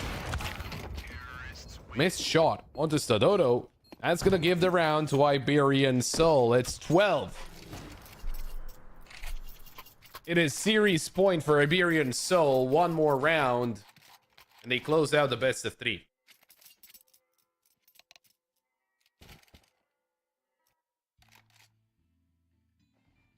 Tactical pause called in by Iberian Soul.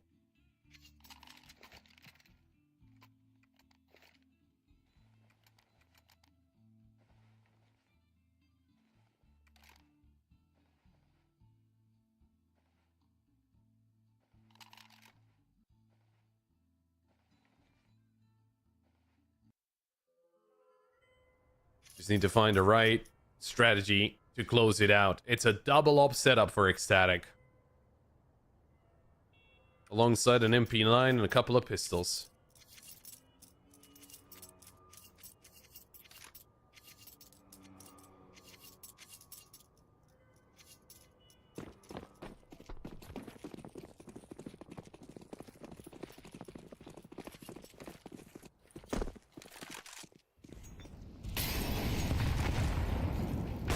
And Lily takes a swing, takes a life as Mopos is eliminated.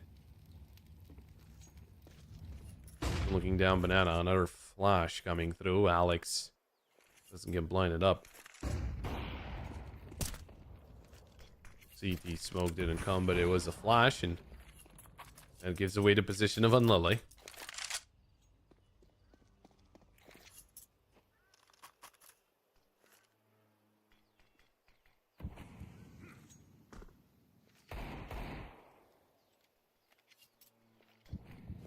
And ruined smoke.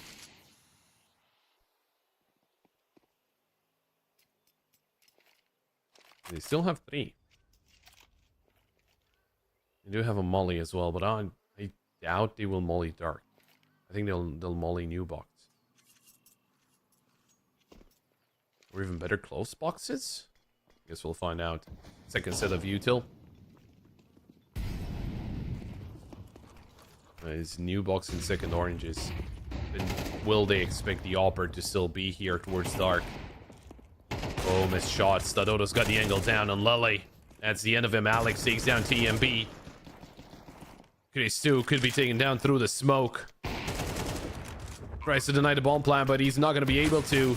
And it's all down to Not 1v4 with a 5-7. We almost saw some insane rounds from him. Mirage with a deagle. Can he do it again with a 5-7 this time around? No, he cannot. Davy G takes him down. Iberian Soul will be winning this one out 2-1. And they will survive here in the play-in group stage. Ecstatic, unfortunately, are eliminated from the tournament. Nicely done by Iberian Soul. Would have expected a lot more out of Ecstatic, but Iberian Soul, they showed a lot of promise. And this is one of the things that I was mentioning before we started off, right? they for sure have got some more practice in, and you know, they had a lot more best of threes lately, right? They started off 4 weeks ago, interestingly enough, against Ecstatic. They were losing 2-0 to them then, but now today they were able to win 2-1, and they are able to move forward. Of course, they will play the loser of 9 and Alliance. They could be facing out against 9 once again, try and get their revenge, or could be facing against Alliance. It all comes down to that final game of today. But we still have 2 more games for today. Next up, it is NIP taking on Body Vision, happening in about half an hour. And then it is going to be 9 taking on Alliance later on today. The next 2 games are promotion matches. They're winners matches. So whoever wins there moves in to the play-in deciders. They're not yet into the Swiss stage, but they're almost there. They just need to win 1 more best of 3. So we still have a lot of Counter-Strike to go through today. Make sure you keep on watching, and I'll see you. Well, I won't see you, but someone else will see you in about half an hour. We'll be right back.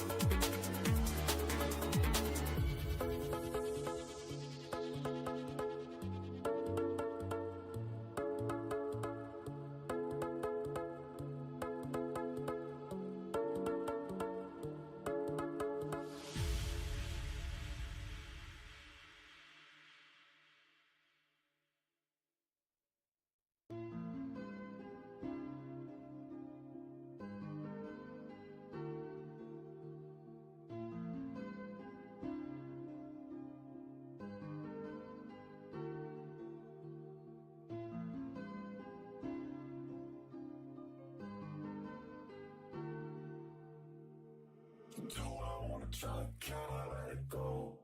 We're running from the past, wanting to be sure. Chaos in my mind, constant deja vu. But every time, it comes back to you.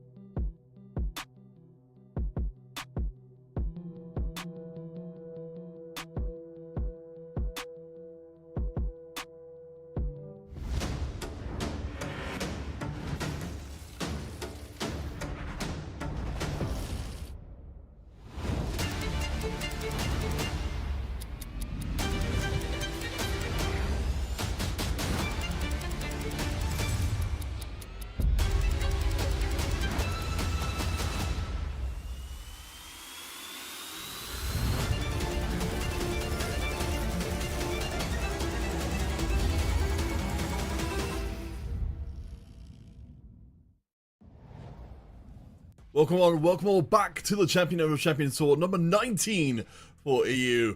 We're coming to the second half of our day here today, having seen the first part of our groups, A and B, eliminate their first teams. And now from this point forwards, we'll be finding teams that will make it out of this stage and into the loving arms of the play-in full deciders in a few days' time. Just a quick reminder, of course, as to how everything has looked so far. We can see, of course, Ninjas in Pajamas and Paravision getting through into that top spot in Group A, which is our match coming up. And then in Group B, 9 and Alliance doing the same thing, getting that first win in, which of course is very important here in the play-in stage. If you can then win out your following match, then everything is good forever. As you can see, our first two matches so far, so Rhyno and Ecstatic both being eliminated. They will take no further part in this particular competition, but it's a very different holdout here for Ninjas Pajamas, Paravision, and then later on 9 versus Alliance. If they win, or whichever team wins, gets that guaranteed spot, whichever team loses will get another chance to still make it into the decider part of this here play-ins. So, on to things for today then. As you said, Ninjas in Pajamas versus Paravision are going to be starting us off here. Of course, you know, a lot of this will go without saying, but for anybody who is new around these parts, you know, Ninjas Pajamas, of course, legendary team that have been around for an extraordinarily long time. If you take a look at the roster, it's worth noting that we have got Jax coming in for Aras Dodging in this starting lineup. We did receive word that there might be some changes to the lineup as it goes. As you can see, Jax wearing the colours there is very much part of the full team. We'd certainly be expecting to see them do pretty well. Currently ranked 61st, coached by Exist, who is of course a former major winner himself. The team, of course, you know, incredible history behind them. They've always been in a state of flux, but most recently they have started to make some bigger swings with their roster changes. So we're keeping a close eye on how things work out. Shush and Wrinkle in particular players to watch out for here. Wrinkle doing an incredible job in the competition so far. Just been rocking out some ridiculous numbers, so fully expect to see him come through and do some very, very good stuff. Over on the opposing side, for Paravision, they have been doing extremely well, ranked 29th to the Ninjas 61st. Kazakhstani / Russian squad, but they have got a substitute situation much as the Ninjas in Pajamas do as well. So they've got the Alpha, I believe, at least I was told before, though they may have reverted, I believe was playing in the place of Travis. If that's not the case, it won't make a huge amount of difference either way. I'll be looking out for Belchanok and James especially, but on the far left-hand side as the real strong points on the team. But overall, the Paravision kind of recent numbers not looking quite as good as we've seen from the Ninjas in Pajamas side of things. Paravision and Ninjas in Pajamas, they've both been doing pretty damn well recently though. NIP on a 5-match win streak coming to this one. Paravision winning 6 out of their 7 last matches, dropping a single match to Astralis. So I think we are set up well here for a good best of 3 to be our 3rd series here today. And I think worthy teams to go forward and show off with one of those exclusive spots heading here out of Group A and into that guaranteed place again in the play-in decider part of this competition, with one of 4 spots available to go to the Swiss stage. So between these two, both of them have been very dominant. Ninjas in Pajamas tend to get those 2-0 wins, or at worst 1-2 losses. But Paravision, they've got around a 70% win rate recently, so we're expecting to see big things from them coming into this one. So if we've got our vetoes ready, they've actually got, yes we do, brilliant. We've got a fairly similar map pool here. Inferno and Nuke, really where the teams divergent, we see they both ban those out, so we end up in a similar situation here where the teams should have a pretty good going. NIP picking up Anubis, it's telling that this is the map that Paravision have got a 5-map win streak on, but they're still willing to play it. Paravision pick up Dust 2, one of the few maps where they are favoured overall. As let's see, Mirage, one more to come in. And Ancient to be our decider. Okay, so if we do get all the way through to a 3rd map, that's not bad at all for Ninjas in Pajamas. That is a map where they are favoured. But I'm curious to see how this one goes. So Anubis is definitely the big question mark. To pick a map that Paravision are on a 5-map winning streak on is pretty bold. But if it works out for them and they can at least get to the 3rd map, I would give NIP the edge in this series overall. Paravision, though, coming out of this one, I think they've done about as good as they could expect. NIP on Dust 2, I would give that the edge certainly to Paravision there. And then if we do get all the way through to Ancient, again, NIP will be favoured, but I have my doubts as to whether or not we might get there.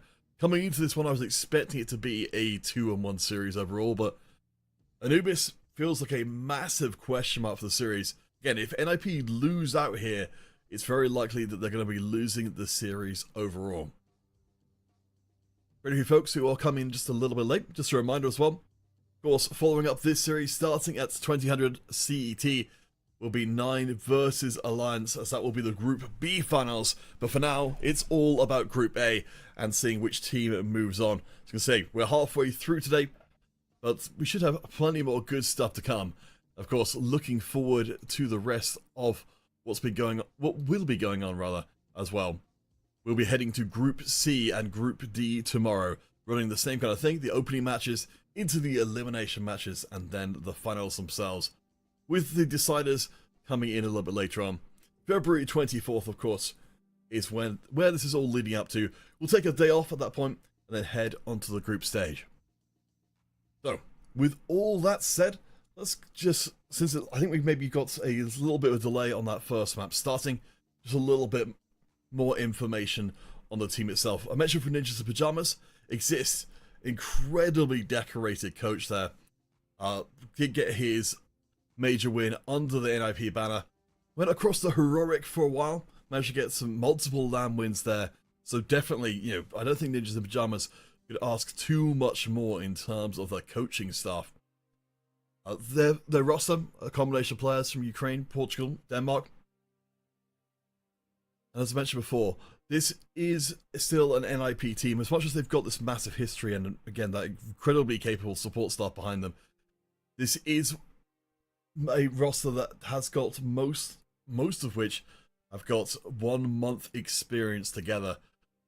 So, again, keep an eye out for Wrinkle as a player to be able to work well here. I believe there was, I'm just having a quick dig through my notes just to dig down deep here. Yes, Shush, the player on the far left of your screen at the moment, did play on that heroic squad when Exist was coaching there and won some of those lands with him. So while the roster itself doesn't necessarily have the most overall synergy with each other, for Wrinkle and Shush, they should have a lot of trust in their coach, if indeed his performances weren't enough to push him ahead. Now, just a little bit more information on Paravision as well, just a little bit more stage setting. On the Paravision side, they were recently, much like Ninjas in Pajamas, reshuffled, 3 different players benched. Belchanok and Kikert, the survivors, And they also had one of the players, Art Frost, from the Paravision side of things, who did get benched. He was a very strong player, so much like NIP, Paravision have been trying to mix things up, but they have been rocketing up the standings. As I mentioned, they've got up to 29th at the moment overall. So they're definitely a team that have made some big changes, but those changes have been paying off. And with, James, Nota, Travis, they're the new players coming in for Paravision who have, who are just about coming up in, I believe, about a month together with the roster. But they definitely seem like they are gelling overall as a squad. In terms of the overall performance of Paravision, they have played in CCT many times before. Back in the first season, they top 16 in the global finals, so suddenly had big expectations heading into season 2. They've made the playoffs multiple times here, but I believe that, yes, the most front and center thing would be mentioning, of course, I can't believe I didn't even mention this as of yet. If you go back a couple of tournaments to CCT-16, so a few tournaments to go, they won the entire thing, did Paravision, beating Monty in the finals. And that was the first time Paravision had ever won any competition at all. But still, it's impressive stuff, and we would be expecting to see Paravision continue to do well. I think winning the CCT-16 was one of the reasons why they're at 29th ranked overall. So, gentle viewers, from what I'm being told, I think we will be getting a little bit longer of a break before we're starting. So as soon as we have got Anubis ready for you, we will be back online and jumping straight into it. So stay tuned. We'll take a short break while we get all of our ducks in a row, and we'll be back as soon as we possibly can.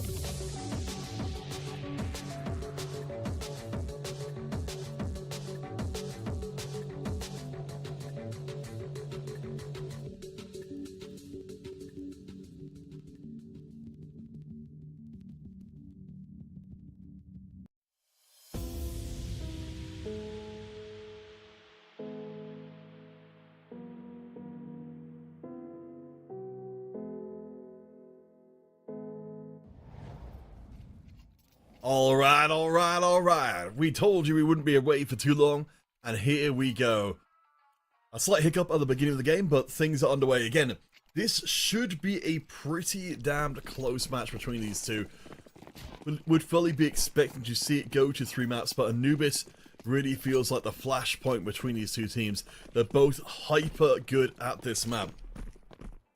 I think the possibility of Paravision getting the 2-0 is going to depend heavily on how this first map goes. Okay.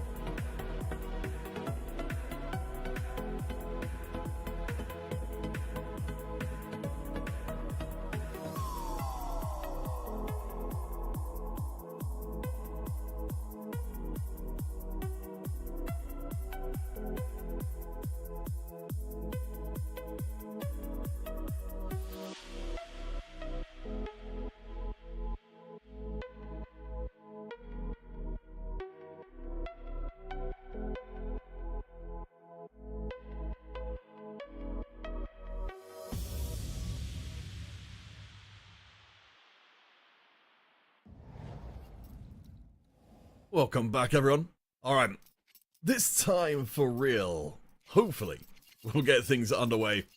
Ninjas in Pyjamas playing here on CT, on this, their map pick. As mentioned before, Paravision are very, very good here on Anubis as well, so this is a surprising decision on NIP's part. But presumably, they've got something in mind. We'll see if it pays off, of course. And they'll be looking to get to Ancient, I suspect. If we get that far. Paravision doing a little bit of probing on the NIP defenses. Ujux does get taken out in the early exchange, so NIP going to be a little bit weakened towards the B side of things. They're fishing. NIP pushing it out of A. Might be able to pick up a kill. Free a couple of members into bear. Actually, pretty reasonable hold from NIP in towards mid. Oh, Snappy Wrinkle, nice job clearing out the A side of the map. You can see immediately Ninjas in Pyjamas roaring through Anubis here, trying to catch Paravision, as they won't be able to stop the plant from happening, but Paravision are in major trouble. They need to hold here. That's 2 kills back to bring us back to 2v1 in favor of Paravision. Gosh, what a swingy first round this has been. Jax, the substitute, coming in, at least by my reading, though going by his stats and his performance, I was expecting to see him stand a chance, but Travis cuts him down, and a wild opening round leaves nearly everybody on both teams dead, but Paravision, with the round advantage, actually stopping dead in its tracks the Ninjas in Pyjamas momentum. Travis doing a hell of a job in this round. Alright, so far so good for Paravision. Again, we expected big things from them here on Anubis, and so far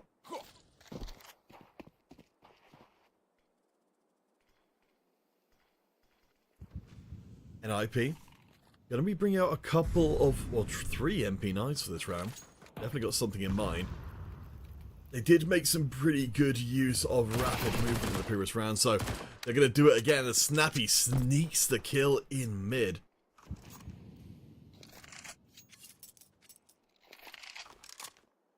I think he's assuming that the gun is going to be unretrievable. As we can see, that opportunity will be there longer term. Paravision look like they're going to stack up towards A. We've got the SMGs waiting to come around the corner, and Jax gets the kill. Still going to be hard to recover the rifle as the nades come back through.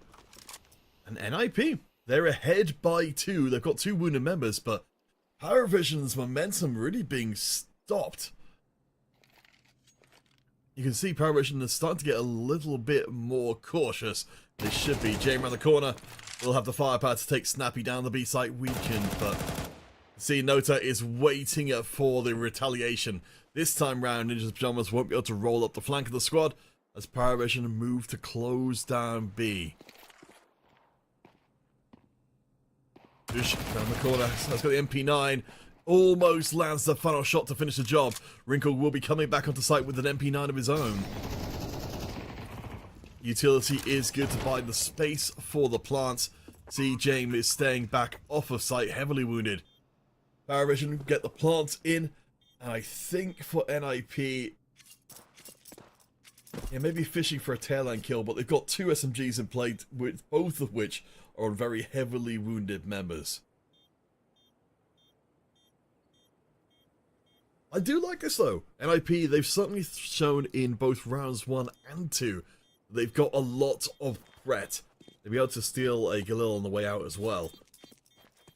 That's one of the SMG kills from 4 being cashed in on to good effect. I think NIP should have a pretty solid round 3 to work with. Terrorists win.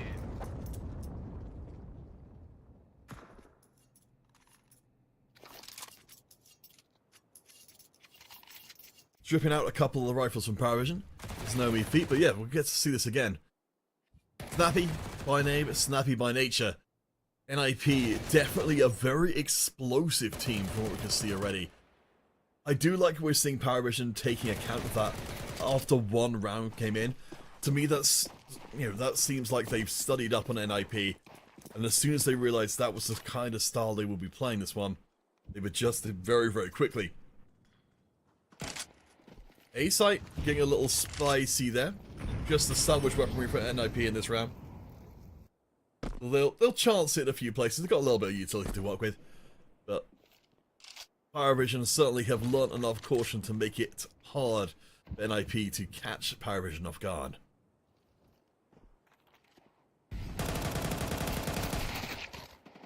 I say that, and Rhyno immediately uses that stolen rifle to get a kill back in, so Pickup will be at least able to keep the rifles up and ready. Paravision on an A-site push. I don't think NIP are going to be able to pull out too many surprises unless Paravision actually walk this one into them. We can see the A-site is much weaker, but Paravision have read it differently.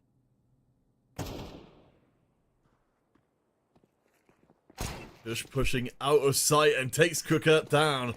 That's huge, which means the AK is going to be brought back onto the B site in just a few seconds. Belchanok trying to clear as much space as possible. It's 3-on-3. Ninjas in pajamas. Again, came into this one with barely anything. Jax is going to be able to steal one gun, transferring it across the Galil. Can't quite finish the job. Down to 2-on-2 on site, but 2 rifles. Lovely nade lands at the feet of Shush. Belchanok going to hold the entrance, and Nota finishes the job. Paravision, they can't relax for a second. But Ninjas in Pajamas, they continue to represent an enormous amount of threat. We still haven't seen the proper buy for them yet, but they are sneaky, and they are just stealing away these kills they have no business in getting.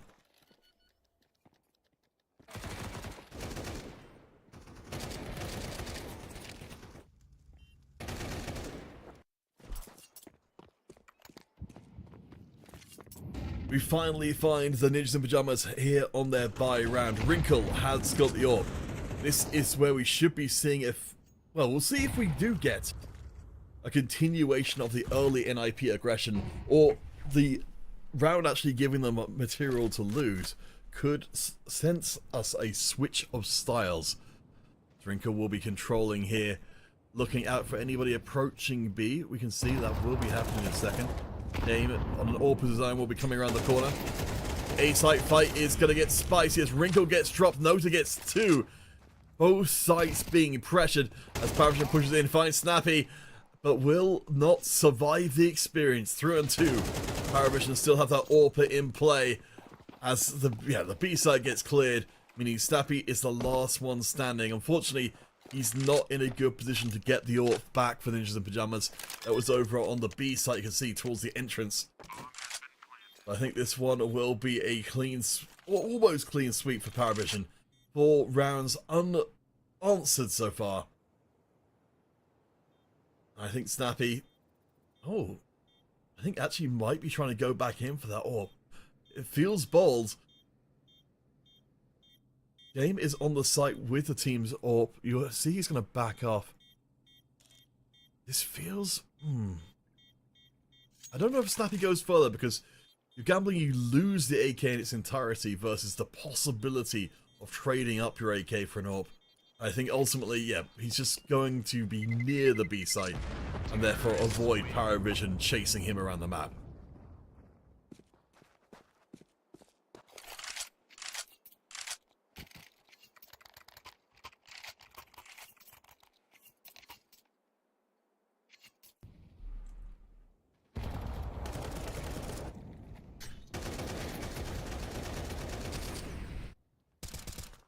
Yeah, Nota doing a really good job in some of these rounds.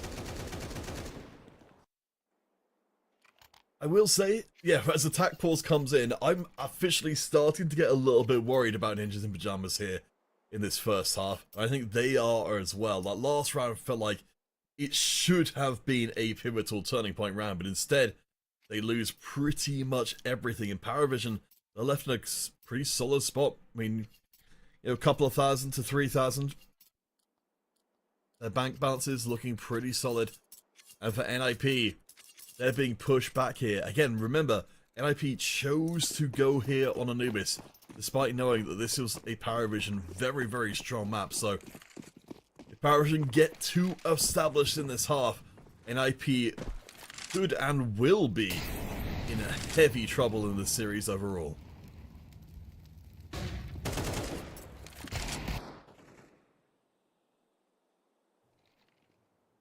Snappy with that salvaged AK with a player to watch. Does get absolutely clobbered, so I'd like to see him divesting his stake in the AK and moving that one elsewhere. A site being preferred by NIP in this round defensively. Rhyno gets given the AK. Unfortunately, he doesn't get to live long enough to really make use out of it.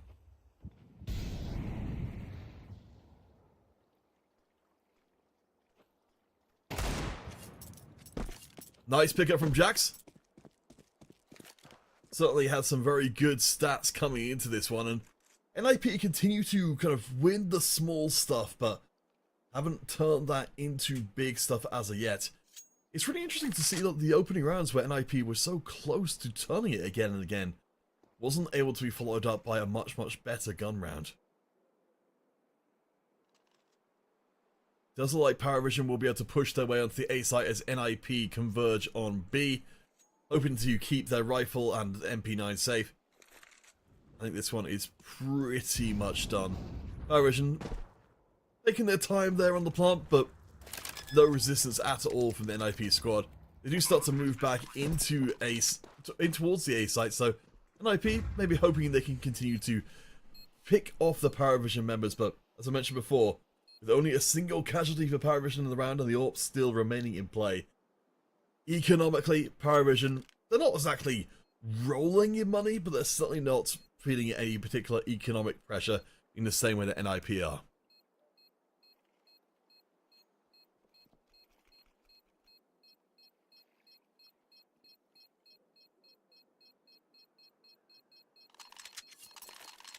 At least coming out of this round for NIP, we've got, we've got the 2 MP9s, we've got the 2 AKs as well, so at least NIP don't need to necessarily spend a ton coming into the next round. We'll go fishing for one last kill on the tail end there. You watch this one through again. That was the team's only rifle being taken out by the exchange in mid, but again, if you're an NIP fan, there do continue to be bright spots. We're very much expecting this overall, at least on paper, to be a very close match between the two teams. So far though, NIP with no round secured. We have got the AWP back in play, as I mentioned before. Ninjas and Pyjamas barely had to spend anything coming into round 6, so a little bit of concentrated economic spending. On the Paravision side, of course, they'll keep themselves up. The overall balance, as I mentioned before, slowly creeping up. They have taken a couple of casualties, but certainly not enough to negate what they are winning.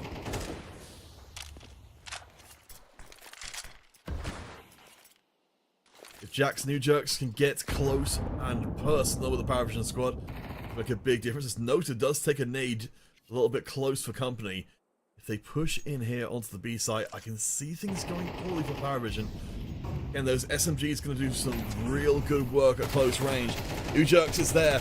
Nice use of the molly to weaken his targets. Turns into a second as well. Hop, skips and jumps to the AK before being eventually put down. Things are looking a little spicy here as James goes away from the AK, sets up Kurt for the kill as well. And we're down to 2-on-1. Paravision, that was very close. I'd love to see that one back in replay again. But Wrinkle's not quite done with this round. He will get spotted, but he still manages to land the headshot onto the kicker. Game, the 2 AWPers, they're the last ones standing. Second Wrinkle comes in, he's dead though. And James gets the 3k, keeps the Paravision squad ahead, and it's probably the least comfortable 5-0 victory that I can remember from recent times, but still, NIP, they're not getting the round wins in, even if the individual plays are looking real good.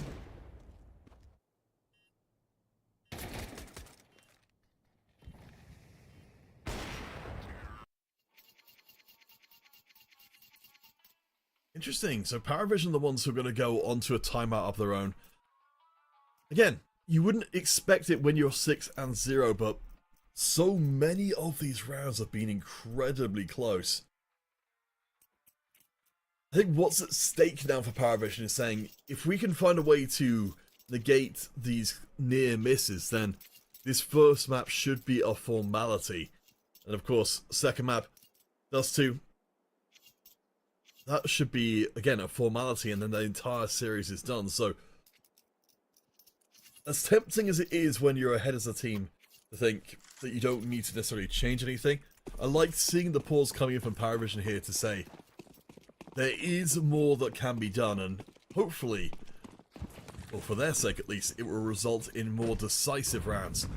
This time though, for Ninjas in Pyjamas, they've got the buy-in for the second time this game, spending out that money. We are seeing a little bit of utility shortage, but otherwise they've got pretty much everything they're looking for. 3 kills on every single ninja in their pajamas. No standouts developing as of yet, but nice molly. Wrinkle is removed from the equation. That's the team's AWPer for the Ninjas Pyjamas out. I think we might be seeing Paravision immediately making the switch across to B, reading ahead that the Ninjas in Pyjamas would be expecting the push on A. They're not going to leave enough time for NIP to realise their mistake. Good use of the utility to block off the reinforcements and allow for Paravision to get in a clean plant. Well, actually, even doing a little bit more damage. You cut that. I like that as well. Expecting that NIP would try and be sneaky, as their namesake is, of course, so renowned for being. That means Paravision will go up 7-0, holding on to every one of their rifles. You see the Ninjas in Pyjamas, the 3 remaining players will evacuate to a site. Paravision actually going to go chasing them. We can see there's enough money. Ooh, there's enough money in the bank for Jane, but yeah, Paravision, they're trying to punish NIP even further. This feels risky. Shush. We'll use the AWP to get the one, and I don't think there's going to be a follow-up kill. Oh, my mistake. That's the AWP down and out, and that means Ninjas in Pyjamas will leave that round with almost nothing. I believe just a single rifle left in hand. As yeah, that molly was absolutely spectacular. And then keep locking down the flanks as well.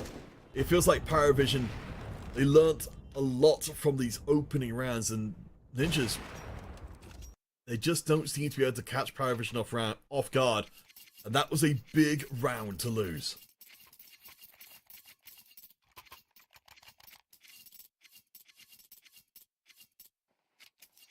Again, as you can see at the top, this is bad news for NIP fans. This is not the way they would have wanted this one to start at all, and again, this is a must-win map for NIP.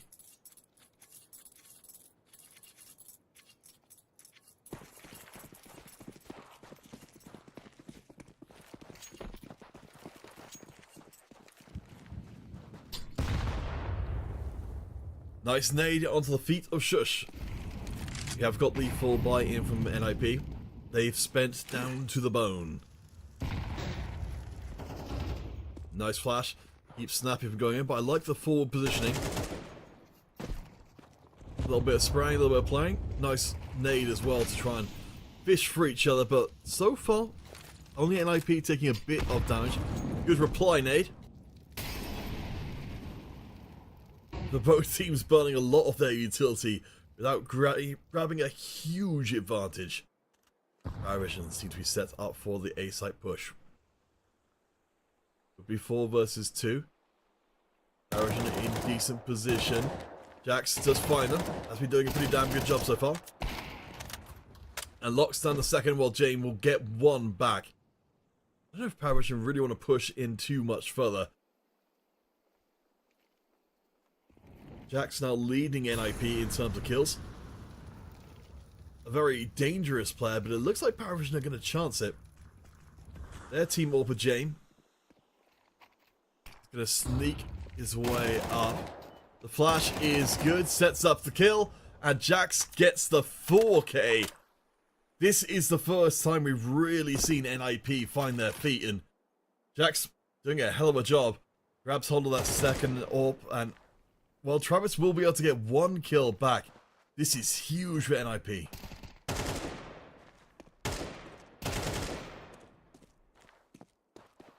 Good pick up from Travis. We'll make a little bit of noise going chasing around Shush. Kills him as well. So a little bit of damage done back. The NIP, they're on the board, and it's all thanks to that extremely impressive performance from Jax. I do think it was very, very bold to go after, you know, when he comes in and gets two of your members immediately, to go chasing him further. Especially when his team was supporting him so well. It did feel overconfident. Power Vision, at least they did manage to take out most of the remaining squads, so Ninja Pajamas, they will be, down in equipment. They've got to bring a couple of MP9s into play. They're not going to be having everything they want to try and fight back. Whereas Power Vision, they can fully buy up again. Utility favouring Power Vision this round because of that economic difference.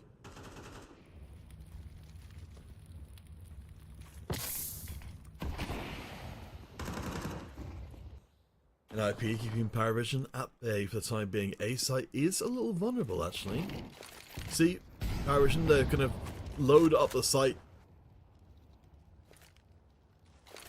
Jax there in defense. I can see why Jax honestly would have been left by himself, because he did such an incredible job before on the A site. Power Vision, again, wanting to go face to face with him for a second time in 2 rounds. It feels overconfident, but that's what they're going to go for. So smokes and flames onto the A site. Power Vision are not put off at all. They're going to continue to nade the site. 2 ninjas in position. Jax will get the first kill. He will get overrun this time round, and Snappy is dropped as well. NIP, they could be standing to lose a lot of equipment as of this round. Wrinkle's got the AWP. I don't think Wrinkle will be committed into this play. Power Vision plant at A, and I like this approach from them. Normally, as people, you know, and CS teams as well, people are averse to going back. But Ujerks, last one standing, welcome against James. The plant is good for a while. We see James going to create some distance. Goes for the defuse. James being too cautious. And that is a reversal of fortunes. Ninjas in pajamas. They get James and they get themselves a second round win.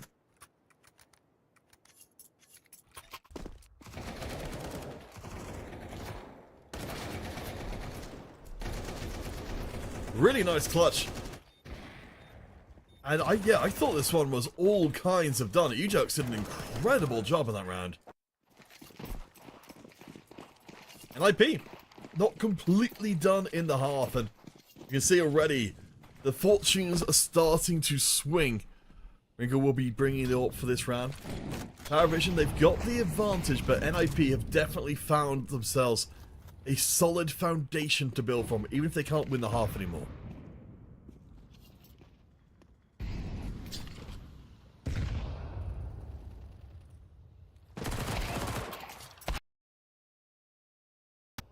Snappy doing what has worked so well for NIP before. A little bit of unexpected aggression, goes 1 for 1. Given that Power Vision were better equipped going into the round, that's not too shabby at all. Power Vision with the canals control are looking to see if Jax will maybe overstretch. James finds the entry onto the B side though. I have to imagine Power Vision coming back. Holy heck! A side. Power Vision will go up to 8-2 in the half.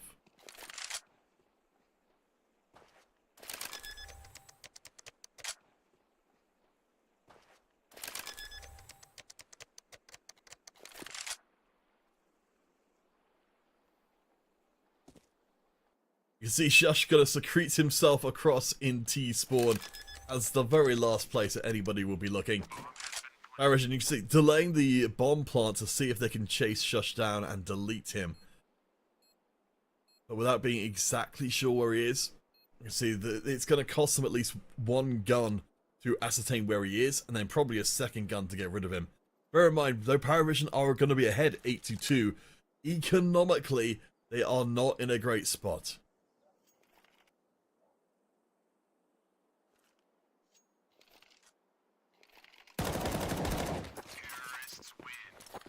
And there we go. Paravision complete the last piece of what they needed to lock this half down, removing every single gun from NIP.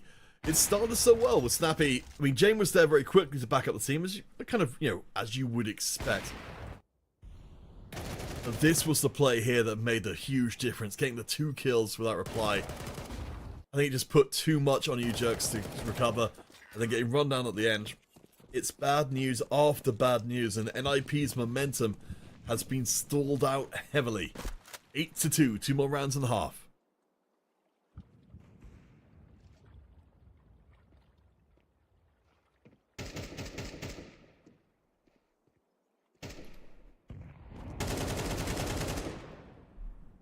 Travis picks up the opener. This, and the only rifle for NIP gets knocked down as well. 2 on B, 1 on A. Certainly now, at least, I'm going to be fully expecting... I was going to say that Paravision will get through this one without taking another casualty, but Jax continues to show why he is an attention grabber for NIP. I mean, it's certainly not the first Deagle 1D he's gotten in this map. He's going to need to get more, though. You jerks will be moving up and does get another Deagle shot, so... Paravision, they are taking the damage on rounds. They really shouldn't be getting this many down players. They've got the numbers advantage, they've got position advantage. They should have everything they need, but Jax continues to be a monster. Kurt will put him down, but I was almost ready for Jax to completely grab that round. Wrinkle will be able to grab the rifle and move in. Nota is deleted, leaving us 1-on-1. Kurt, nice nade! Grabs the round for Paravision. That was almost ready to get a little too spicy. 9-2. This half and quite possibly this map are almost done. NIP's map pick. And it started here from Travis getting the pick up, but these rounds are so hard to predict. Yeah, Jack's doing a great job, and you jerks grabbing another one as well. Economically, Paravision, they are not going to get across the line here in this half as comfortably as the top score line would suggest.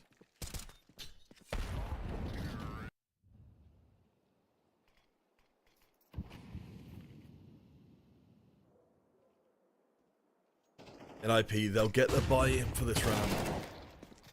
As Jax continues to be a monster.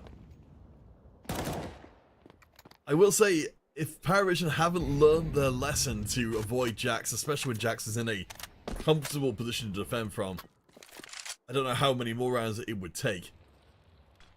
Interesting.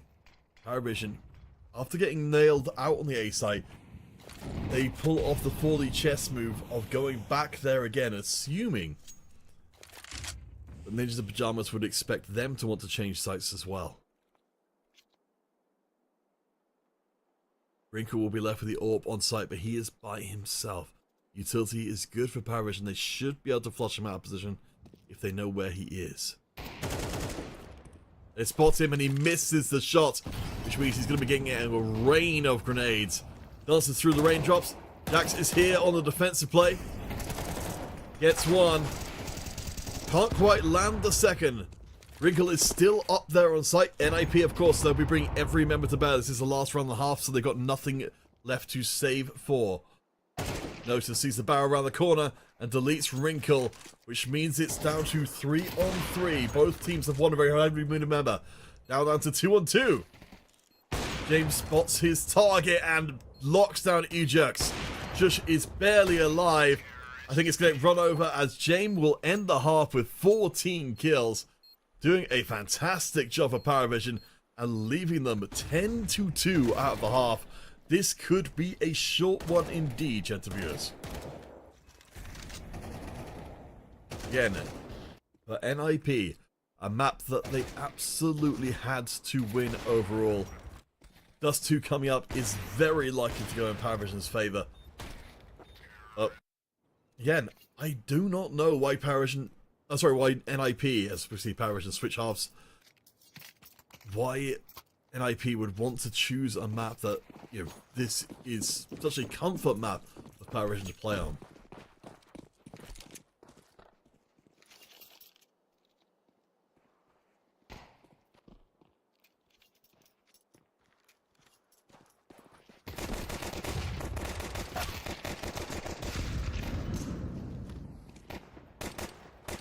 Jane gets two. There is a tale of two players. Woo. Travis brawling there now on CT. The bomb is dropped. And we're left 1-on-1. Travis at 5 HP, Snappy with 100. Of course, NIP being down 2-10. They have to win the pistol round. Oh, Snappy is going for the long way around. I like this. Travis is not checking behind him. But Snappy, I don't think, knows where Travis is. He sure does now, though. And that will be NIP on the board for their first T-half. First T-half round. Gosh, what a run and gun this was. I was expecting, honestly, that we would see James... that we would be seeing Jax hitting a little bit more damage done, but... Yeesh. So that's a lot of extra kills sneaking in here. But yeah, for NIP fans, that is a small lifeline being extended. Paravision won't be buying into this round with anything. So NIP, they've got a chance to establish themselves, bring in the 2 Mac 10s. They could start racking up some serious change.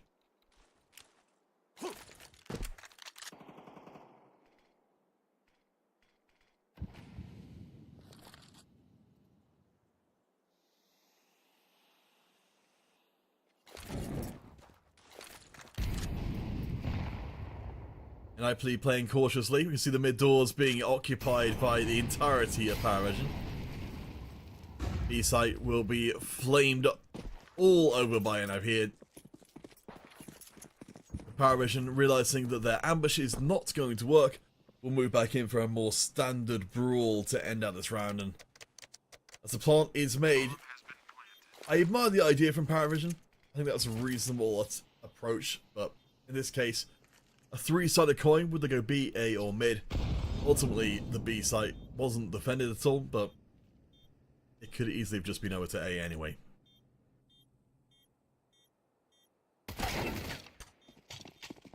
Okay, well, that's some good news for Paravision. Able to steal themselves a Mac. That's actually 2 kills in the end.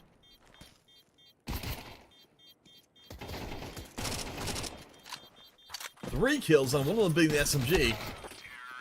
I don't know if you're going to be able to get out of there with just the knife, but... Alright, NIP get themselves a 4th round win overall.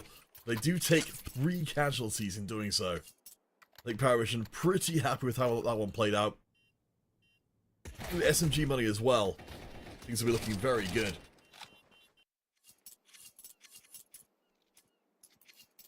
Yeah, we can see Paravision, they will be spending out big time in this round. So rifles for everybody. We're seeing a good amount of nades in there as well. I think we've got it in mind here from Paravision that they want to try and end this one out early.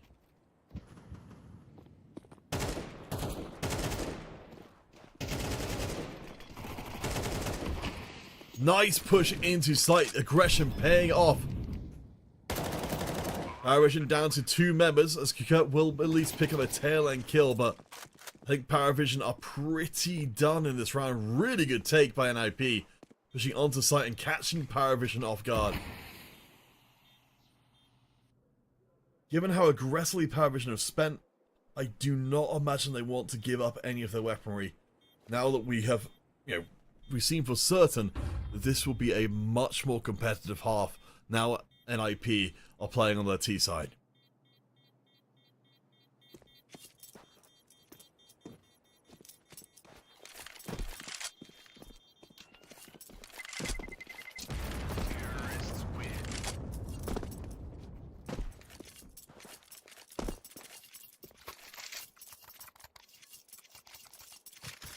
Alright, 10-5. The salvage rifles I would be expecting to see be the only buys. We're seeing it getting chucked around the place. Okay, no. Power Vision going to bring in another rifle to the mix and a little bit of utility. A couple of the fuse kits as well. Apparently they've got it in mind. Oh wow, they actually are going to be buying up. Alright. Feels like they're taking a risk here, a little under strength of Power Vision.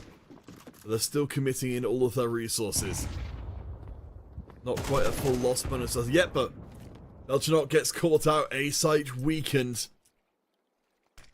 Jane will be there on A, filling exactly the same role that Jax was from before.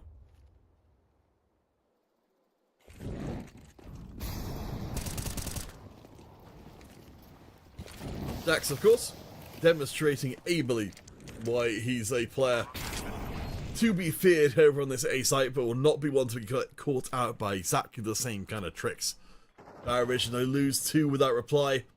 So again, I would be expecting to see them just wait this one out and allow for NIP to get themselves a little bit more established here. A 4th round in a row. As Cricket fishing for a kill, but instead gets a nade to the face. Decides that discretion is the better part of valor. And will be out of there.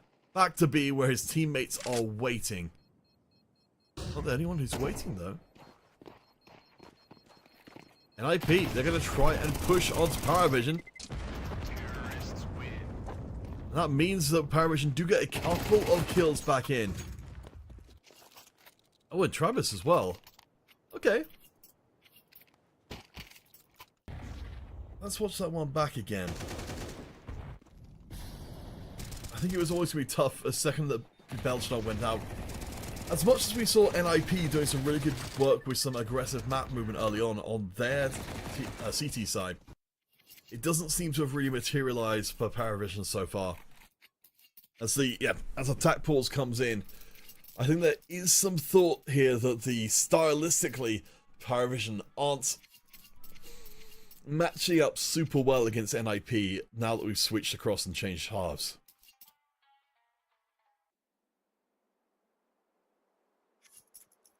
Thank you very much, production, for showing us, yes, as you can see on the screen, the last 7 rounds have all been T-sided. We're barely getting anything done on CT at all. And Power Vision, if they can't do better than NIP, they could be seeing what was otherwise a pretty much guaranteed win slipping away from them. Feels like we've only got a couple more reasonably serious chances for Power Vision to bust through and try and end this map and get onto Dust 2 ASAP.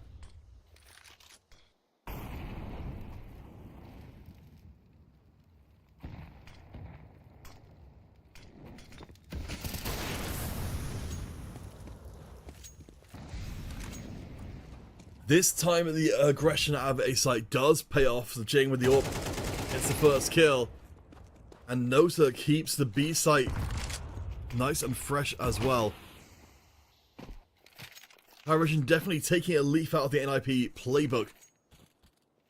We've seen some of those exploratory plays getting punished before, but for whatever reason they were not this time, which means NIP are left in the awkward position of being down by 2 members without really too much ability to get onto site. Shush almost gets nailed out. I think very lucky to survive that one. NIP, they're going to try and force their way into B. Ujux gets one. Power Vision, you think, should be ready for them, but Travis gets one back. Snappy is dropped as well. It's down to Ujux by himself. He's got the bomb. He's going to take it off of site and maybe make a run for A. Jamie's on the move with the AWP, trying to get back in position to provide the welcoming party. Ujux going to take the standard way in. He's expecting that somebody's going to be following him, but he wants to make the plant anyway.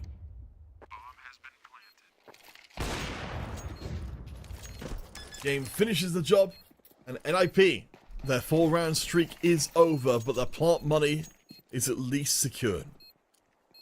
3 guns leave the round for Power Vision, which means that they've got themselves an economic situation that could turn into more. But the start of round here, absolutely fantastic. They couldn't have asked for that to have gone any better. I will give credit to NIP though, despite the fact that things went very, very poorly to start with.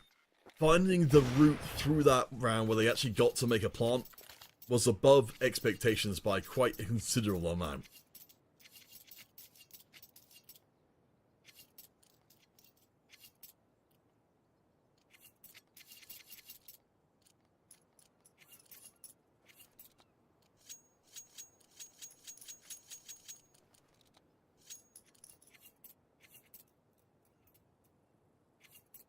That's Paravision with their first CT round win.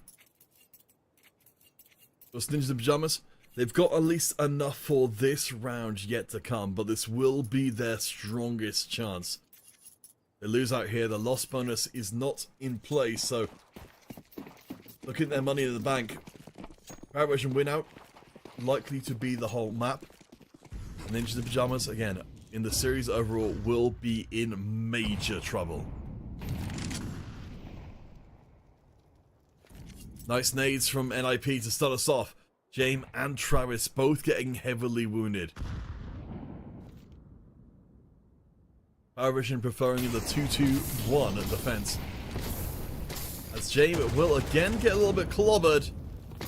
Because opens the door here in mid, and Paravision could be in some pretty major trouble. At least most of the damaging utility has already been burnt, but Paravision did not have a good time there trying to defend mid. I think we'll see the 2-2 split from the 4 remaining members of Paravisioners. Yeah, the B site is going to get overrun. I can't see James really doing a ton to stop this, but Nota is coming to back James up. The good smoke will keep the AWPer from seeing into sight, and I think this one is pretty much done.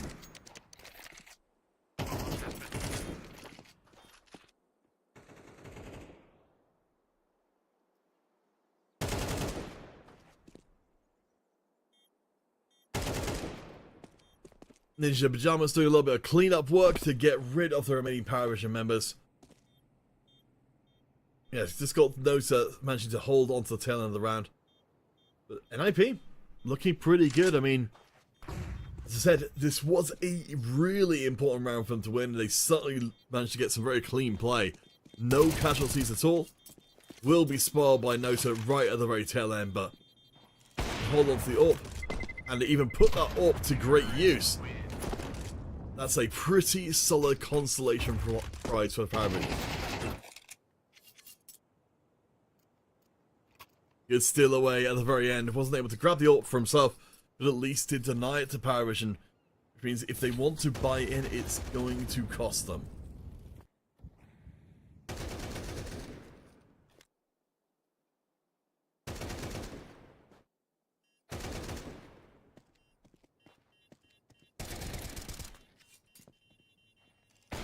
Yeah, all credit to Nota.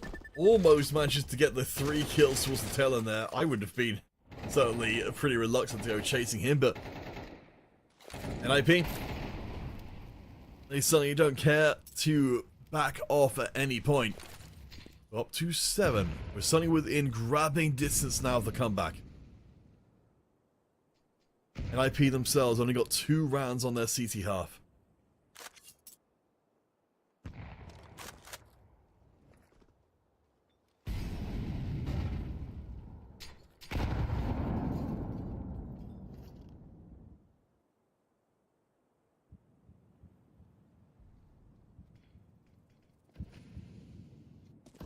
NIP trying to feel out the defenders. No major damage, though Jax does take a fairly heavy hit after that last exchange. Good push out from Nota, but will get punished for it. B site down to 1. Good nade work to buy a little bit of time. Kurt will make it clear the A site is not open for business. However, the B site very much is. Travis left all on his lonesome. We'll be getting some reinforcements in just a second. But for the exact moment, it's just going to be the 2 of them. Elshnock swings out and Jax puts him down. Kurt gets the kill back though, which means NIP are down to 2 members.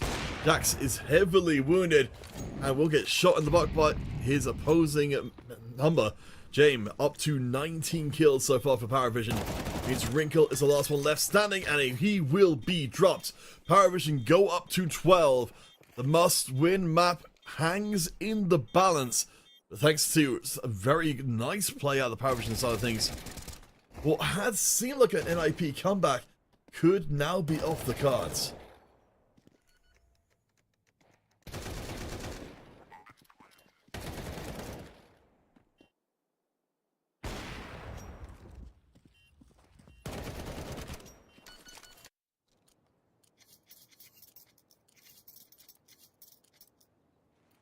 James, Travis, and Nota, all with very similar kill numbers from the Paravision squad. NIP, they've been seeing great performances out of Jax and across a couple of other members as well, but Wrinkle and Snappy really struggling here on this first map.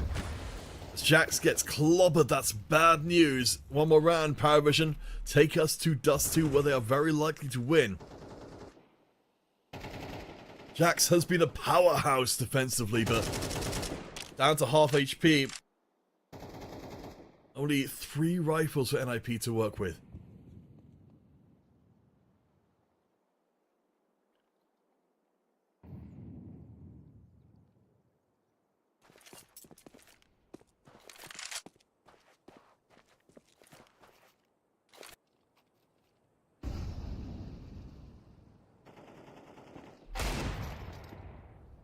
Yes, Nota, I think, has done that one too many times. Will get punished for it. Shush should be able to grab hold of the weaponry. Though will take a fair hammering in exchange.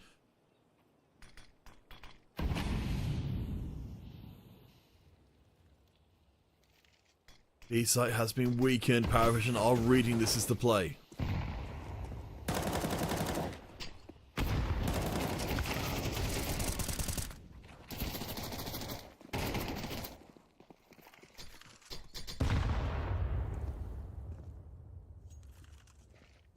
Travis waiting, the smoke doesn't quite clear off. The plant is being made. Travis picks up the kill. Snappy's the last one standing and will get it back. With Paravision with the 2 remaining members versus Snappy, he's going to save the squad. And he will not do it. James gets kill number 20. Paravision win the map pick of Ninjas in Pajamas, which means that we will be headed to Dust 2. And based on what we've seen so far, that will likely end up in a 2-0 for Paravision, just based on Paravision's previous performances on the map. It's a very average map for NIP, so again, it was a bold choice to take the fight directly through to Anubis, but as it was, well, 13-7 by the tail end of it, I think NIP had it in mind that they will be able to bring things back heavily on the T-half, but it wasn't heavily enough. So, Jenna friends, we will be headed to break. When we return, Dust 2 will be here, and of course, whoever wins out this series gets to go straight to the play-in decider bracket, which gives you the best chance of getting through to the main Swiss stage. So stay tuned. We'll be back with Dust 2, and then of course with another series to come right after.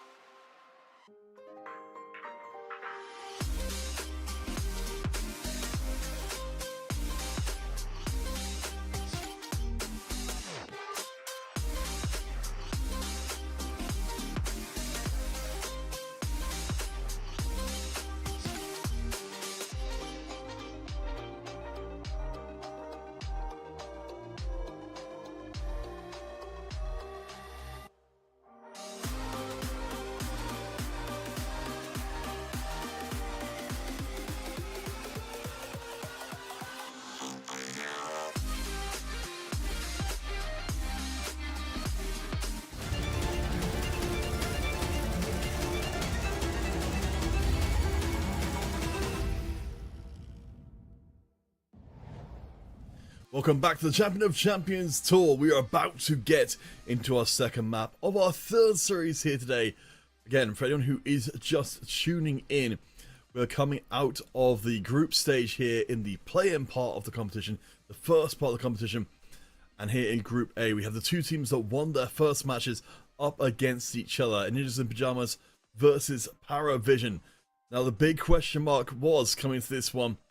The Ninjas chose to take the first map to Ancient, which is... sorry, not to Ancient, to Anubis. Which was a strong point for the Paravision squad, and they proved that was the case. Winning out 13-7 after a dominating early half. Now we head to Dust 2, where we're expecting to see Paravision pretty much pull off the same thing and make this a 2-0. I do believe that we are ready to jump out onto Dust 2, and we shall see how well we can rely upon these stats to guide us in here. Into Pajamas, where we're starting off here on the CT side. We're going to need to see a whole lot more than what we saw before.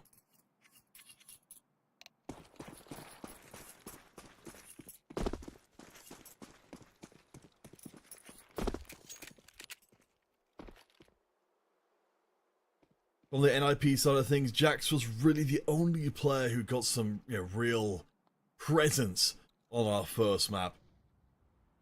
On the Paravision side, James, who's kind of opposite number as the team's AWPer, did much better. Travis, Pickup, and Nota, well, to a lesser extent, all rocking in some pretty solid numbers. Belchanok was the only player from Paravision who didn't do so well in the first map. But picking up the first kill, that's one way to get yourself back in the saddle.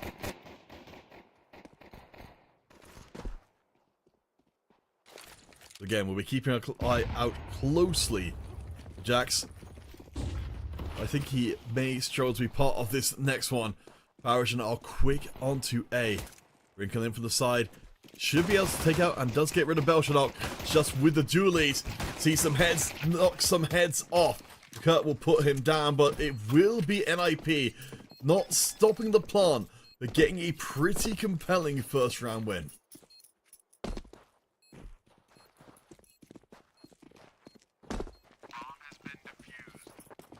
Counter-terrorists win. If NIP do not win here, then they will be going forward into the lower bracket, where they'll have another chance to fight their way back out. But this is the golden ticket they're fighting for here. So give you the best chance to get into the play-in deciders and then forward to the Swiss stage.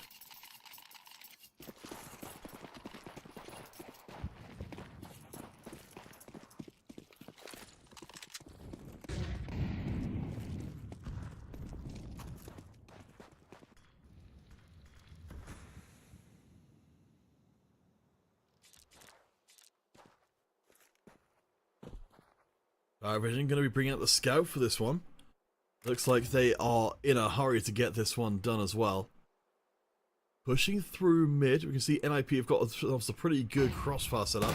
Jax is waiting, nice flash, but Travis gets him down. Good nades out of the ninja side of things, and full out molly as well. Really nice call. And while Paravision have got the numbers advantage, HP is looking rough. Snappy will be hidden in the smoke, but watch for Paravision's movements on the map. They're heading towards B. They've used that smoke to hide that fact while keeping a couple of members in the space just to create a little bit more attention grabbing. Shush is on the site. If you get spotted by the scouts, this could be a problem, but I think Belchanok will leap in and be deleted. Nota gets the kill down though. That's another rifle in play.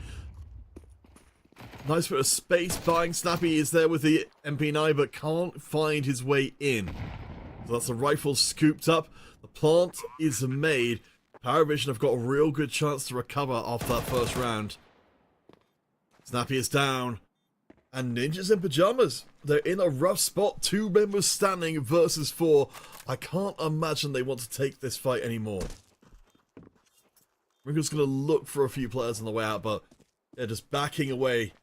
We certainly remember from before, NIP struggled economically, particularly, getting run over and having all of their guns taken away. In this case, Paravision, I think they're pretty happy with how things have gone. They've left the round better than they came into it, and they've stopped NIP from building any momentum. Terrorists win.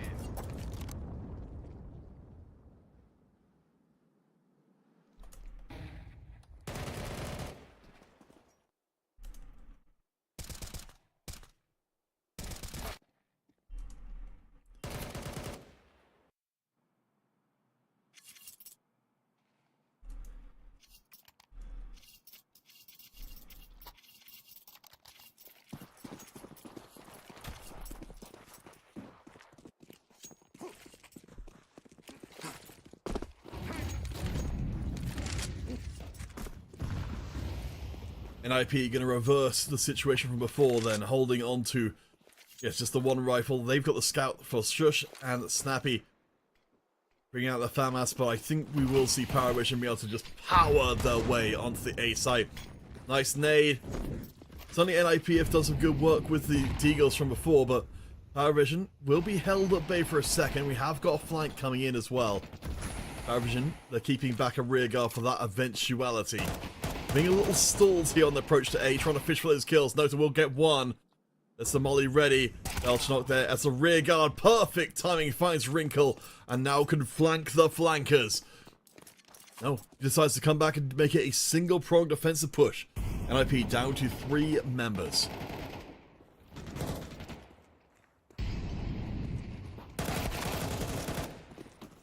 Cricket gonna use and abuse their teammate there to get the kill. Gonna go for the plant. This is an opportunity for NIP to move in. If they see this opportunity coming, Jax gets one. It's down to Jax all on his lonesome. Has just the deagle. We do know he's a menace. Fishing for that headshot, and he can't find it. Paravision, they are officially back in the saddle. They'll leave the round with 3 rifles remaining.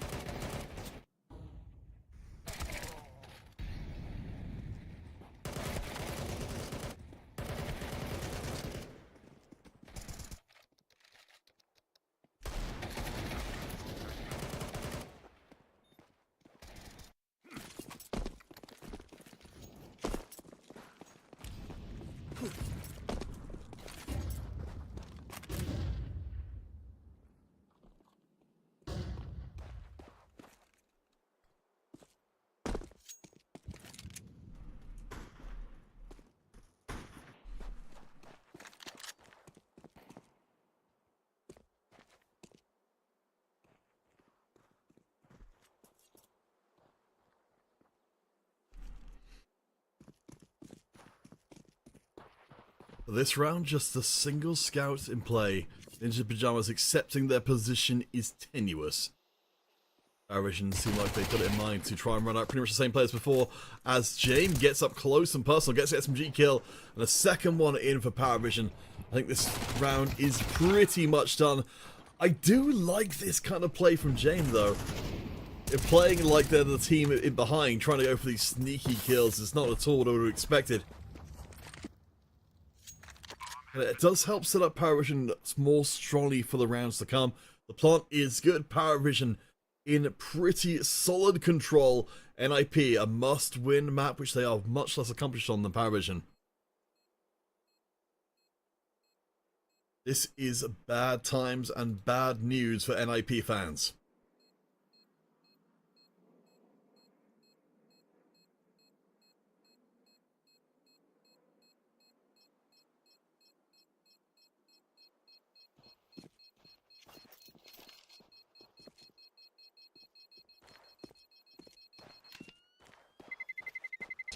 Terrorists win. 3-1. Paravision looking pretty damn solid, holding on to a good amount of equipment for the round. Again, I loved this from Jane. Very, very rare to see the riskier play being played, but I mean, at this point, Paravision, they've got the room to try for this kind of thing. Having a unexpected avenue to their offensive push, I think is a real nice way to make sure NIP can't get too comfortable. In round 5 though, we will be seeing the AWP in play for Wrinkle. Shush has been doing some pretty good work for the NIP squad as utility comes down. NIP trying to get themselves into position here. A strong A-site defense. They don't catch anybody from Paravision while doing so, but certainly it looks like they are committing in a good amount of resources to making sure the right-hand side of the map is not accessible without a huge punch through.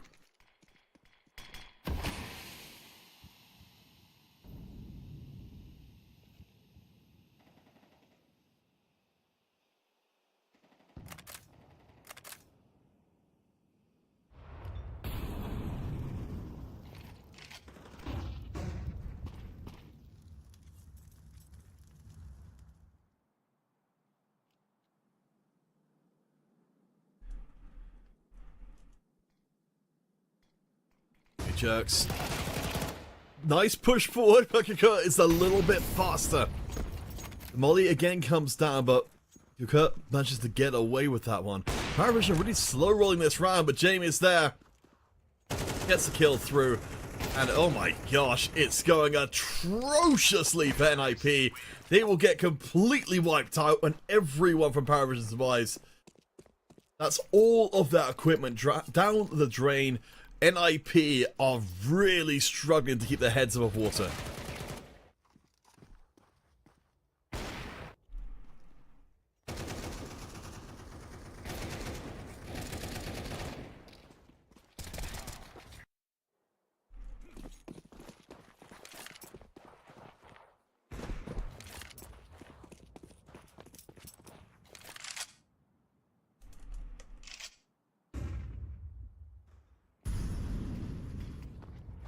So this round we're back to rations for NIP. Just with the scout in play. We've got the deals in there as well, but I want to see some creativity from the NIP side of things. Instead, we're seeing that Paravision are playing around those kind of windows of opportunity. Jax will be on the roam, trying to get the team back in the game. That's 2 kills, just like that for an NIP. That's a sudden and abrupt change of fortune. You see Paravision, they're a little shocked at how quickly those kills came through. This is seeing a little bit of the echoes of what we saw from NIP before. Paravision now have to make the choice as to where they go forwards. They're still way ahead in equipment.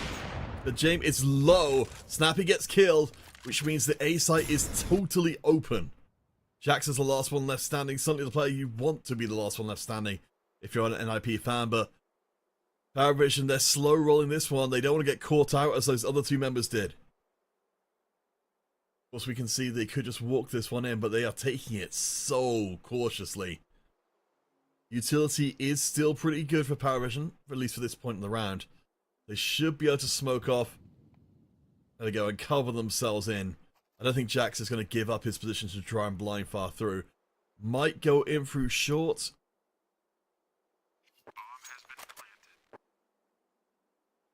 Yeah, the plant is made. James is patient and is rewarded for doing so. The momentum shifted all the way back from that first round pistol win. Ninjas in Pajamas have not found a round since then.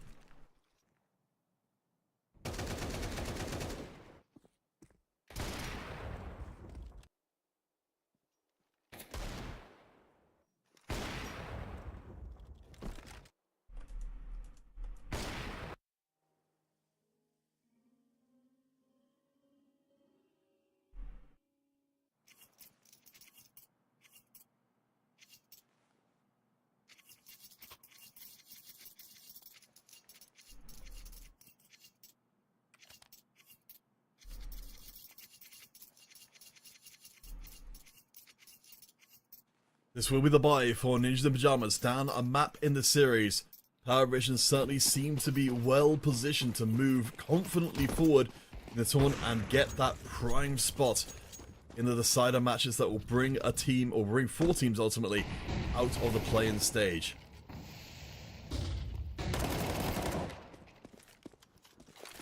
Jerks, nice pickup on the first one. Yeah, the utility has been crucial between these 2 teams. Well-placed flash, swinging all number of rounds. Nice boost out here for James. It's going to be fishing. And nice pick up a wrinkle. That was extremely good. The follow-up is not quite there as Nosa will get cut down, which means that Paravision are still down in numbers.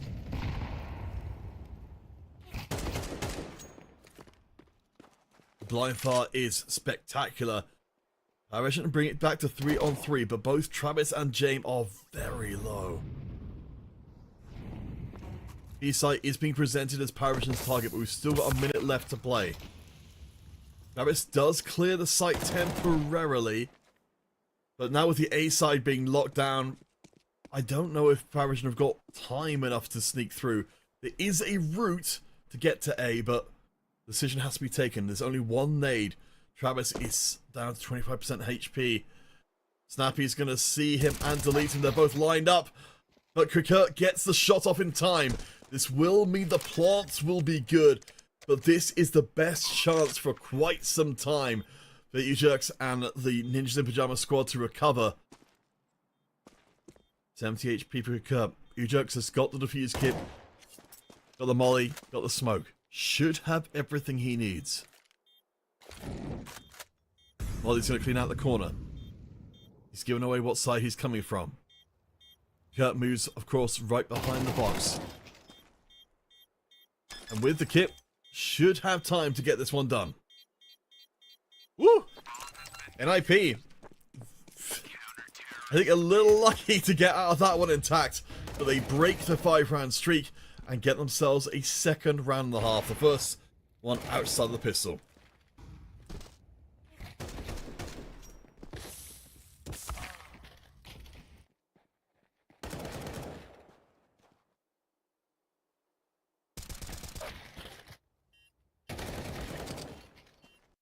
I think that's going to be pretty disappointing for Kurt as well. That was very, very close to being a done deal.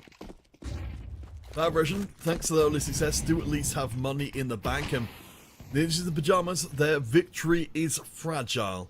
We'll have enough to bring out the AWP, but for this round at least, utility will be a little hard to come by.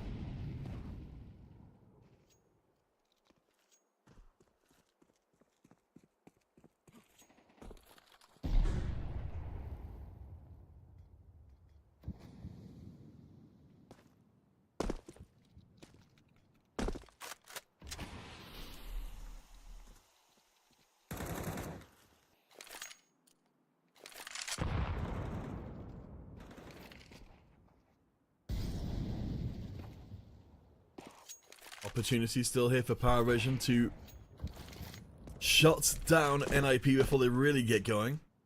We'll be sneaking onto the A site. Wrinkle is waiting. Like he's breaking away, trying to make sure he doesn't get caught out by any of the utility coming in. Power Vision actually falling down pretty low already, as Pelchnok will be the minus canary that will bring them onto the A site. Power Vision.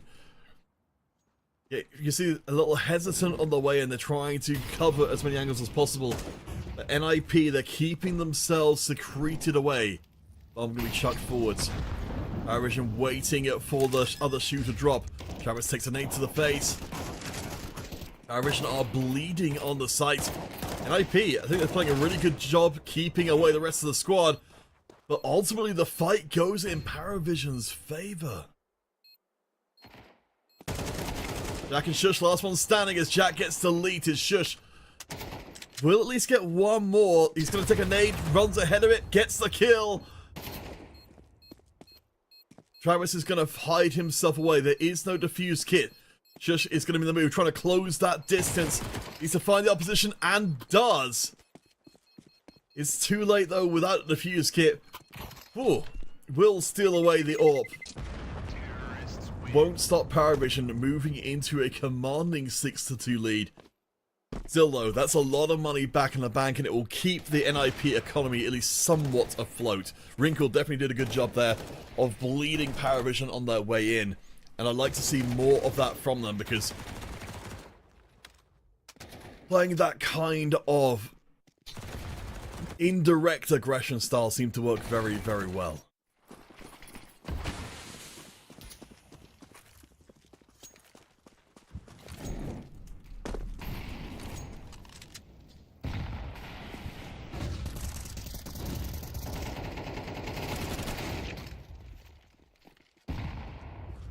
Power Vision making an aggressive push up towards A as Wrinkle continues to be showing as himself as the player who's picking up the pace.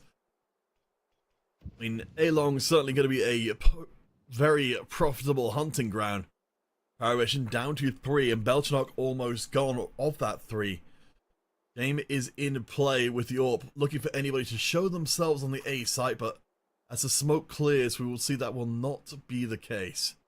Again, NIP, they're trying to play off of sight and keep Power Vision guessing.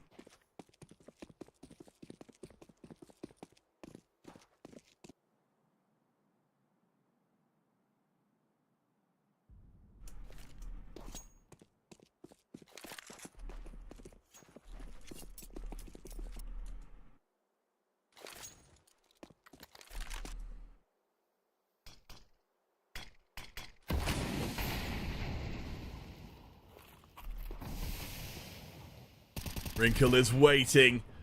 I don't see this going well for Paravision. No, Wrinkle's going to knock James' head right off.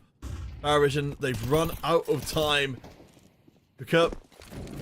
He's going to be running forward by himself. Nice molly, honestly. But Belchnok, all he can do is provide rear guard duty. I do like this. Will take out Wrinkle. And also take out Snappy as well. There's no way he's going to be able to even get the bomb down. We'll hold on to the AWP, which of course we've seen from before. Nope, never mind. NIP, they win themselves the round, and I think it feels like they're starting to find their feet here on Dust 2.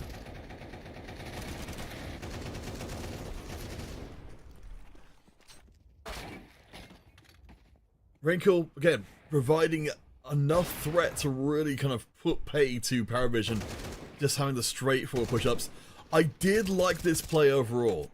It was a very coordinated double push onto A from different sides, but Paravision, I think Paravision playing from behind seems to be a lot less scary than if they can get the early advantage.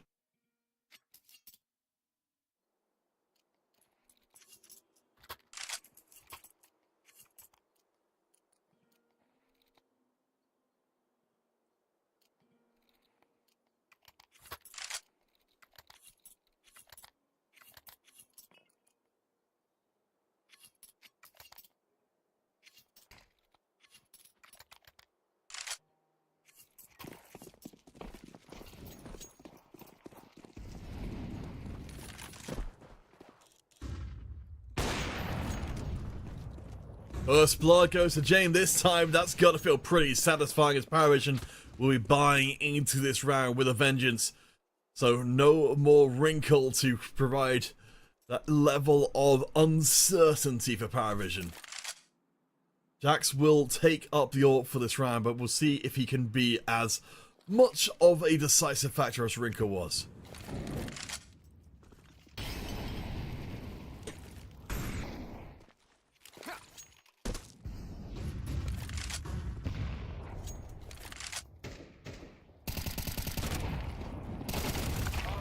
I like this from NIP, pushing forward aggressively, fighting for mid control, but immediately Paravision are all over the A site. They now, of course, know that the A site before was Wrinkle, and he is out of play. Good catch by Snappy there. A-Long continues to be a bit of an issue for them, and Jax will make good on Wrinkle's threat level before being put down. Both Paravision members remaining are very low HP. I'm going to go back and scoop up that bomb. But this is a wild round. The plant should be fine. 30 seconds left to go.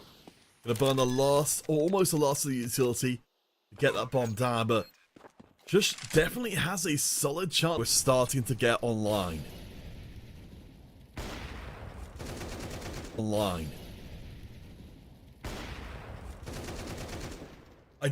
I do think A-Long is not Paravision's friend, as we've been seeing for these last few rounds. I think we might be seeing Paravision trying something a little different from this point forwards. Of course, we will get the round off before we head to the last round of half, where NIP will just have the pistols saving up for that big turnaround. Either way, Paravision limping across the finish line of the half, likely. Maybe that's a little unfair. I guess maybe a better way to put it is that the NIP squad are picking up momentum, whereas Paravision are losing it. But for this round at least, Paravision should get to push NIP around. We can see NIP defending tight on both the approaches. A-site's going to be tough to get through. Nota will have a little help from his friends to clear out the space. And I don't think NIP are going to be able to get too much of anything. Paravision, yeah, they're keeping the NIP squad at bay. There's a catch from Travis. This one is basically done. I will give credit to Belchnok, though. On the Paravision side, has been picking up some good numbers here on Dust 2.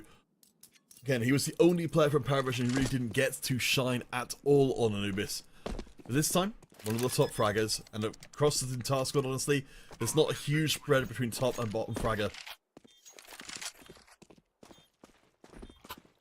NIP, they'll have one more chance to bring the half back to something catchable.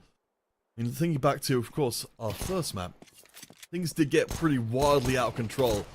Power Vision ended at the half 10-2. It won't be possible, of course, this time. But we could get something similar.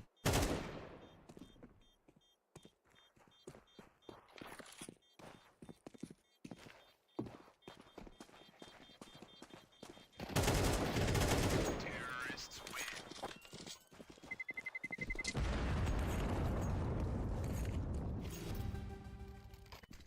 Alright, let's tie things up here. Again, I'm always a big fan of seeing teams, even when they've got a massive equipment advantage, still playing very disciplined, because as we saw from the tail end of the round, once NIP can break through and start, breaking up a team's formation, they can pick up kills from, honestly, very unexpected directions.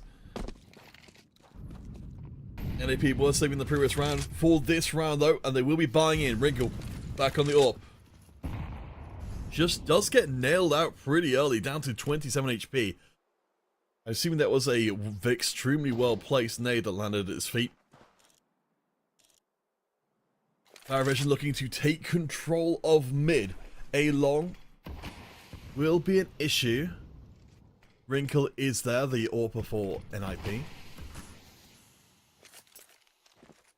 Yeah, you can see, Power Vision, they've definitely learnt their lesson. They're not going to go up A long anytime soon.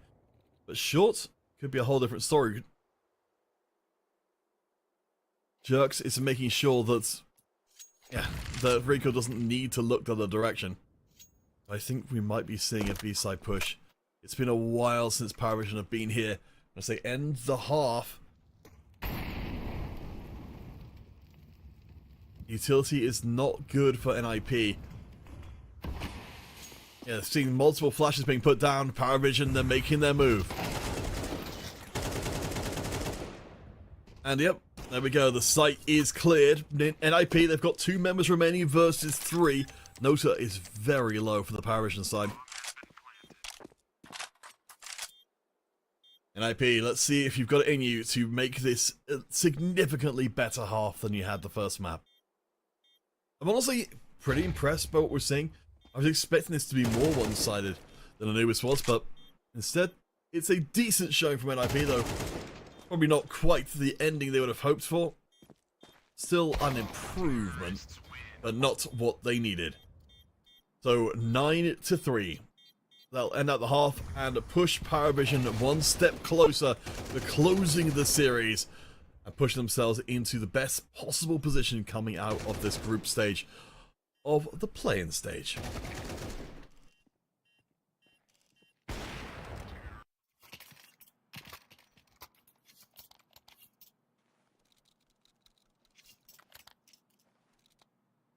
Alright, NIP, all you need to do is, let's see, complete reversal of fortunes, lose the pistol round, and then just go on to win 9 out of the rest of the rounds in a row. Get yourself to overtime. Maybe it'll happen. Interesting. NIP going to be going for an A-long approach, really stacking themselves up. You can see it's definitely the right approach. Power Vision going to split themselves 2-1-2.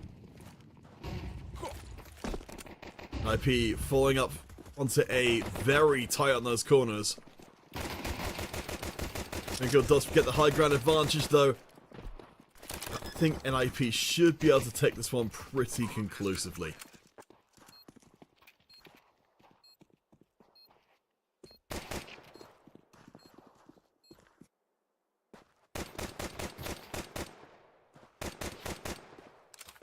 Alright, first piece of the puzzle in place.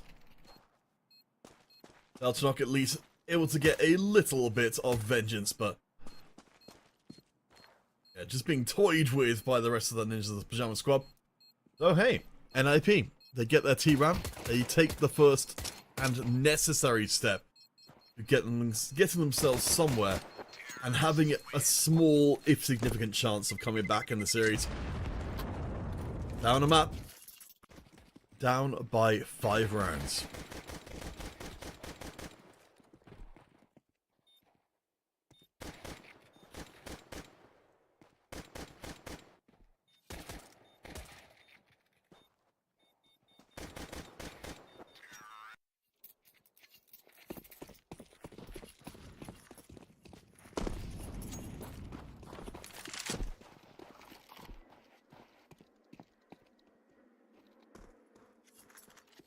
Vision not going to spend out anything in this round. Instead, they're going to charge down mid, which I do like.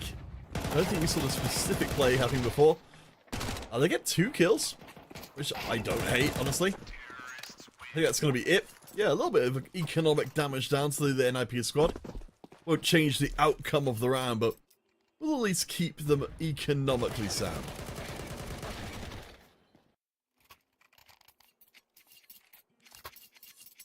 Origin going to be buying up for this one.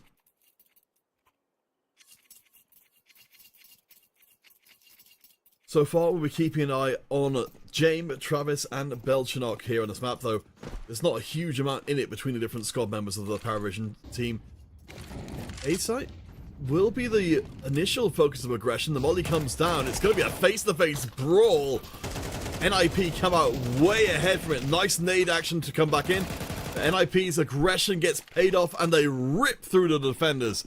Belchanok, last one standing versus all 5 NIP members, and damn, that was some unfiltered aggression from NIP. It paid off huge, but it did feel very risky. Guess when you're this far behind, you're willing to take that kind of risk. Belchanok, last one standing, he's going to get hunted down. I suspect this will be the end of the road for him as well. Oh, does get the kill. I imagine we'll be looking to try and create some space. There's still quite a lot of time left on that bomb. Pulling all the way to the back. He might be able to get another kill. Snappy's not looking for him specifically there.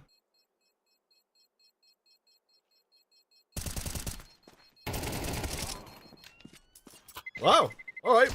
Well, Belchanok able to pad some stats and again to keep a lid economically on NIP, but it doesn't change the fact that NIP have got themselves a good run through here. 3 rounds in a row. And they're keeping hold of at least some of that equipment. Certainly not the runaway success they could hope for otherwise, but still.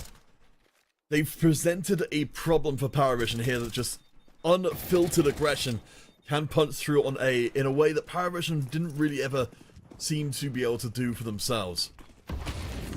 Got the 1 AK for the round. Let's see what they can do with it. NIP looks like they're just going to do the same thing again. They said, you know what, Paravision, you didn't make us think that this was a risky proposition, so we're just going to run it up again. The 1 rifle will be inaccessible. Nota, who's barely alive, will sneaky beak his way around the back of the squad. NIP actually might not realize that he's coming. Paravision will have 2 defenders on A versus 4. The nade is good, but actually just allows Shush to clear the site, and I think Paravision, yeah, their chances of pulling off anything now are pretty much evaporated. That nade was not what was needed.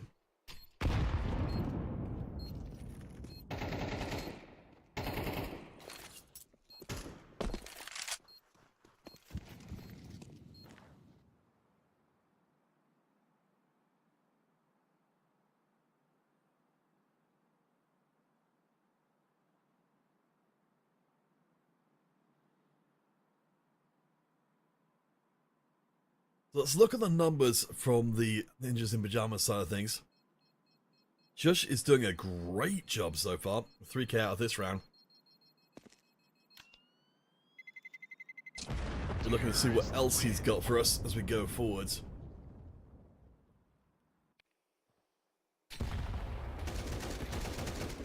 As we watch Shush clean up here, do you remember he's a 26-year-old Danish player who did play with Exist on Heroic before, had a lot of LAN success. Former player for Mad Lions and Tricked. I wasn't honestly expecting a huge amount from Shush coming into this series because his stats hadn't been amazing recently. But maybe the pressure is making a diamond.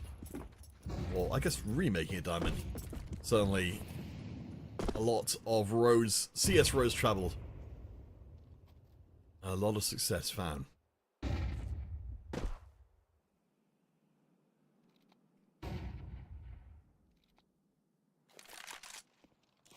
Paravision buying into this ramp. They've got the AWP in place, but lost out the early utility exchange, putting Jame down to less than half HP. You can see this making them a bit gun-shy going forwards. Jame actually going to be moving back towards B, while NIP are charging right towards A.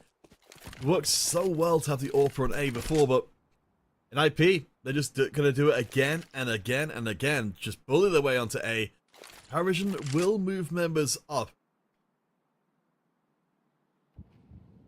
I don't think there's anything going to stop NIP from getting on here.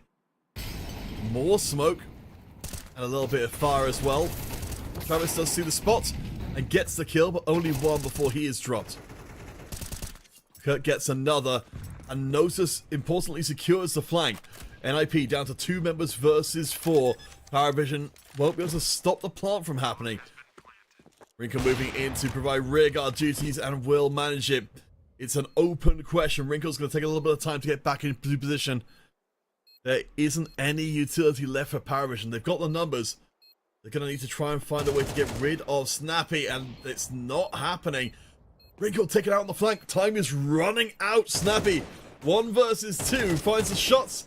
Doesn't quite land it. Belchenok is dropped. Jane last one standing. He's got the defuse kit. He's charging into position. And I thought for a second it might be a close thing, but it's not. Paravision up to now to double digits, find their first CT round, and breathing a sigh of relief. That was an open question for quite some time.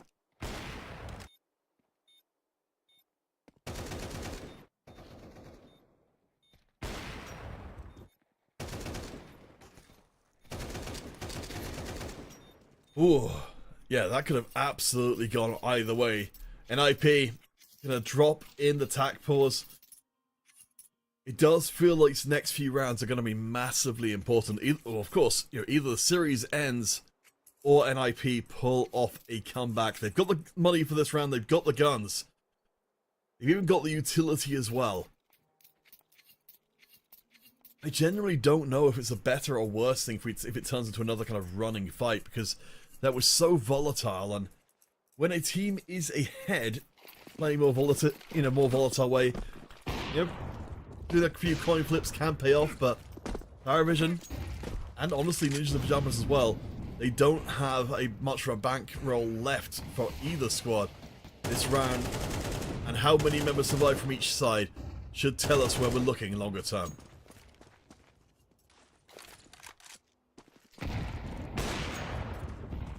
Game doing a nice clear on just the tail edge of the smoke. Beautifully done. That brings us down to 4 ninjas remaining.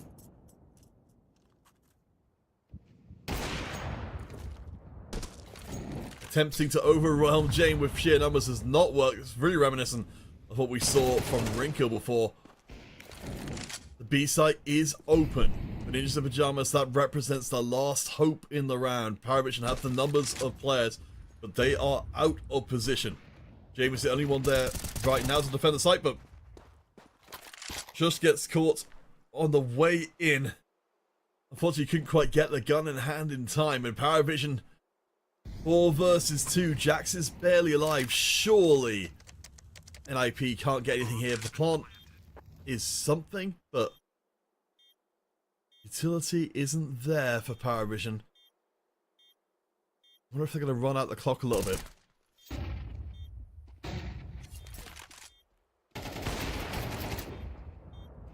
Two kills in from NIP. They're down to 2 on 2.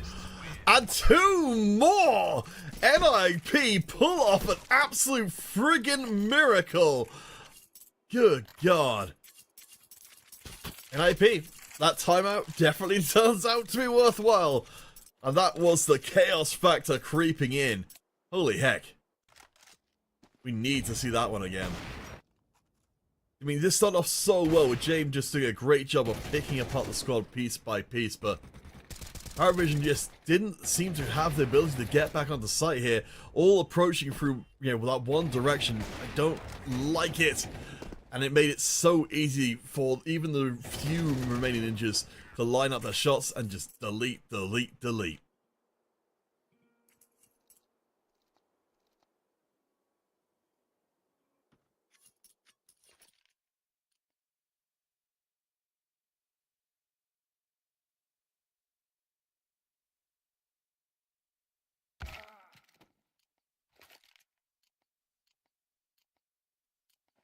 Oh, all right. It felt like that was Paravision's round to lose, and lose it they did. We're down now to 10-8. And a much more open question. 5 rounds and a half. 4 ninjas in pajamas. And with Paravision having to give up this round likely. I mean, we're getting some technical issues in the first place, but also just not having the money to be able to really buy into the round.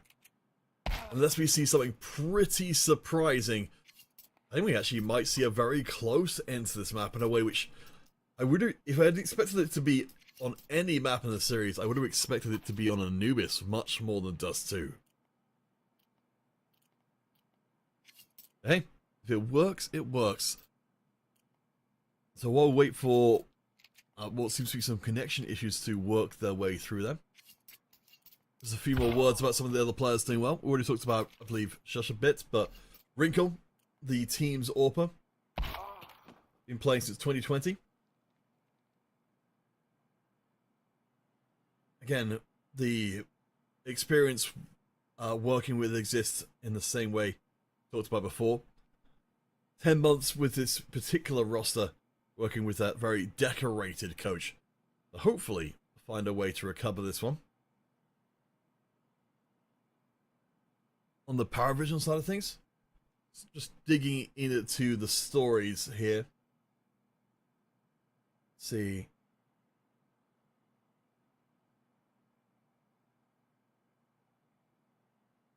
I guess Jamie would be the most obvious one to bring it to the front and center.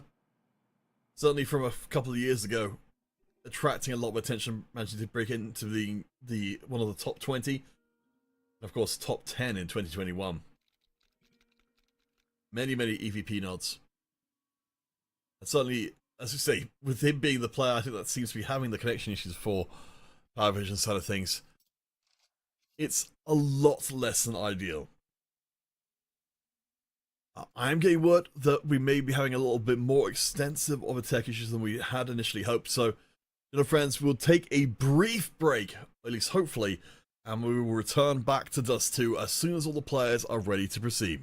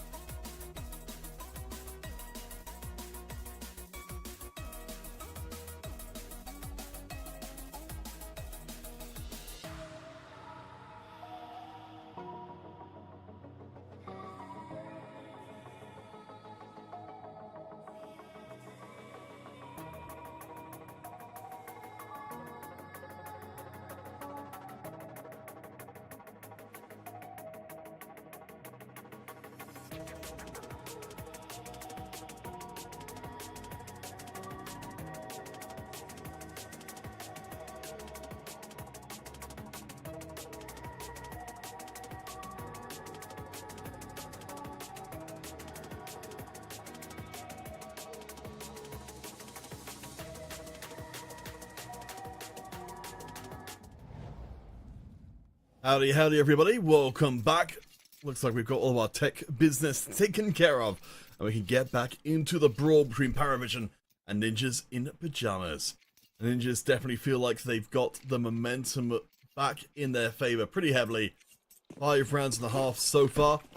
Paravision, it does feel like they've seen some very good moments. Things are starting to slip away from them. Yeah, I've got the one rifle for the half. For the round, rather. We'll see where NIP decide to pressure with all this extra equipment, including, of course, double AWPs, so I wouldn't at all be surprised to see them want to take a fight more towards the A side where they've got a lot of long sightlines to play with.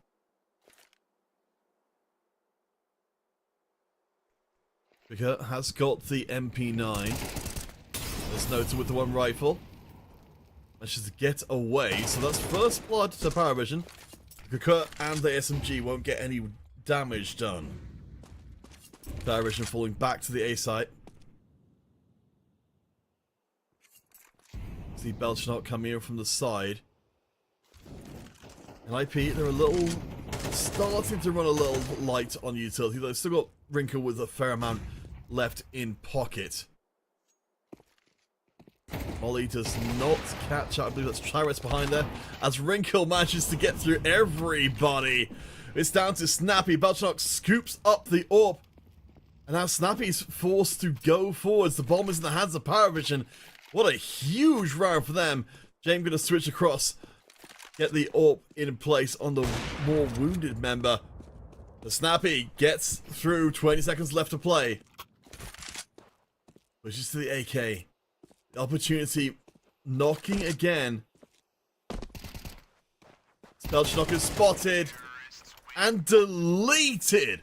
NIP still get the round. Oh boy.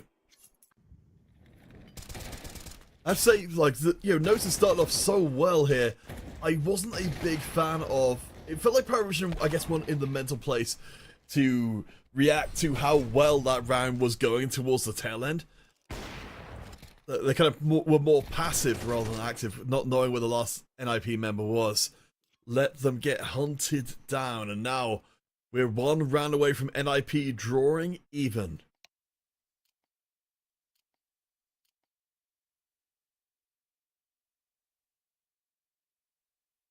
We've certainly got the money in the bank for Paravision to make this one a more open question.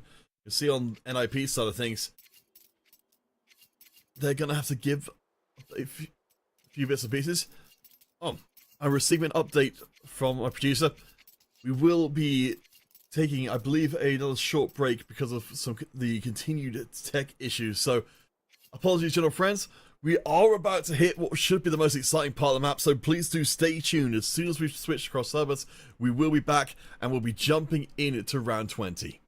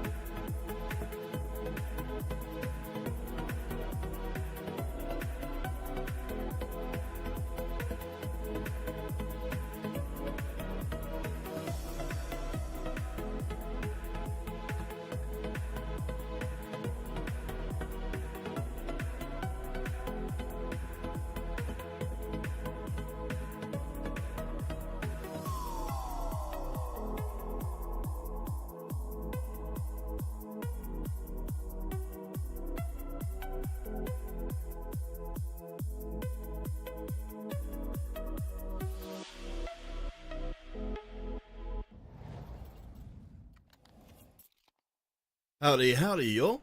So, back to things. So we've had a little bit of a server switcheroo. We're back underway once more. Both teams armed to the teeth, though Paravision a little bit less teeth than perhaps they might like otherwise.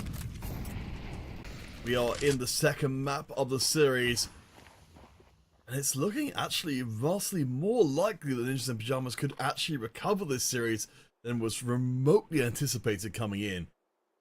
Anubis 13-7 in Paravision's favour, and based on what we've seen before, Paravision should have been heavily favoured coming to this map, but somehow NIP are pulling this one off.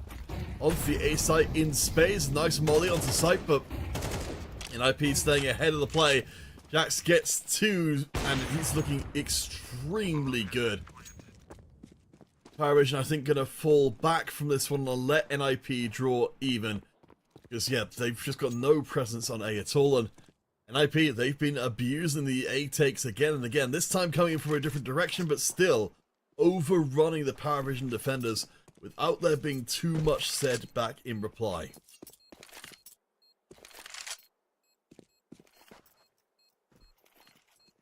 This time the attempt was definitely made from making more of an A-long kind of defensive play, you know, letting NIP onto site and then trying to punish for it, but unfortunately for Paravision did not work at all, which means we've now got a 7th round and a half for NIP.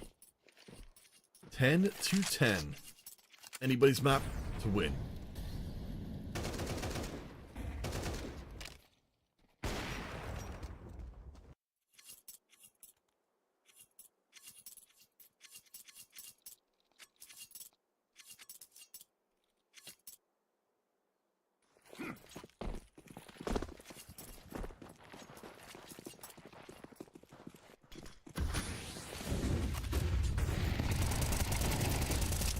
Oh, some tasty nade work from Paravision in there. Will catch NIP. Maybe a little bit overconfident in their push in. That's 2 down from the Ninjas immediately, and they're going to switch to mid. Paravision are in position there, but the smoke is present. Rinko's looking through, trying to spot anybody. Okay. Going to hold tight on the doors. Paravision with all 5 members remaining.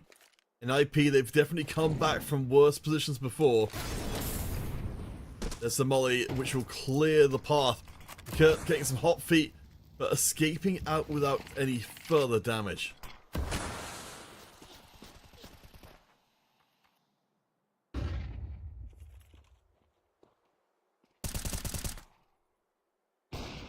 Inside push is looking a little spicy, and this time Paravision, holy moly, that is a vastly better round from what we saw from before. Let's look through that one again. I think this time, yeah, the utility was the decisive factor. Paravision, they completely demolished NIP.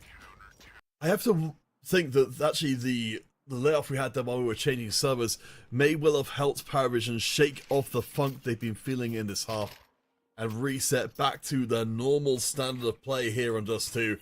NIP, they're bringing out the pawns immediately.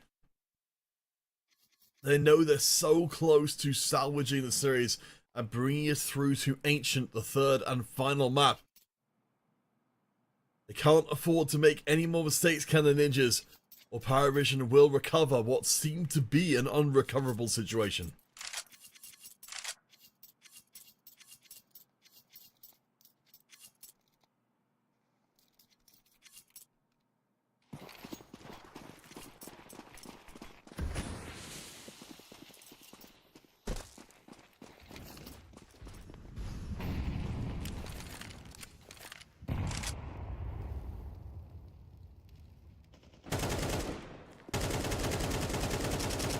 Initial exchange of far, NIP checking through mid. Nobody's there at the moment. Paravision keeping this one pretty far back. Utility is a little shaky from NIP.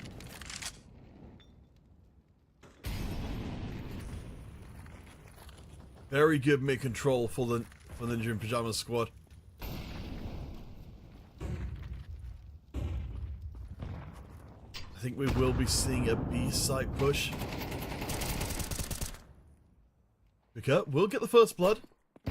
That's got backup from the rest of the squad. Nice nade as well. NIP, they're down to 3 rifles. Kurt finds a second. Paravision luring the ninjas into the trap, but they'll transition to A very quickly. Paravision have struggled in similar situations before. NIP, they've got the bomb, they've got the plant. They have turned the round despite being down in numbers. The inverse ninja theory seems to be holding for now.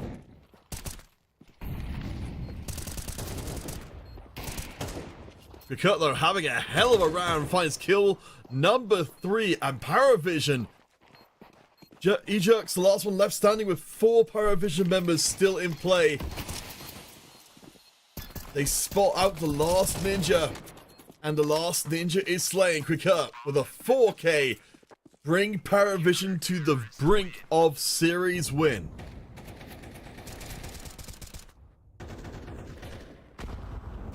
Ooh, that was a hell of a round. I will give NIP credit though, they did do a great job of turning the A-site plant into something viable, but it's a difference of a few heartbeats that changes everything. And NIP, they've reached the end of their cash reserves, just a couple of galils for this round, and not too much more. Paravision, they seem to have this series locked down. It's gonna take a miracle for NIP to recover this one. First blood to Paravision. James will fall back, recognizing there's still some firepower. Still some potential left for NIP. A-site makes sense. It's been the most successful site for NIP. They're onto the site, but this time Paravision will meet them face to face. Because of the 4K will get knocked down immediately. James well. It's 2 versus 4. The plant has not been made. Wrinkle and Snappy still up for NIP. One is good. Paravision biding their time. They know they've got the equipment advantage. There's no utility left for NIP at all. The fuse kits on every single Paravision member remaining. Gonna make the 2-pronged assault in. And they do find Wrinkle on the way in. He was already wounded. Snappy's last one standing. They spot him, they delete him, and with all the defuse kits and all the time in the world, Paravision do get the first spot. Group A has been dominated. Paravision, despite what looked to be a dicey situation for the end there, will end up the series 2-0. Oh, gosh, that was definitely a longer road there than I was expecting, especially what we were seeing from earlier on. But ultimately, again, that will give you the best seed possible coming out of Group A for the chance to get into the Swiss stage. So with that done and dusted, we're going to do the whole freaking thing over again. Now, of course, we've got our last match yet to come. So Group A, you can see that the loser for that one, Ninjas will go up against Apogee for that last spot in the play and deciders. Of course, where we're looking next, though, is the Group B final, where 9 will go up against Alliance. And again, that will be a premier spot coming out of that one. We will be coming back at 2000 hours CET. So that's going to be in around a little over half an hour's time. We'll be returning for our final series of the night and finding out which team will leave Group B in the premier spot. We hope you'll come back and join us for that series. But for now, we'll say goodbye and see you again in around 30 to 40 minutes time.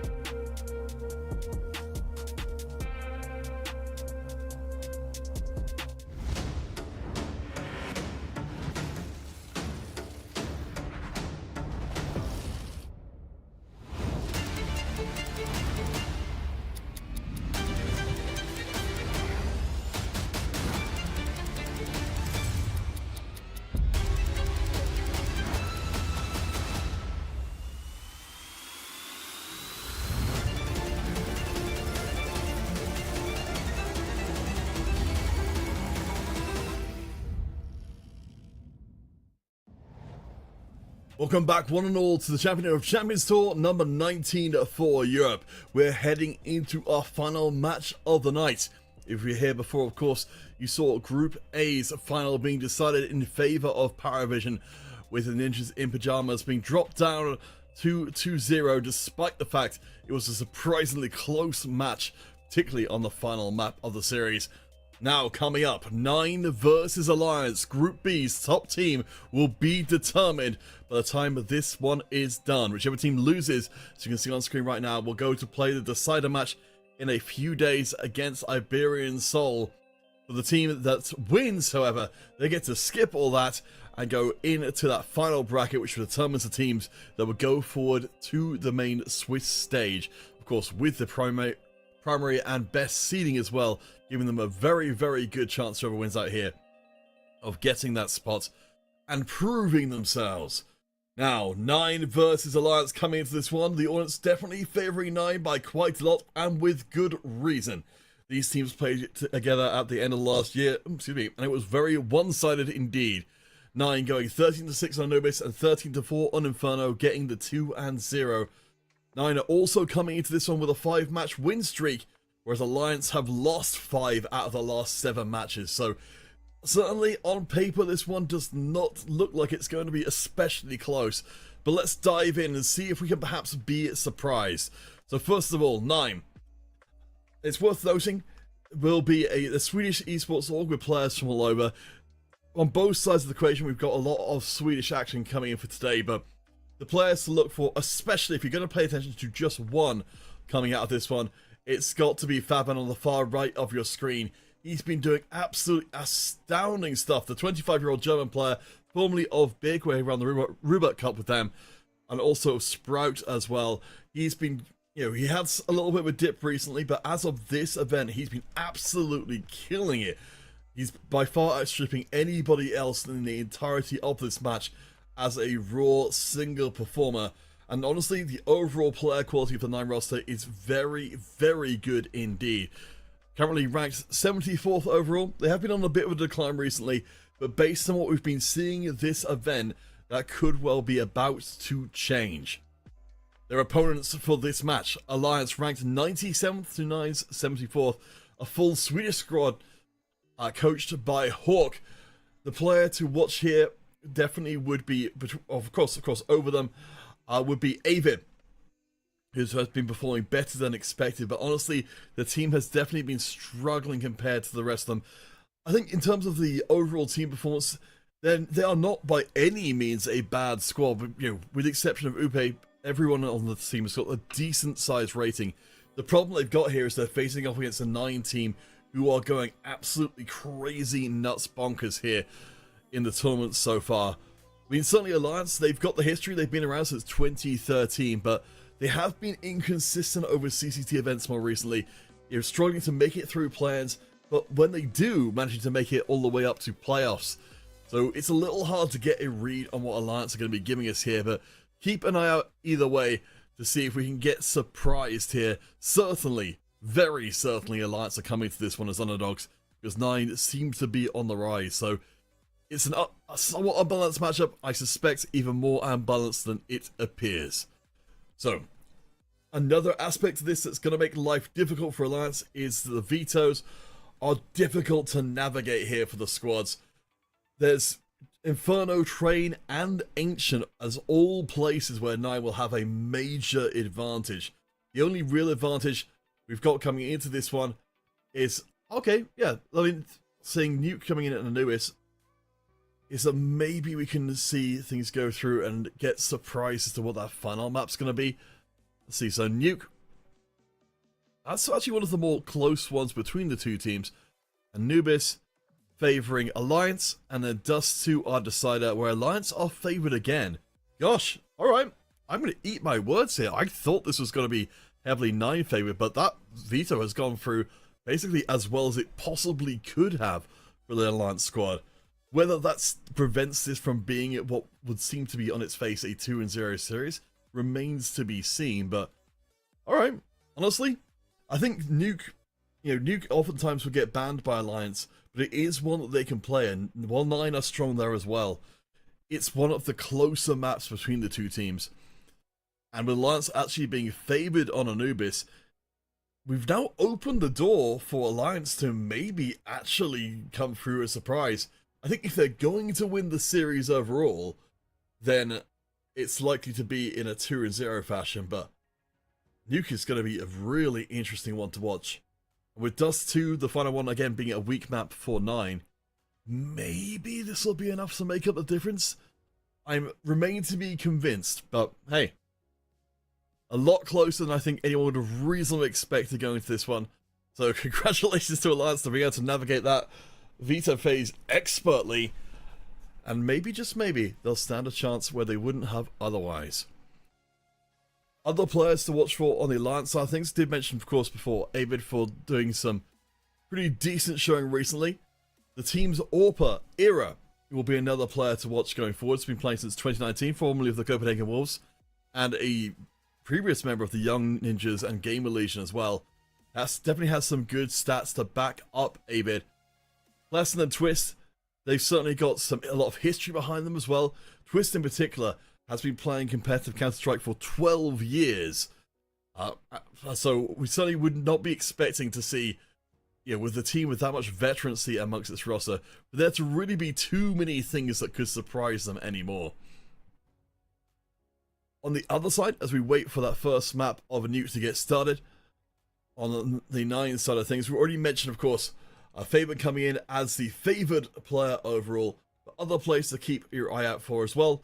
Kragan, the 22-year-old Danish player, formerly of Masonic and Gaming Gladiators, a very strong entry fragger. Let's see, who else we got here? Of course, Rals as well. He's a player who's right in the centre of your screen at the moment, who has been a little bit away from the spotlight on the team overall, but I did look at some of the stats for the more recent matches that Rals has been playing. He has been stepping up on the team, and certainly with Mantu and Rals being some of the players who've been on the team for the longest, I think it's a very encouraging thing when some of the older players to the roster step up. Certainly suggests that the changes they've had over the last couple of months with 3 different players being swapped out are settling in for the 9 squad overall, and that they've got a generally good dynamic developing as a squad overall. As I mentioned before, they had been on the decline recently, but I think that it's based on what we've been seeing and the performances this event that things are starting to look up for them again. I think even with the veto being as unexpected as it is, we'll hopefully get ourselves a pretty competitive way to end out the evening. We'll be waiting to see what the when we can get this nuke underway, so please do be patient, and general friends. This will be our last one of the night. Again, a best of 3 as always.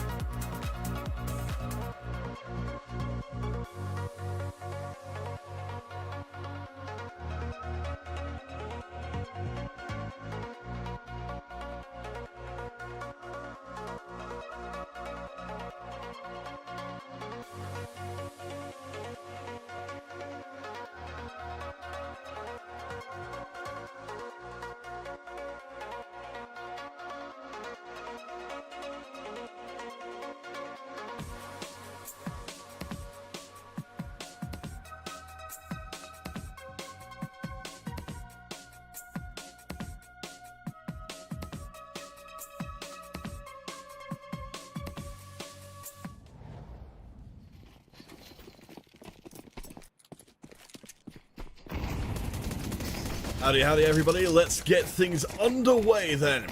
Alliance coming into this one as very much the underdogs, but here on Nuke, anything is up for grabs, and as I said before, the veto seems to have gone confusingly poorly for 9, so they've ended up fighting an uphill battle on every other map of the series. If Nuke doesn't go well for 9, again, we could actually see an upset and see Group D having a surprisingly, I think under any other circumstances, champion. Bob XT sees his target. Nice drop down to make the move across to B, where Avid will be waiting for him. Of course, we mentioned before, Avid, one of our top performing players for the squad. And there we go.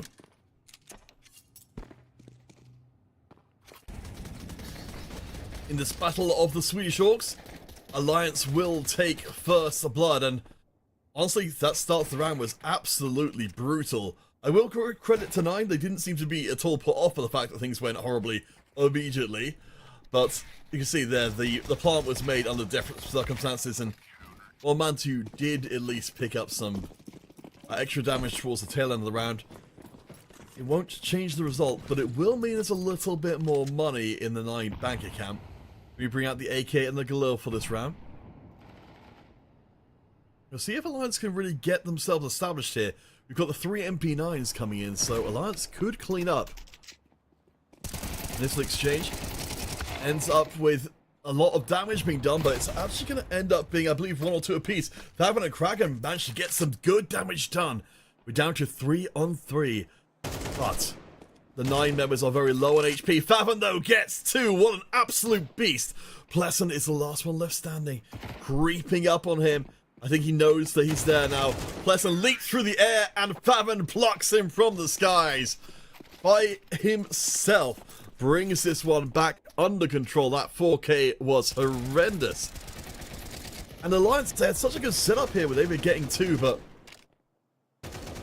Damn, I think we are seeing a little bit of a taste of what we're going to be getting from the 9 squad.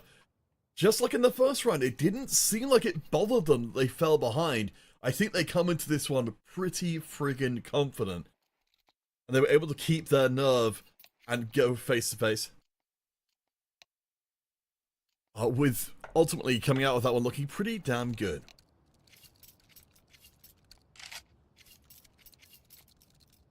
So with this being a 1-to-1, it looks like we may have a slight delay on... Okay, Kraken getting back in the saddle. There was a little issue which seems like it must have been resolved quite quickly, since I already see that he is buying up, and so presumably back at keyboard once again.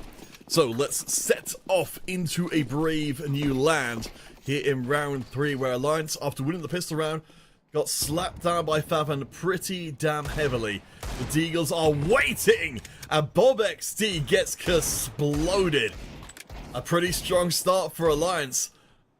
And hey, more of that, and maybe we'll see the pendulum swing back the other way.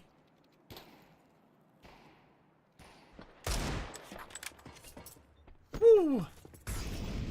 Era shoots his shot, doesn't land this time, but I admire the attempt, honestly. I really like what we're seeing from Alliance.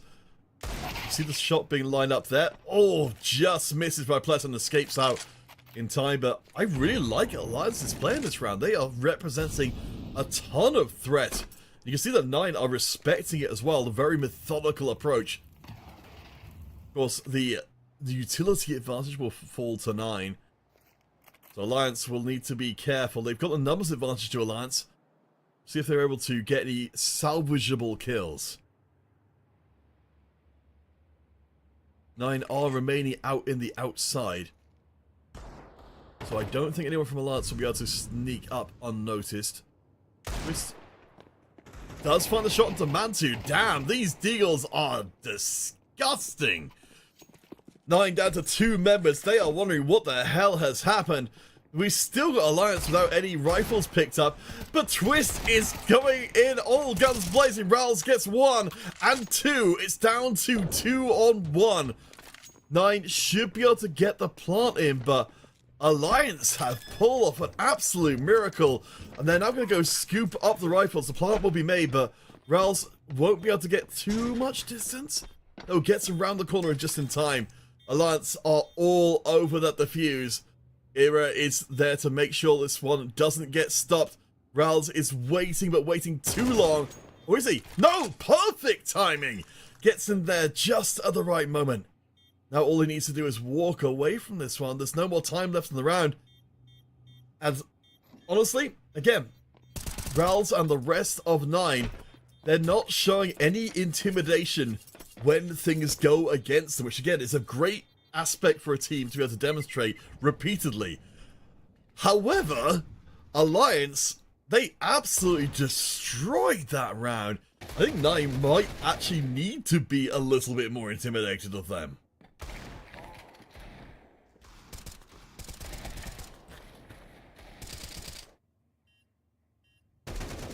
All credit to Rowls though.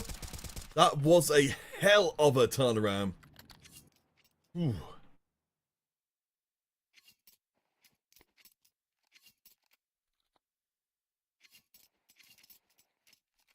Gosh, and we're only 3 rounds in. I mean, look at the numbers. Yeah, we've got Rowls for the 3 kills from before, Favan with the 4K from the previous round. Tacport's coming in for 9 is really interesting. Alliance is going to be coming into this one, it looks like, just with the single rifle, but I'm going to be trying to keep a close eye on how this one develops here, because Last time, Alliance was still able to put up almost a win with just coming in with deagles. Now the rifle and a nade. Gosh, who can even imagine what kind of recipe they can put together?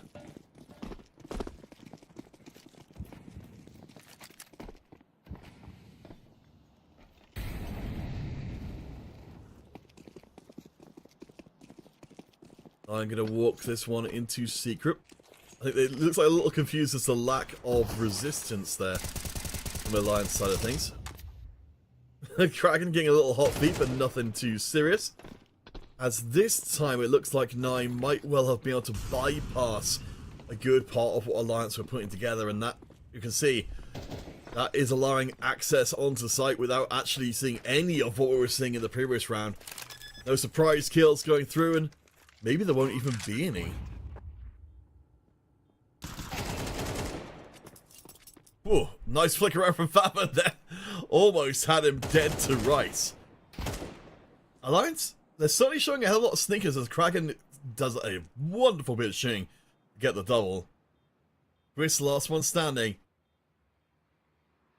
Alliance are certainly making me fans of them just because their play is so interesting. It definitely, you know, I mean, yeah, there's so much sneakiness on the Alliance side of things. And almost Twist getting away with that one. Woo! Batman takes a little nap, and we're officially underway.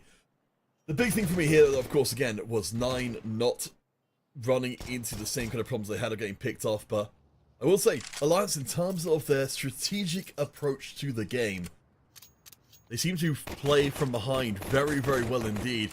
This round 5, though, is them playing with the equipment.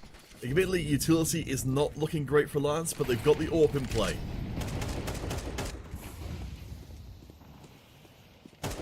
It's a secret push. And nice catch onto Ira. And also tagging Plesson as well. Nice layered offensive push, as Avid will go 1 for 1.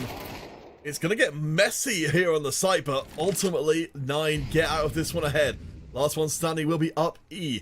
The only player on the Alliance squad who is struggling to keep up with the overall performance of the team has a chance to at least sell his life dearly, and he will strip out Bob XD.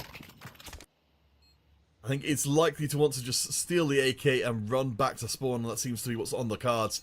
9 will go up 4-1 after losing the initial pistol round. The Alliance momentum does seem to be stalling here. I mean, at least we've got the full loss bonus kicking in, and that little bit of money saved by Up E. The 9 seems to be closing a lot of these windows that Alliance have been sneaking through otherwise.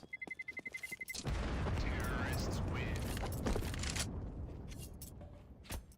To me, it feels like Alliance are playing as a team that are expecting to be individually worse than 9, which would certainly make sense based on the performance metrics we've got so far. And so they're trying not to directly fight the 9 squad. I think it works to an extent, but it's going to require a quite deep bag of tricks to allow that to be viable for the entirety of this half.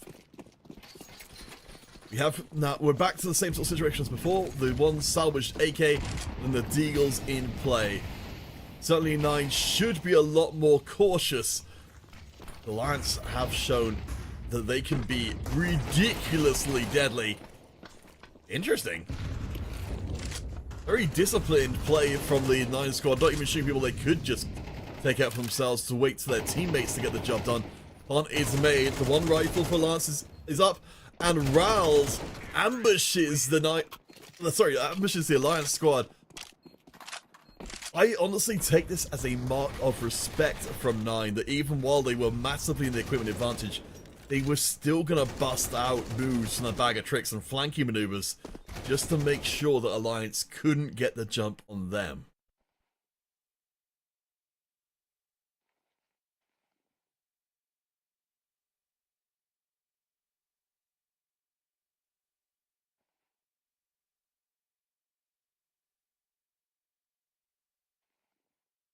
Alright, let's take a look at some of the numbers here. Twist, of course, doing a great job from before. And Avid, both managing to pull out some pretty great numbers. Of course, we expected Avid coming in. Twist, certainly showing up pretty damn well for the squad. Again, Twist, the player with 12 years of pro play.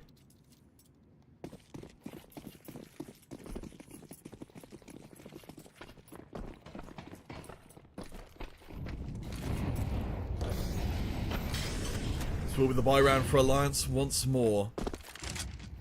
They've done a lot with a little, but so far we've not get to see that big buy round where they can re-establish control. 9 have a lot of money in the bank, so it's going to take repeated rounds to get there. Lovely nade, clearing the room for Ira, and almost a second kill as well. Great team coordination.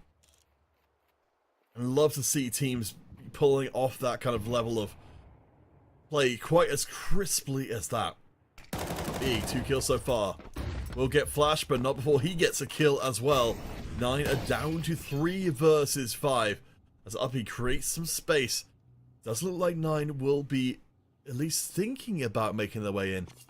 I think he's doing a pretty good job so far of putting himself in awkward positions to squirrel that. But Rals, I think, spotted Uppy just then. Something the broken window should give him a clue that somebody has been out this way. I know he's about to spot him. He is. And that means that's going to be a much easier push onto B. See, the A-side ramp is still a little contested, but they'll be able to get the bomb down, and 30 seconds left to play. 9 need to make their move right now. Bomb has been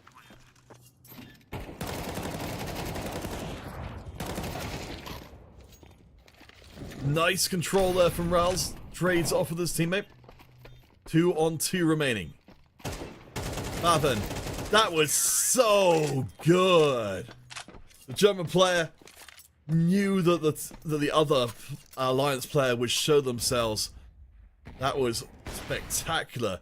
But this round did start very well for Alliance. And again, while they are falling behind and they will be facing down another rough round, I am liking a lot what we're seeing from the Alliance side of things. As much as 9, it kind of goes without saying, are pulling off some pretty sweet moves of their own.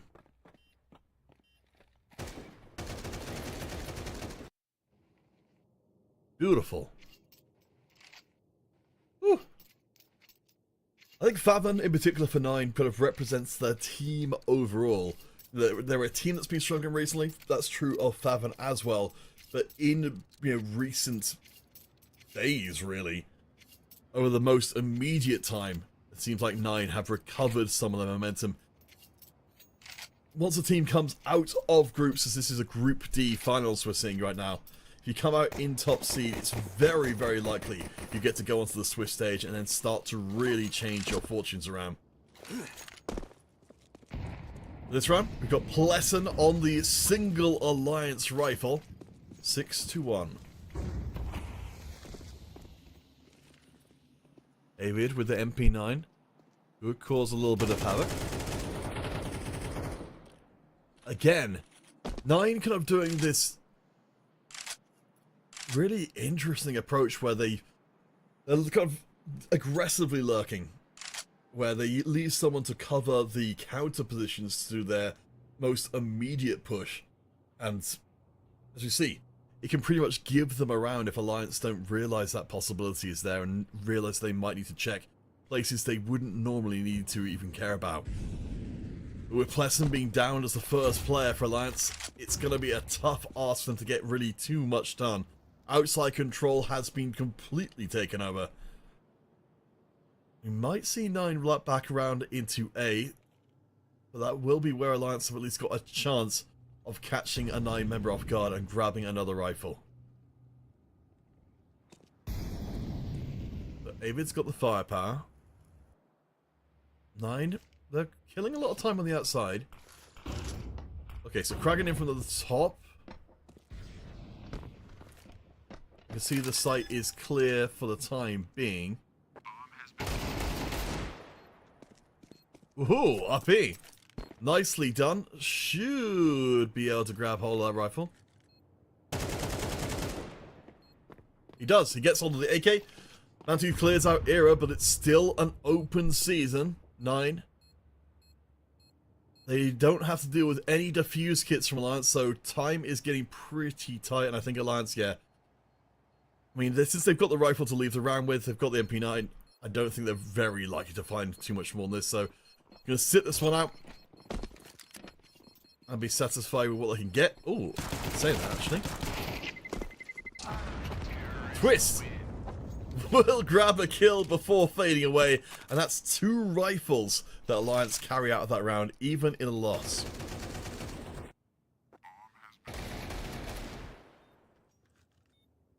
These Deagles and Alliance, evidently they've been practicing.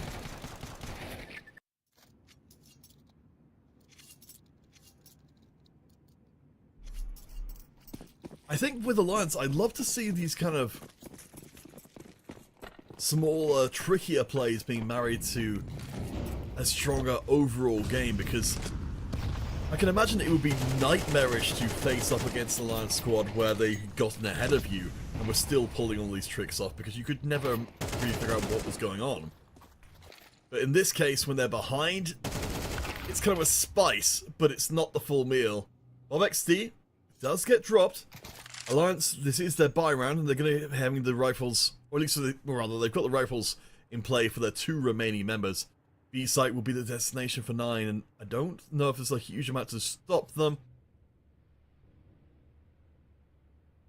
Yeah, the remaining Alliance defenders are up on A. I think 9 can just walk this one in and feel pretty happy with it.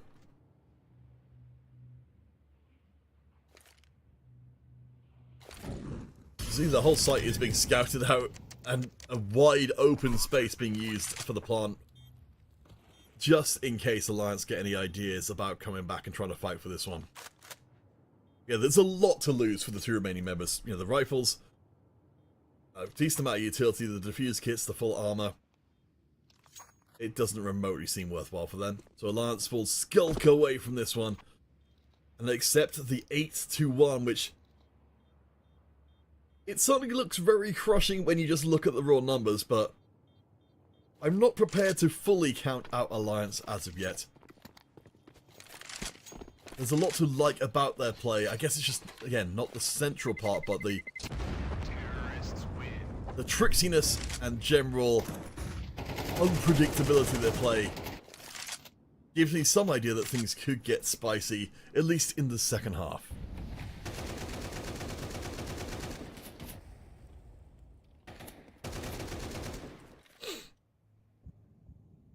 I can, of course, do a great job from up on high. This is the point at which I'm starting to think that maybe things can work out right, but 3 rounds left to play. We've still got guns for Alliance side of things. We've got utility as well, so see if Alliance can get any real ground here in this first half. 8-1. I mean, a one of difference it will make otherwise. 9 will have their cover blown for a second, but this time it's not as devastating as it has been before. 9 not running with the AK. Will be making it into secret en masse. I think that's 3 players going down there. I've been going to hold here in lobby and wait for Alliance to stretch themselves out. Beautifully done. Avon gets 2 more. Nearly the entire team of 9 are rocking out some pretty serious numbers. Twist, though, is on the roam. 9 continues to make the plants in these more exposed areas feeling confident enough in their site take. They know that they're going to be the ones trying to defend it. Hero picks up 1 and twists another. I kind of feel like Alliance are a team full of twist-style players, though, where they're unpredictable and very dangerous, but when it comes to a straight face-on fight, it's a little bit harder. Rals almost gets nailed by that grenade. I don't think they know that Rals is actually there.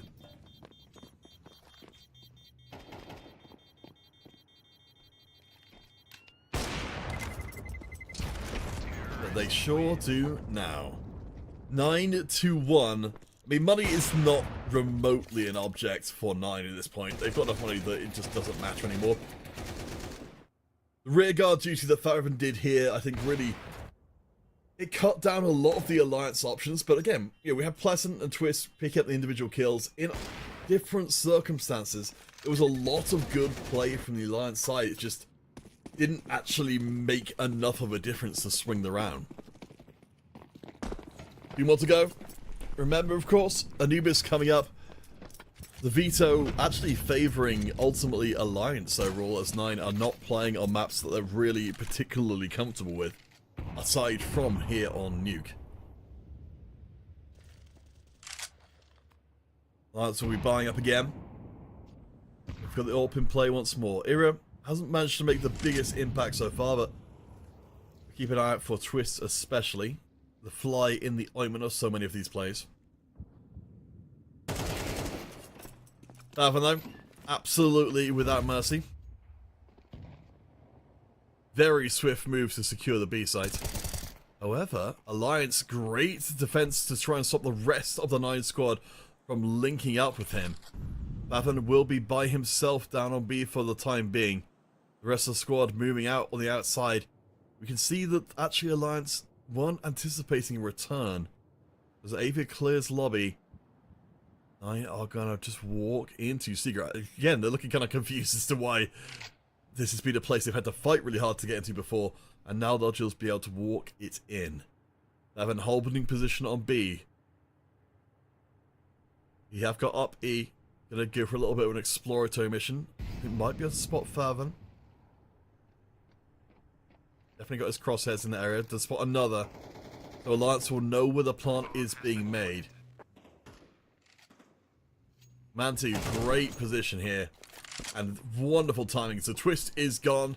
The Trickster outfoxed this time. Alliance down to 3 members.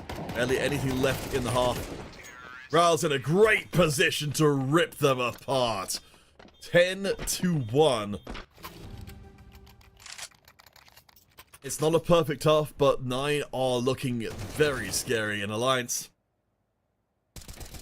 Again, there are moments of play here which are really, really good from the Alliance side of things, but the more it goes on, the more it feels like 9 are getting the read on Alliance and just dancing around them like they aren't even there.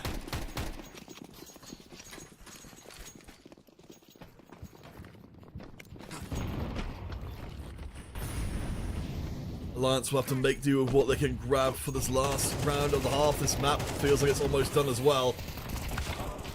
Faven going to be cleaning up here on the A site, or it was until Pleasant put him down. The molly landing directly in the face as it's going to turn just into a straight up barroom brawl. I'll be the last one standing as 9 will put this one to bed, surely. 3 versus 1. Up E is known. And he walks in. Rals will be his executioner. And we go into the second half with 9 having a absolutely ludicrous 11-round streak.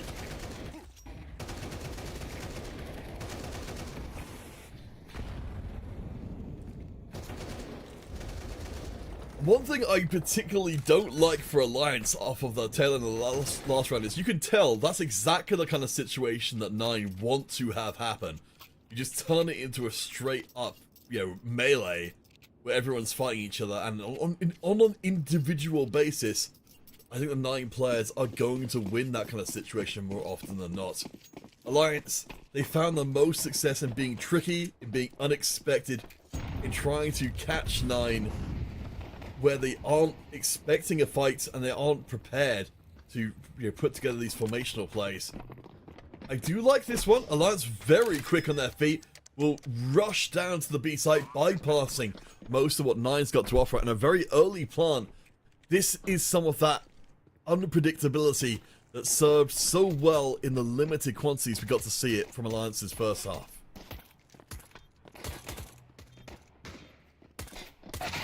The Avid there waiting around the corner. We'll get one. And there we go. Alliance actually do put 9 off of balance and get themselves into the second half with something.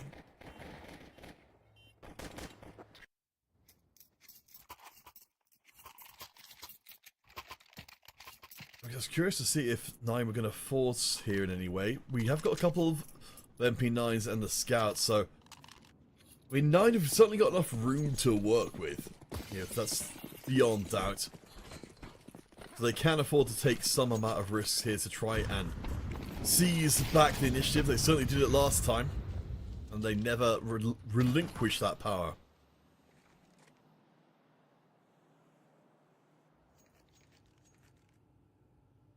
Alliance loaded up with Galils and 1 Mac against the 2 MP9s and the Scout. Mantu's Scout, of course, will be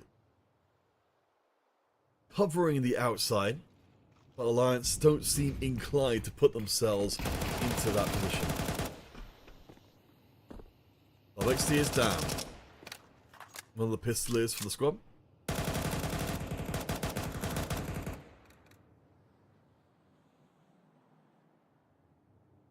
Lesson maintaining position on the outside.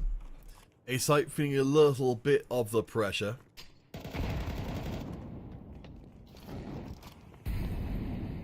Ral's trying to acknowledge all these grenades flying right past his face. Good rush forward. The attempt was solid, but unfortunate for him. Twist was ready. 2 remaining 9 members. I think this one should be a formality. The Alliance look like they might even get out of this one without dropping a single member. Bomb has been planted.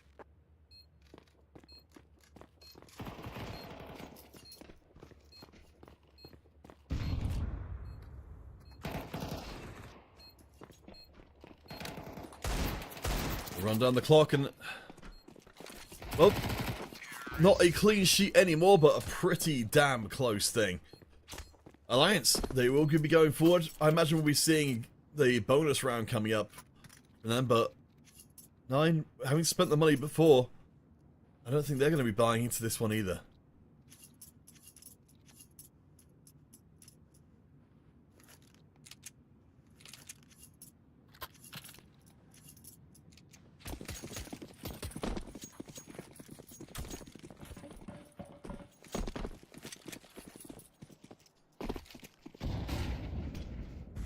The 9 coming into this one with just, I think, yes, it looks like just the 1 Deagle. Oh, nice utility work from Alliance will help clear the path.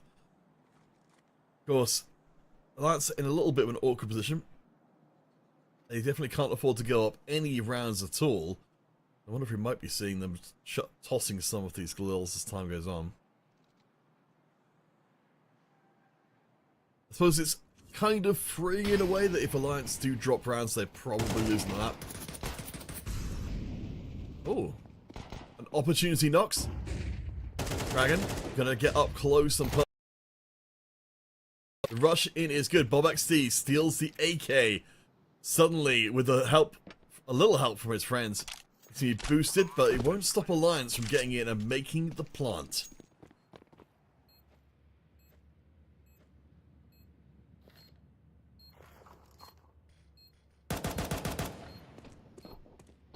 Good timing from Era. Rafters under Alliance's controllers. Dragon will be sneaky beaking around the place. We'll run into Avid in just a second. Give 9 a little bit more punch in the round yet to come. Give 9 a little bit more punch in the round yet to come. Might just do that for a long time. He is, and also picks up Twist as well. Still, Alliance monetarily still feeling okay. Yes, this round did have the potential to go a little sideways. Obviously doing a great job there, and again, Deagle headshot and Boexley picking up another kill at the tail end. Means we've now got Mantu on AWPing duties. One of the best chances for a while for 9 to get back in the saddle and get us to Anubis.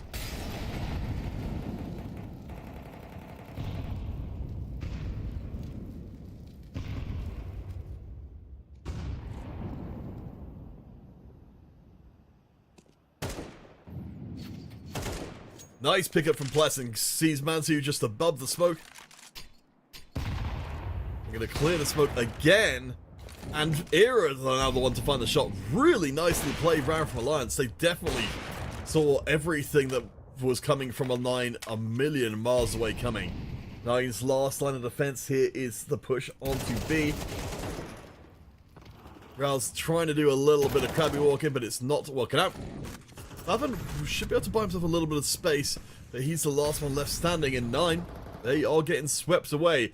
Alliance, they're looking real good here on the T-half, even if it still seems an outlandish proposition that they could actually win the map.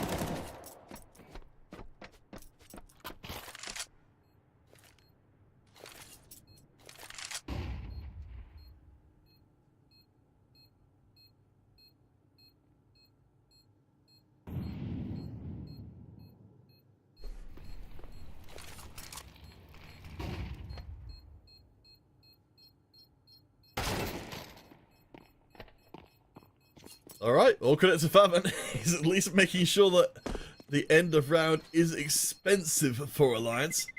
See, you know, they've not got a ton of money left in the bank, so that is going to matter. Still though, Alliance remain undefeated in this half, and this was such a good start of round. It really much felt like 9 got completely caught napping, and I think if it hadn't been for Favan picking up things dramatically towards the tail end, that round would have been a disaster for 9.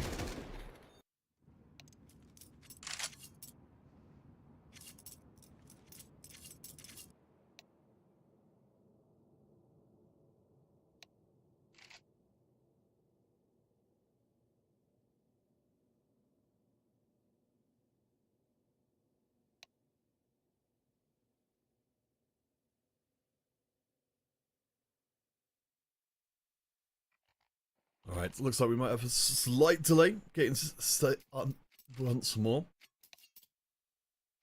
Okay, yes, looks like one of the players has got, hopefully, what will be a minor tech issue, so we'll use this chance to catch our breath and just check in on how everyone is doing overall in terms of performance.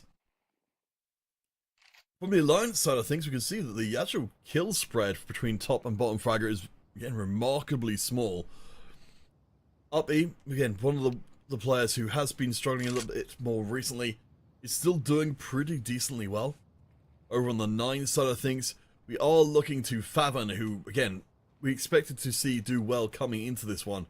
Has been doing very well for the 9 squad, but there's a lot more road to cover here just on Nuke if Alliance keep up this current level of momentum.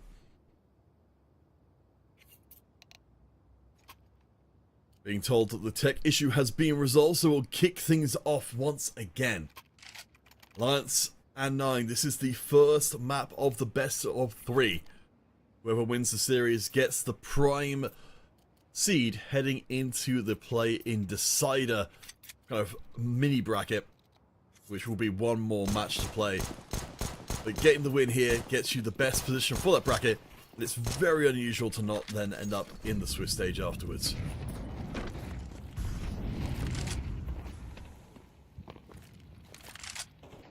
This will be the buy for 9, though they are going to have to make do with a few bits and pieces they would otherwise not prefer to be taking. And 2 doing a great job of catching Pleasant off guard.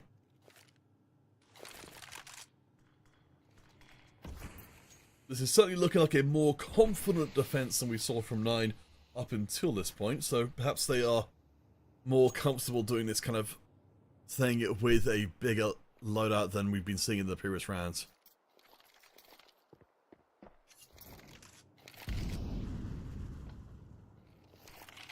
Alliance certainly more hesitant to push in. They've got a reasonable amount of utilities still left up for grabs. That's true on both sides of the equation.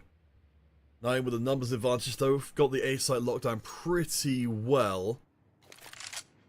Dragon is keeping an eye over on B.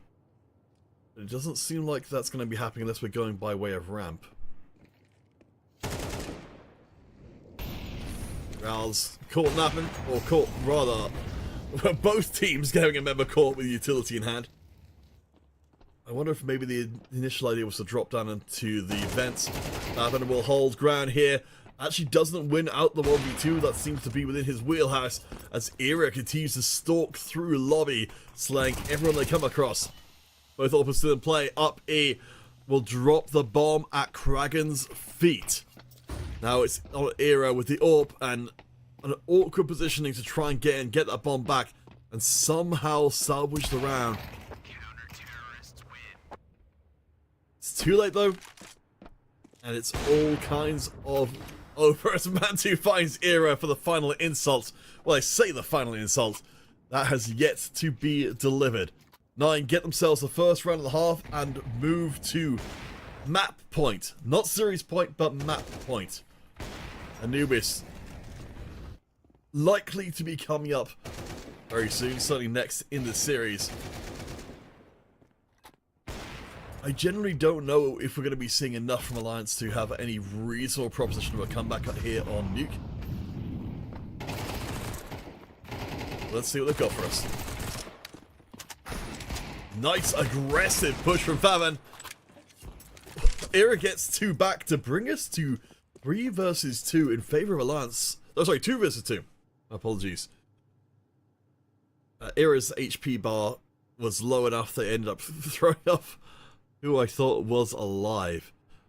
Gosh, if 9 win here, Anubis will back in. That's the first piece of the puzzle. Twist. Last one standing. Bomb is under the control of 9.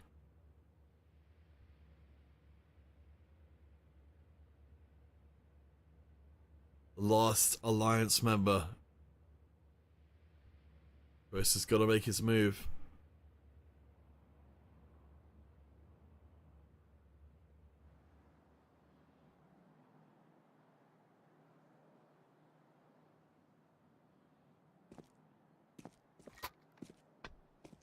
There we go. Scoops it up. And now the trap will close. 30 seconds left to play. He has to know that he's going to be getting visitors from all over. Twist gets 1. Where's number 2 with a bullet? Alliance hold on by a thread. Twist, so excited, gonna throw himself into the vents immediately. Let's watch that one over again because, oh boy. Alliance, they just keep on fighting here to the very tail end. I was certain that one was done. I genuinely, I think, would have preferred... I think it felt like 9 were taking things a little easy there by allowing the bomb to get picked up that way. Hey, Alliance, they're holding on. 6-12.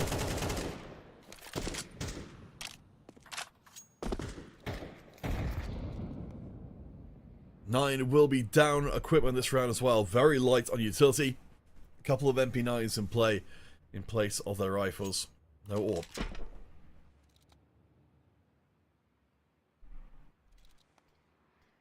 Dragon was going to do his best with one of the team's 3 rifles to maintain outside control, but Alliance slow rolling this early going. Maybe hoping they can draw out the limited utility that 9 can bring to the table.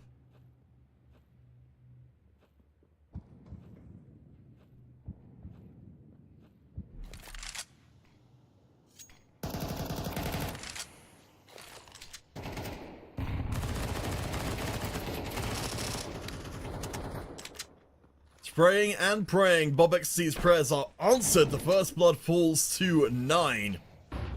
That leaves 9 players active in the game. If Bob XC walks through, there would be a rifle on the other side. Let's decide if he's going to chance it or not. As we can see, he would be able to get away with it. Alliance, though, are on the move, headed towards the ramp. Raul's going to wait out the molly and run into Pless and deletes him as well. The MP9's getting the 2 kills for 9 so far. The rest of Alliance are coming in though. Making a concerted push. The defenders are looking pretty reasonable, going 1 for 1 so far. 2 Alliance members left, and Bob XD comes in to stick the final knife home. 9 have gotten themselves the first map of the series. Anubis is coming up. Honestly, I do not know what to expect anymore going forwards, but as credit to Alliance, that was a very well played map. But ultimately, 9 were, pretty distinctly the better team. Whew. Again, this is a series being played for that number one spot coming out here of Group D. So we will be taking ourselves a short break. When we return, Anubis will be back, where again, we don't know if we're going to be seeing that same kind of result there. Certainly 9 haven't shown it in anywhere near the same kind of quantity we've seen from Nuke. So stick with us. As soon as we're ready, we'll be back in the saddle and bring you at least one more game of CS this evening.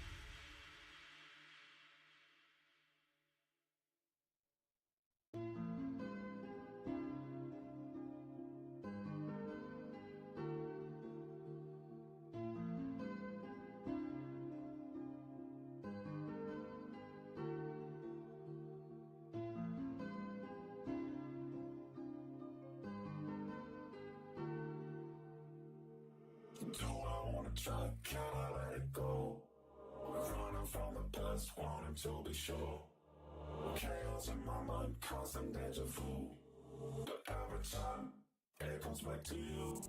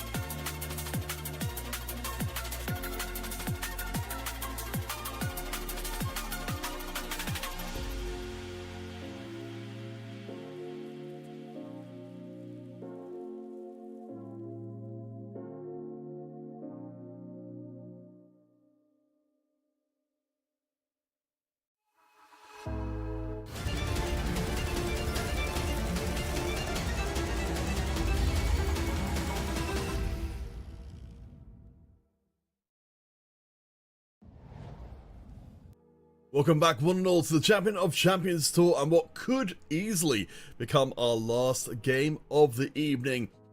9 will be going up against Alliance once more in our Swedish versus Swedish best of 3. Certainly the first map on Nuke going to 9 in a little less close of a fashion than we would have expected.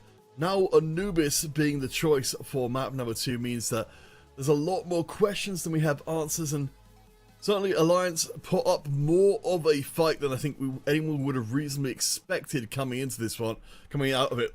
You know, it's still 13-6 admittedly, but there were a lot of times during that first map where it felt like things could turn a corner quite quickly.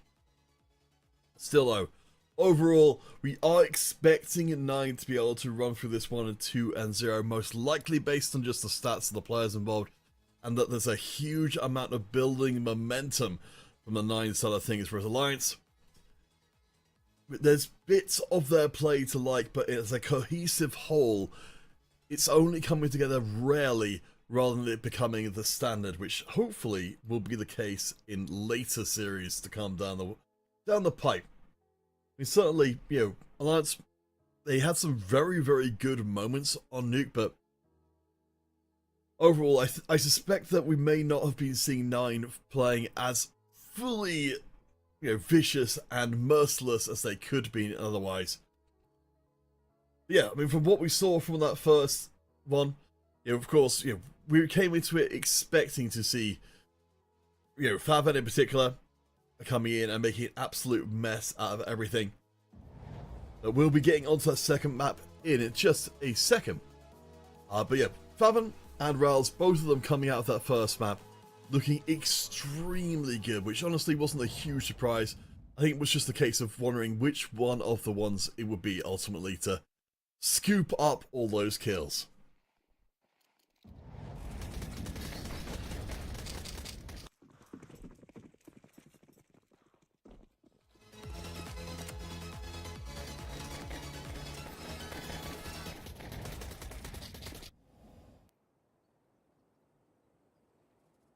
Alright, let's get this one underway. So, from what we saw from before, Alliance, kind of their central core concept for their team was to get unpredictable and try and provide as many interesting scenarios for 9 to be able to engage with as possible. I think a straight up face-to-face fight is always going to be a bit of an ask, but I mean, we've got dualies. We've apparently got the will to find the way, but so far 9 are the ones controlling all of the kills. Whew. Oh boy. Alright. Well, 9 suddenly get themselves off to a strong start here. We'll absolutely rip through everything. I imagine Alliance might go fishing for a couple more kills. Era, Twist, and Avid. Top performance for Alliance in the previous map. It was going to be the one to be sticking his beak out, and Rals is more than happy to accommodate him. We seem to be headed for, well, 9 of course got the round locked down, but I wonder if they might be able to sneak another kill in before it's all said and done. Lesson looking around, hoping somebody will come say hi, but now 9 are all kinds of out of there. It looks like there has been a little bit of a check around the place to see if maybe... Oh, there we go. Alright, Pleasant did get picked up at the end. See, 9 actually spread out across the map pretty widely trying to find that last kill. So, seem to be comfortable enough in the thought that they can win any 1v1 they encountered, and based on what we saw there, that's not an unreasonable supposition.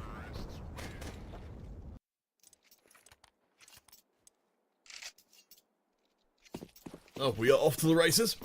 Bob XD locking down a couple of kills in that first round, and Rifles dropping it en masse onto 9, just a 1 Mac 10. Good amount of utility as well.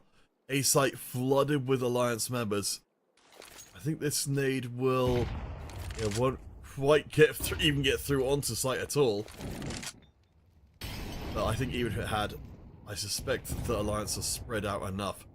You see that 9 are chucking out a lot of their grenades actually pretty early on in blind, on the assumption that one of these places is going to contain all of the Alliance members stacked up. Bob XD is going to find out I suspect in a second or two that he's drawn the lucky number.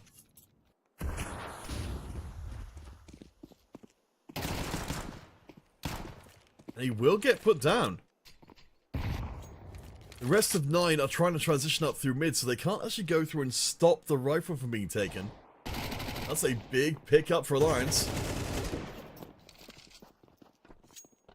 9 do focus far, but I'd imagine they probably want to try and push towards B. Oh no, the rifle didn't get picked up in the end. But I mean, at least they know over here in A that there will not be any further assistance coming. If the rifle got ditched.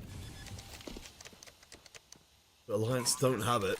The plant is good, though more damage being done here on B than we would have otherwise expected. Avon will be searching around for any lucky punters. I think he's going to find one. They definitely don't feel like they know that he's there. Or maybe they do. Less than last one standing will exit out at speed. Do of course remember, these two teams face each other before. Last time they played on Anubis, it was 13-6 in favour of 9. See if they can do better this time.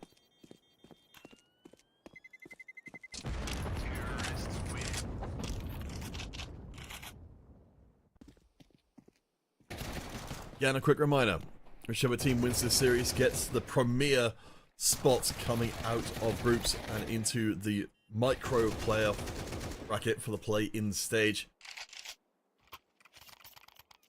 We're again seeing these kind of notes from the Alliance side of things. You know, these little moments where they come through and do a lot more damage than you might expect. 9 certainly aren't running away with this one economically, but this round it will be Deagles at best for Alliance. They'll be stacking up things on the B side. And again, 9 are pretty free with their early utility, trying to just fish for an early advantage. This could get messy though. In comes the flood. Era gets 2 and Aiming another. It's turning into a bloodbath on the side. Bob XT is almost downed. Less than the last one standing. The plant, I have to imagine. No, he actually gets out of sight and Alliance steal the round away. You can see how happy that one's made him, at least for 9. That's the minimum amount of equipment actually gifted to the opposing team. But Alliance had no business winning that round. And I can't help but shaking the feeling that there's maybe a little bit of over enthusiasm being displayed by 9, because let's watch this one back again. Alliance, yeah, all they needed to do was stack up the site and then take a fight amidst all the smoke, which if anything I feel like really favoured them, just because it meant that people had to fight at extreme close range where those pistols would still be effective. Alliance buying into this round. Yorp is in the field and in the hands of Era. That'll be deployed up to the A site, so if any of 9 turn around that corner, they're in for a whole world of hurt. Oh, they actually managed to outshoot Era in that last exchange. And Mantu able to pick up Pleasant on the other side. B site will be the transition point for 9. Even is waiting for them. You can see Alliance scrambling to get back in position again. Aiming in a good spot to try and deny. That's 2 kills back for Alliance, and 9 are in trouble. Down to 2. Reload has happened. Nice pickup from Favan as well, though. The plant will be made on B. Favan falling back for a second. Doesn't expect Twist to be coming from this side. He should be able to at least get 1. And he gets both of them. A huge misstep from 9 means Alliance still only surviving with a single member. Get away with another round that, by all rights, they shouldn't be. And I do have to wonder at what point this actually coalesces into a coherent enough game plan to get Alliance some serious ground here on Anubis.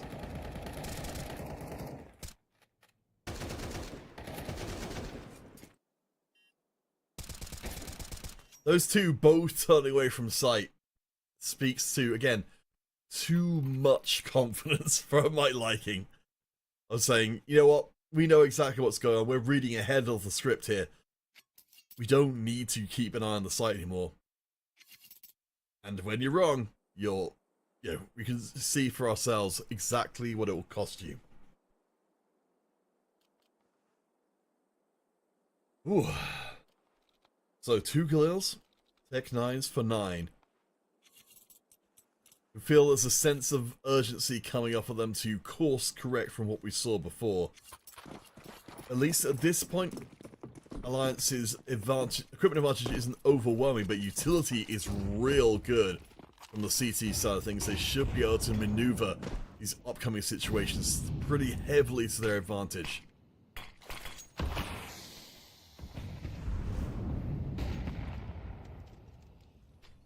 And 9 being pretty free with their early utility. I think that's going to cost them here because they're going to be running out pretty soon. 9 stacking up for a B site take. Good flash. The Plesson not to be put off. Does get caught though. Utility bites with Bob XD gets 2, switches the rifle. It still looks like it's going to be a tough take on the site. Molly falls a little short of where it would have done the most damage, but still locks down the approach for a little while. I wonder if 9 might actually just walk across to A. Bob XD turns his back on Alliance. It's the second time in 2 rounds that's happened, and it's the second time the Alliance have punished it. Still, 9, they can get themselves the plant. I don't think they get out of this round intact, but that's some money back in the pockets of the T side. Alliance, though, you can tell that with this little time left in the clock, they know that 9 have to be up to shenanigans. So they are on their move to go and retake the A site. I think we might see Alliance stacking up all 3 in a line. Yep. They know they've got the numbers advantage. They know they've got the gun advantage as well. I'm interestingly going to hold right to the back of sight. Not going to try and take any close-ups and stuff. Molly comes in, smoke as well. We have got the fuse kits on every single member of Alliance. Forcing the fuse forces to play. Oh, wait a second. Actually, it's going to be a little tight. Wow! So that, yeah, 9 went for the really big play there. Hopefully we'll get to see that in the replay. They must have known that it was, going to result in the deaths of their teammates to go out and try and take down the bomb plant, the diffuser there. But timing it out perfectly to make sure that actually it didn't matter if they died. It was about getting the round win. Whew. Alright. Again, Anubis is not a map that 9 necessarily have great great results on, but they've got at least decent ones.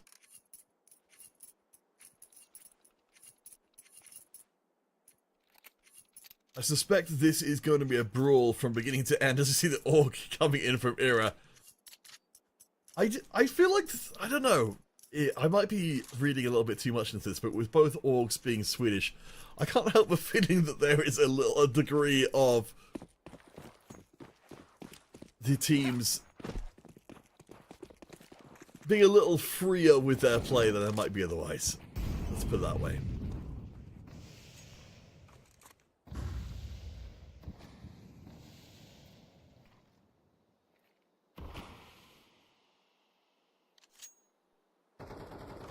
The 9 definitely with a major equipment advantage.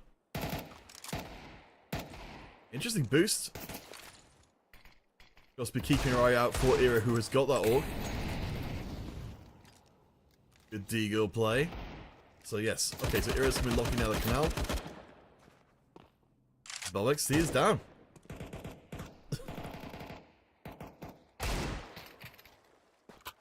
Some real nice play from Alliance again. It does seem like on Anubis, especially with the teams getting a little bit more broken up in their play, we're getting to see some of these shenanigans actually sticking more than previously. Uppy retreating back into the A site. Alliance have got the numbers advantage.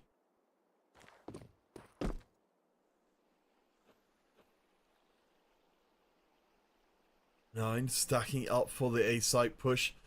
This is where Alliance are the strongest, though. There's still Alliance have only still got the two big guns.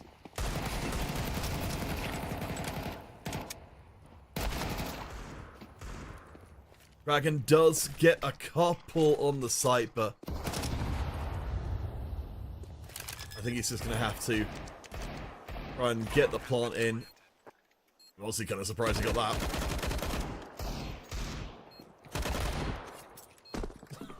Kraken almost creeps out of there, but not quite good enough.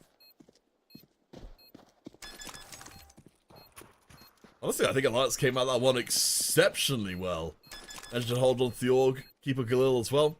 Just do a little bit of scouting for anything better that might be lying around. Alliance draw things even, 3 apiece. Here we go, that's the AK upgrade. And even without a diffuse kit, still plenty of time to get that one done.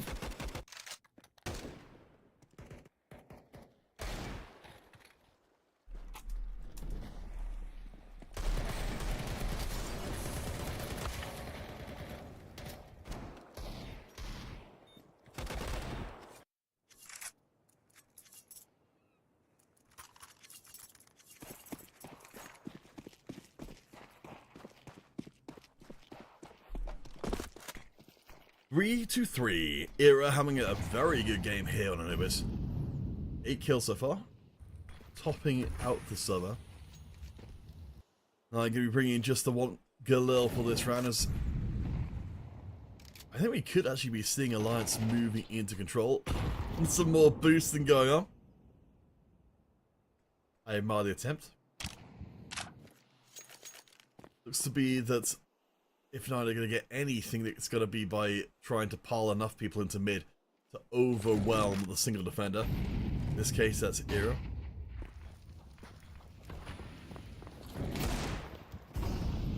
And Faven finds a shot. That could be the Org back over to 9's side of things. You can see they're a little hesitant to go in. I think they're expecting to see Alliance come back in at strength. You can see just a single member. Less than waiting. Tight defender's good, and that's going to be 2 rifles down immediately. That's a huge upgrade for 9. Uppy does his best to use the MP9 to hold ground, but 9 are onto the A site, and the resupply is real. That's a massive cash transfer into 9's pockets. And Avid, we'll see if he's able to survive even to the end of the round. 9 will retake control and look massively better than what we saw before.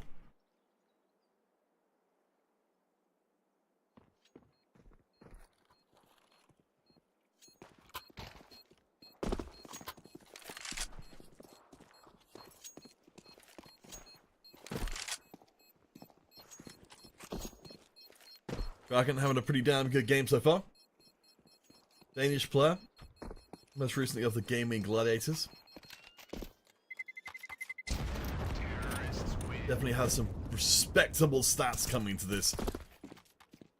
And is keeping pace pretty well towards the top of the team performance here on Anubis. Faven, though, getting great patience, really good utility from 9. Even under strength, being able to bust through and take out the defenders there. Alliance seemed to have everything set up for success, but 9 managed to find a way through.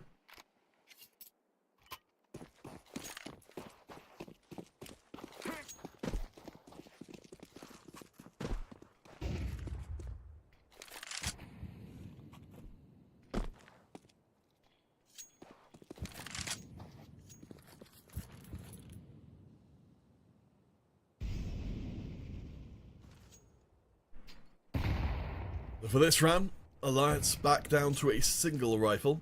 Of course, the Deagles are still out in force, and we've learnt to respect them from the Alliance side. The 9 are slow rolling this one. Again, going to use a little bit of exploratory utility. We have seen that hasn't really been working a tremendous amount, though. In this case, Bob XD uses the lure of the utility rather than the utility itself to get in and get some vision out on towards the A approach. It seems to be 9 have got their hearts and minds set on B though. Evid is there with the team's only rifle. See a lot of the Alliance members coming to back up Avid fairly soon. 9 are taking this one slowly. A limited amount of utility left. I think it's going to be deployed now. Alliance, they've certainly got the numbers to bear, so 9 have not outmaneuvered Alliance in any way. Numbers advantage, the equipment advantage. 9 should have this one, but Twist is going to be able to lay down a lot of hurt. Good clean up there towards the tail end. This is the last one standing and will be deleted. 9 surviving with 2 members down to barely anything. It will be the 5th round and a half. And 9 holding on to a decent amount of equipment, but you saw Alliance still presenting a lot of threat, even with only a single rifle.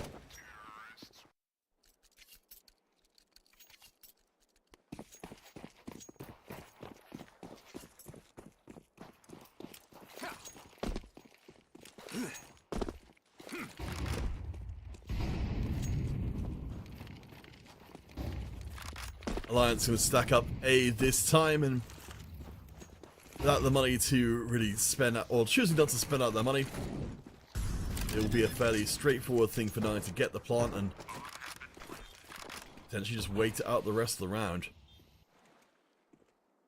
Actually going to send out an expeditionary force to go hunting Alliance members. The buddy system in effect for the time being. Here is the Alliance player who's going to try and roam around the place, look for something more.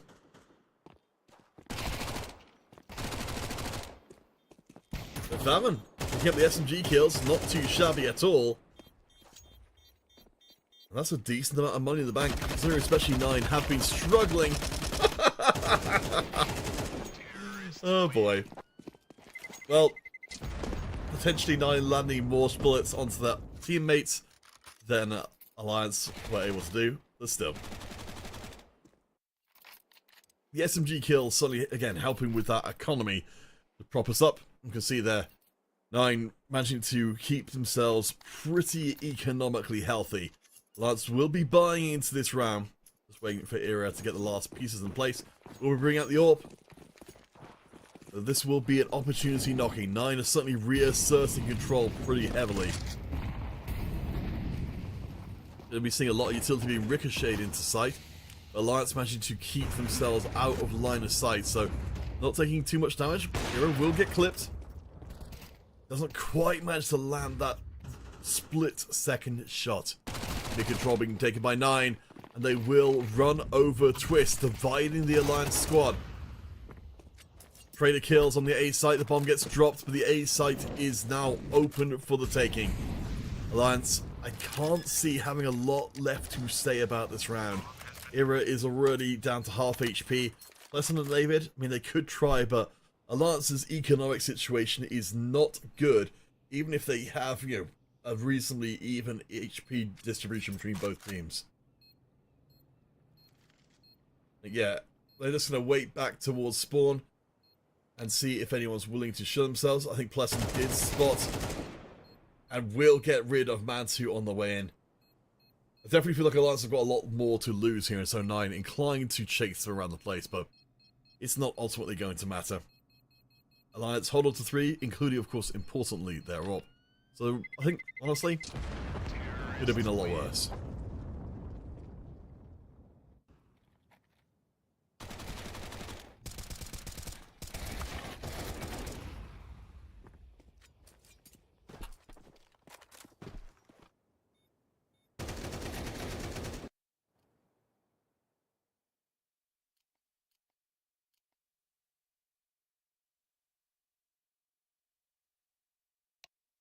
That will be a 3rd round in a row for 9 after a, honestly, quite fascinating start to this half. It seems like 9 have certainly found their feet here on Anubis.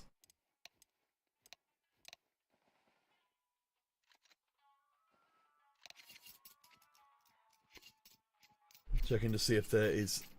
I know we were having a couple of player issues before, but hopefully everything's still okay. Alliance preserving a lot of equipment for that final round means they can buy in again. So it will mean that they'll have to drop some of the utility. It's not, yeah, a complete load up, but so I mean, Era's been having a pretty damn good game so far. Have your Orpa being the top fragger is no mean feat.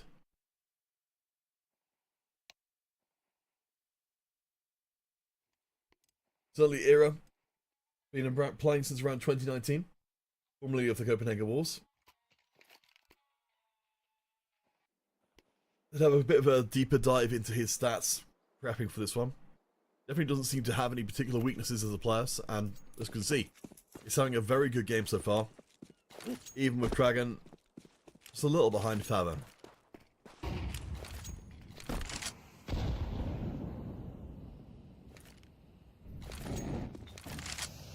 Alliance going for the 1-2-2, which means the B site is vulnerable with only a single defender. David will do his darndest. Woo! Lesson plucked from the sky. I have to imagine that's going to be a little bit off-putting, but no, Avid actually manages to hold the site by himself. 9 apparently changing up what they're going for. It's going to be a one-on-one fight on the A site.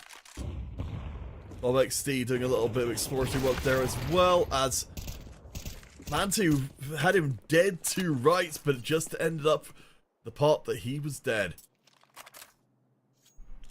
Alliance now have the numbers advantage, and I wonder what we're going to be seeing from here. C9, the confidence starting to crumble, at least for this round particularly.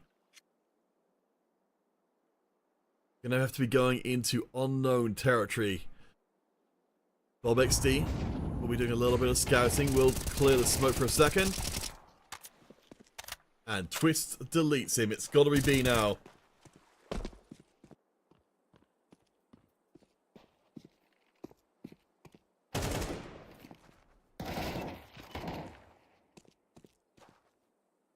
Didn't clear the corner. Maybe it's going to be trying to wait for his teammate to show up and doesn't even need him. Avid having a hell of a round. The 3K locks that down for Alliance. And we're looking like we could be having a pretty even half.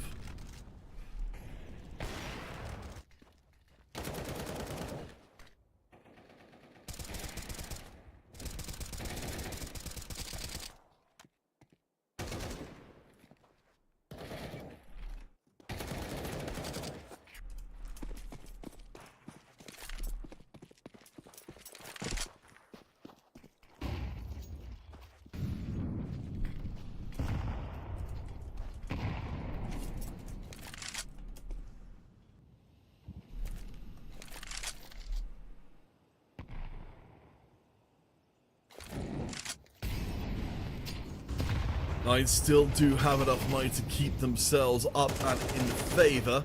Oh, nice timing there from Faber getting onto the site. The B site in trouble.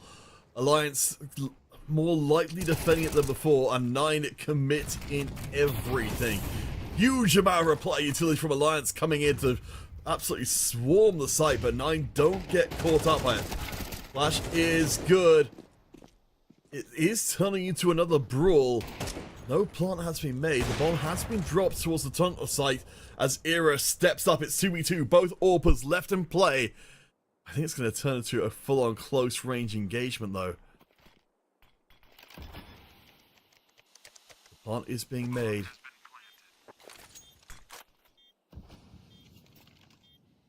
Let's see which two are the stronger. Matu finds Era. Twist has been the fly in the ointment, but this time it will be 9 finding this, getting themselves up to 7-4.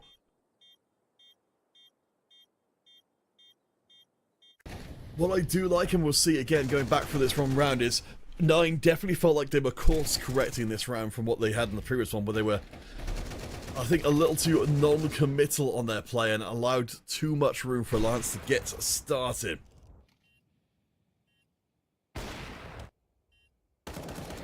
I think that could have easily turned into a very different round, so if anything, I'll give them credit. That was a, a workable situation.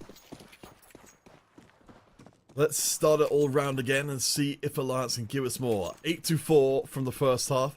9 have got the one map in hand, Nuke.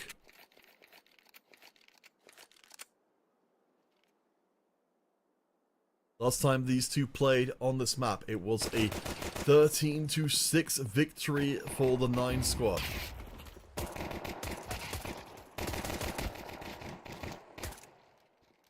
Holy heck. Well, that was over quite quickly. Jeez, Mantu having a hell of an open. And Fabian showing us no duelist is complete without the dualies. 14 kills so far.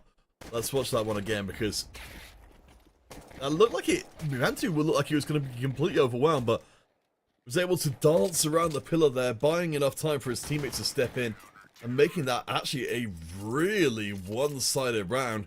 A huge win there for 9.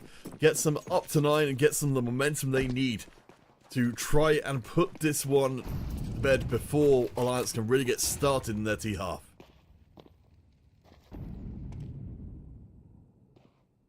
Nine will be splashing out on the rifles and the SMGs for this. Alliance moving forward as a unit up mid. I like the play from Rouse. Drops on the smoke, disengages. Woo! And Rouse, that was a really nice layered defense from 9. I very much felt like they had practiced that exact situation happening. And very smoothly does it. It's kind of rare to see, teams where you can tell they have not only made a plan, but they've made a plan where they've built in a contingency for multiple things to go wrong. Like in that case, 9 were able to bring enough of their members to bear that even if they lost, half of the duels, as it did end up being the case, they had enough resources to make that not matter. Alliance will be buying into this round though. AK's a full hand of them. Good amount of utility. And it will be Alliance taking first blood. Rowls has moused in the right direction, but definitely didn't know Era was there. This is looking like it could be a spectacular round for Alliance. They've not taken really any damage at all, and already 2 9 members are off the field.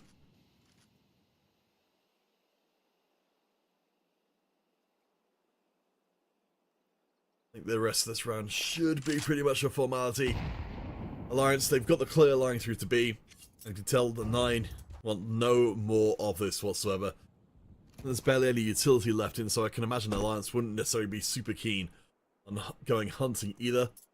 RP will keep 9 confined to the A site, but I don't think there's going to be too much more. Surely 9 don't step out.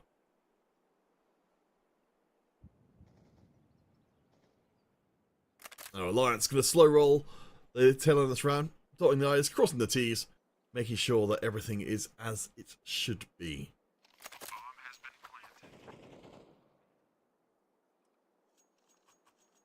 With 9 now knowing where Alliance are, I have to imagine that they will just creep away, potentially back to spawn again, if they think that's necessary. It looks like they will, yeah, they're going to secrete themselves a little further away. I do like that they have secured their exit route out towards spawn as well. Again, it seems unlikely Alliance are going to go chasing after them at this point. Both teams are certainly hurting for cash, but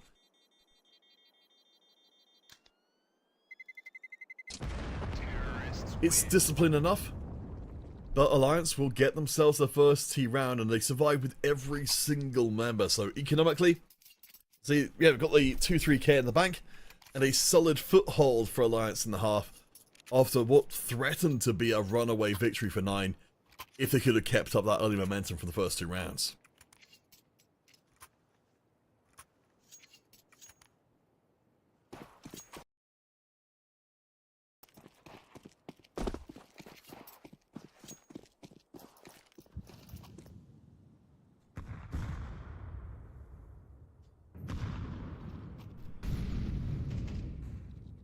Nine will be buying into this one.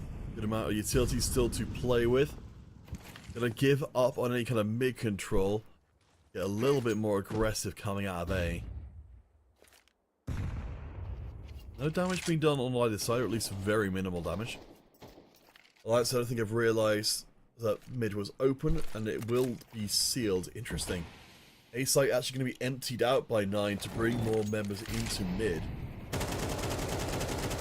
The attempt at the B site take, but Alliance don't have the line, and I think 9 are going to catch them off guard. Well, it's starting to get a little bit dicey there. We've not really seen 9 do this before. So they pushed all the way out through mid and actually managed to get into the Alliance formation, and so we're setting up for the B take. Fabin there on the site, and Alliance are in major trouble, down to 2 members. And from this point forwards, Alliance, they're going to have to be checking their backs constantly. Maybe the last one standing.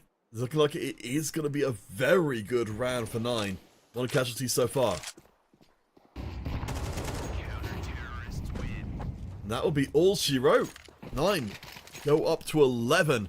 Reasserting control and putting Alliance into a pretty tough spot. Remember, last time the two teams played, it was a 2-0 in favor of the 9 squad, with this specific map going 13-6. It doesn't feel unreasonable we could be seeing history repeating. Perhaps the possibility is still open. This could actually be a slightly stronger game from 9 than even what we saw before.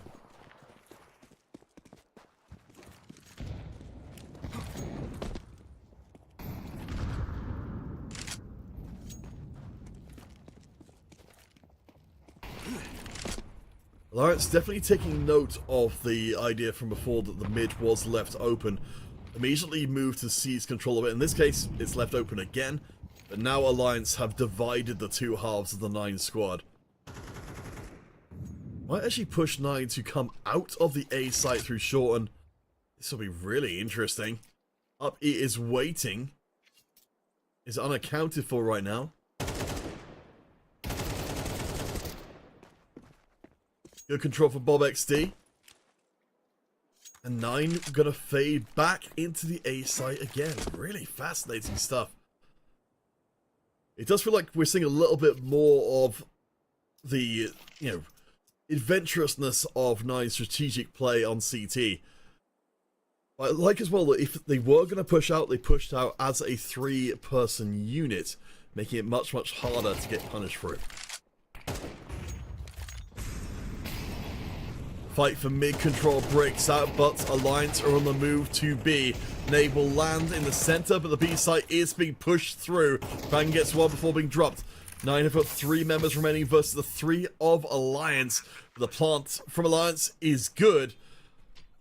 I suspect from 9 it's going to be hard to make the retake. They've not got any utility at all.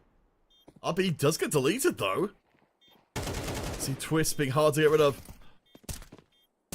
Ducking behind the pillar, he does get spotted and he gets deleted, meaning it's all on Ira. Ira gets one. Rouse does not have a smoke and he doesn't have a way to get rid of that bomb. Alliance scoop up round number 6, and while it still seems unlikely they're going to win, I definitely like that round a lot more.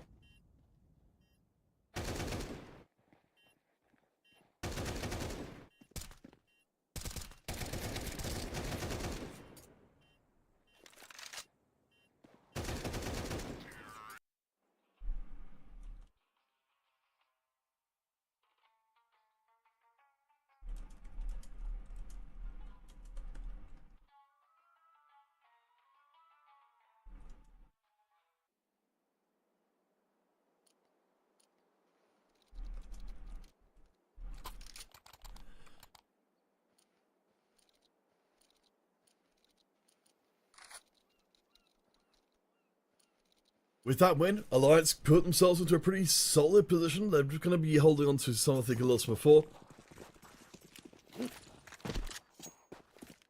Alright, no, sorry, my apologies. I'm going to be buying into the gloves for this round. 9 in a slightly difficult spot. They've got the 3 rifles, but not enough to be able to equip across the board. Both teams hurting economically, but 9 still in the commanding position round-wise. 2 more, and this is done.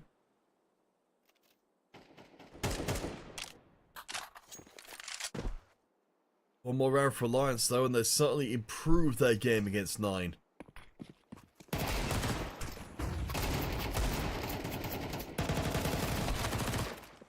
Nice combo play from 9. The A site has been successfully secured as Kraken dances through the flames. He gets one before being dropped. Having a second and able to escape out back to his teammates. Now as the 3 they step forward and Era walks right across. 9 gets back control. Now 1 round away from closing the series. I think you can see that XD really opening the play so well there. And really great, again, layered teamwork from 9. You can see that they are there to back up each other's plays and make it so that, you know, the worst case scenario is a trade. The best case is ripping through the other team.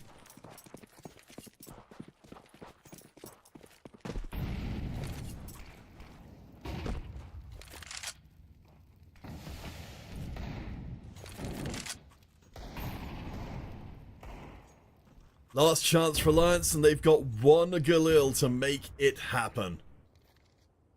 Utility is bare. Alliance, they put up a hell of a show. It does look like we might even be seeing a series where both maps go to the same scoreline. 13-6 is beckoning. Alliance, you've got nothing to lose but the series.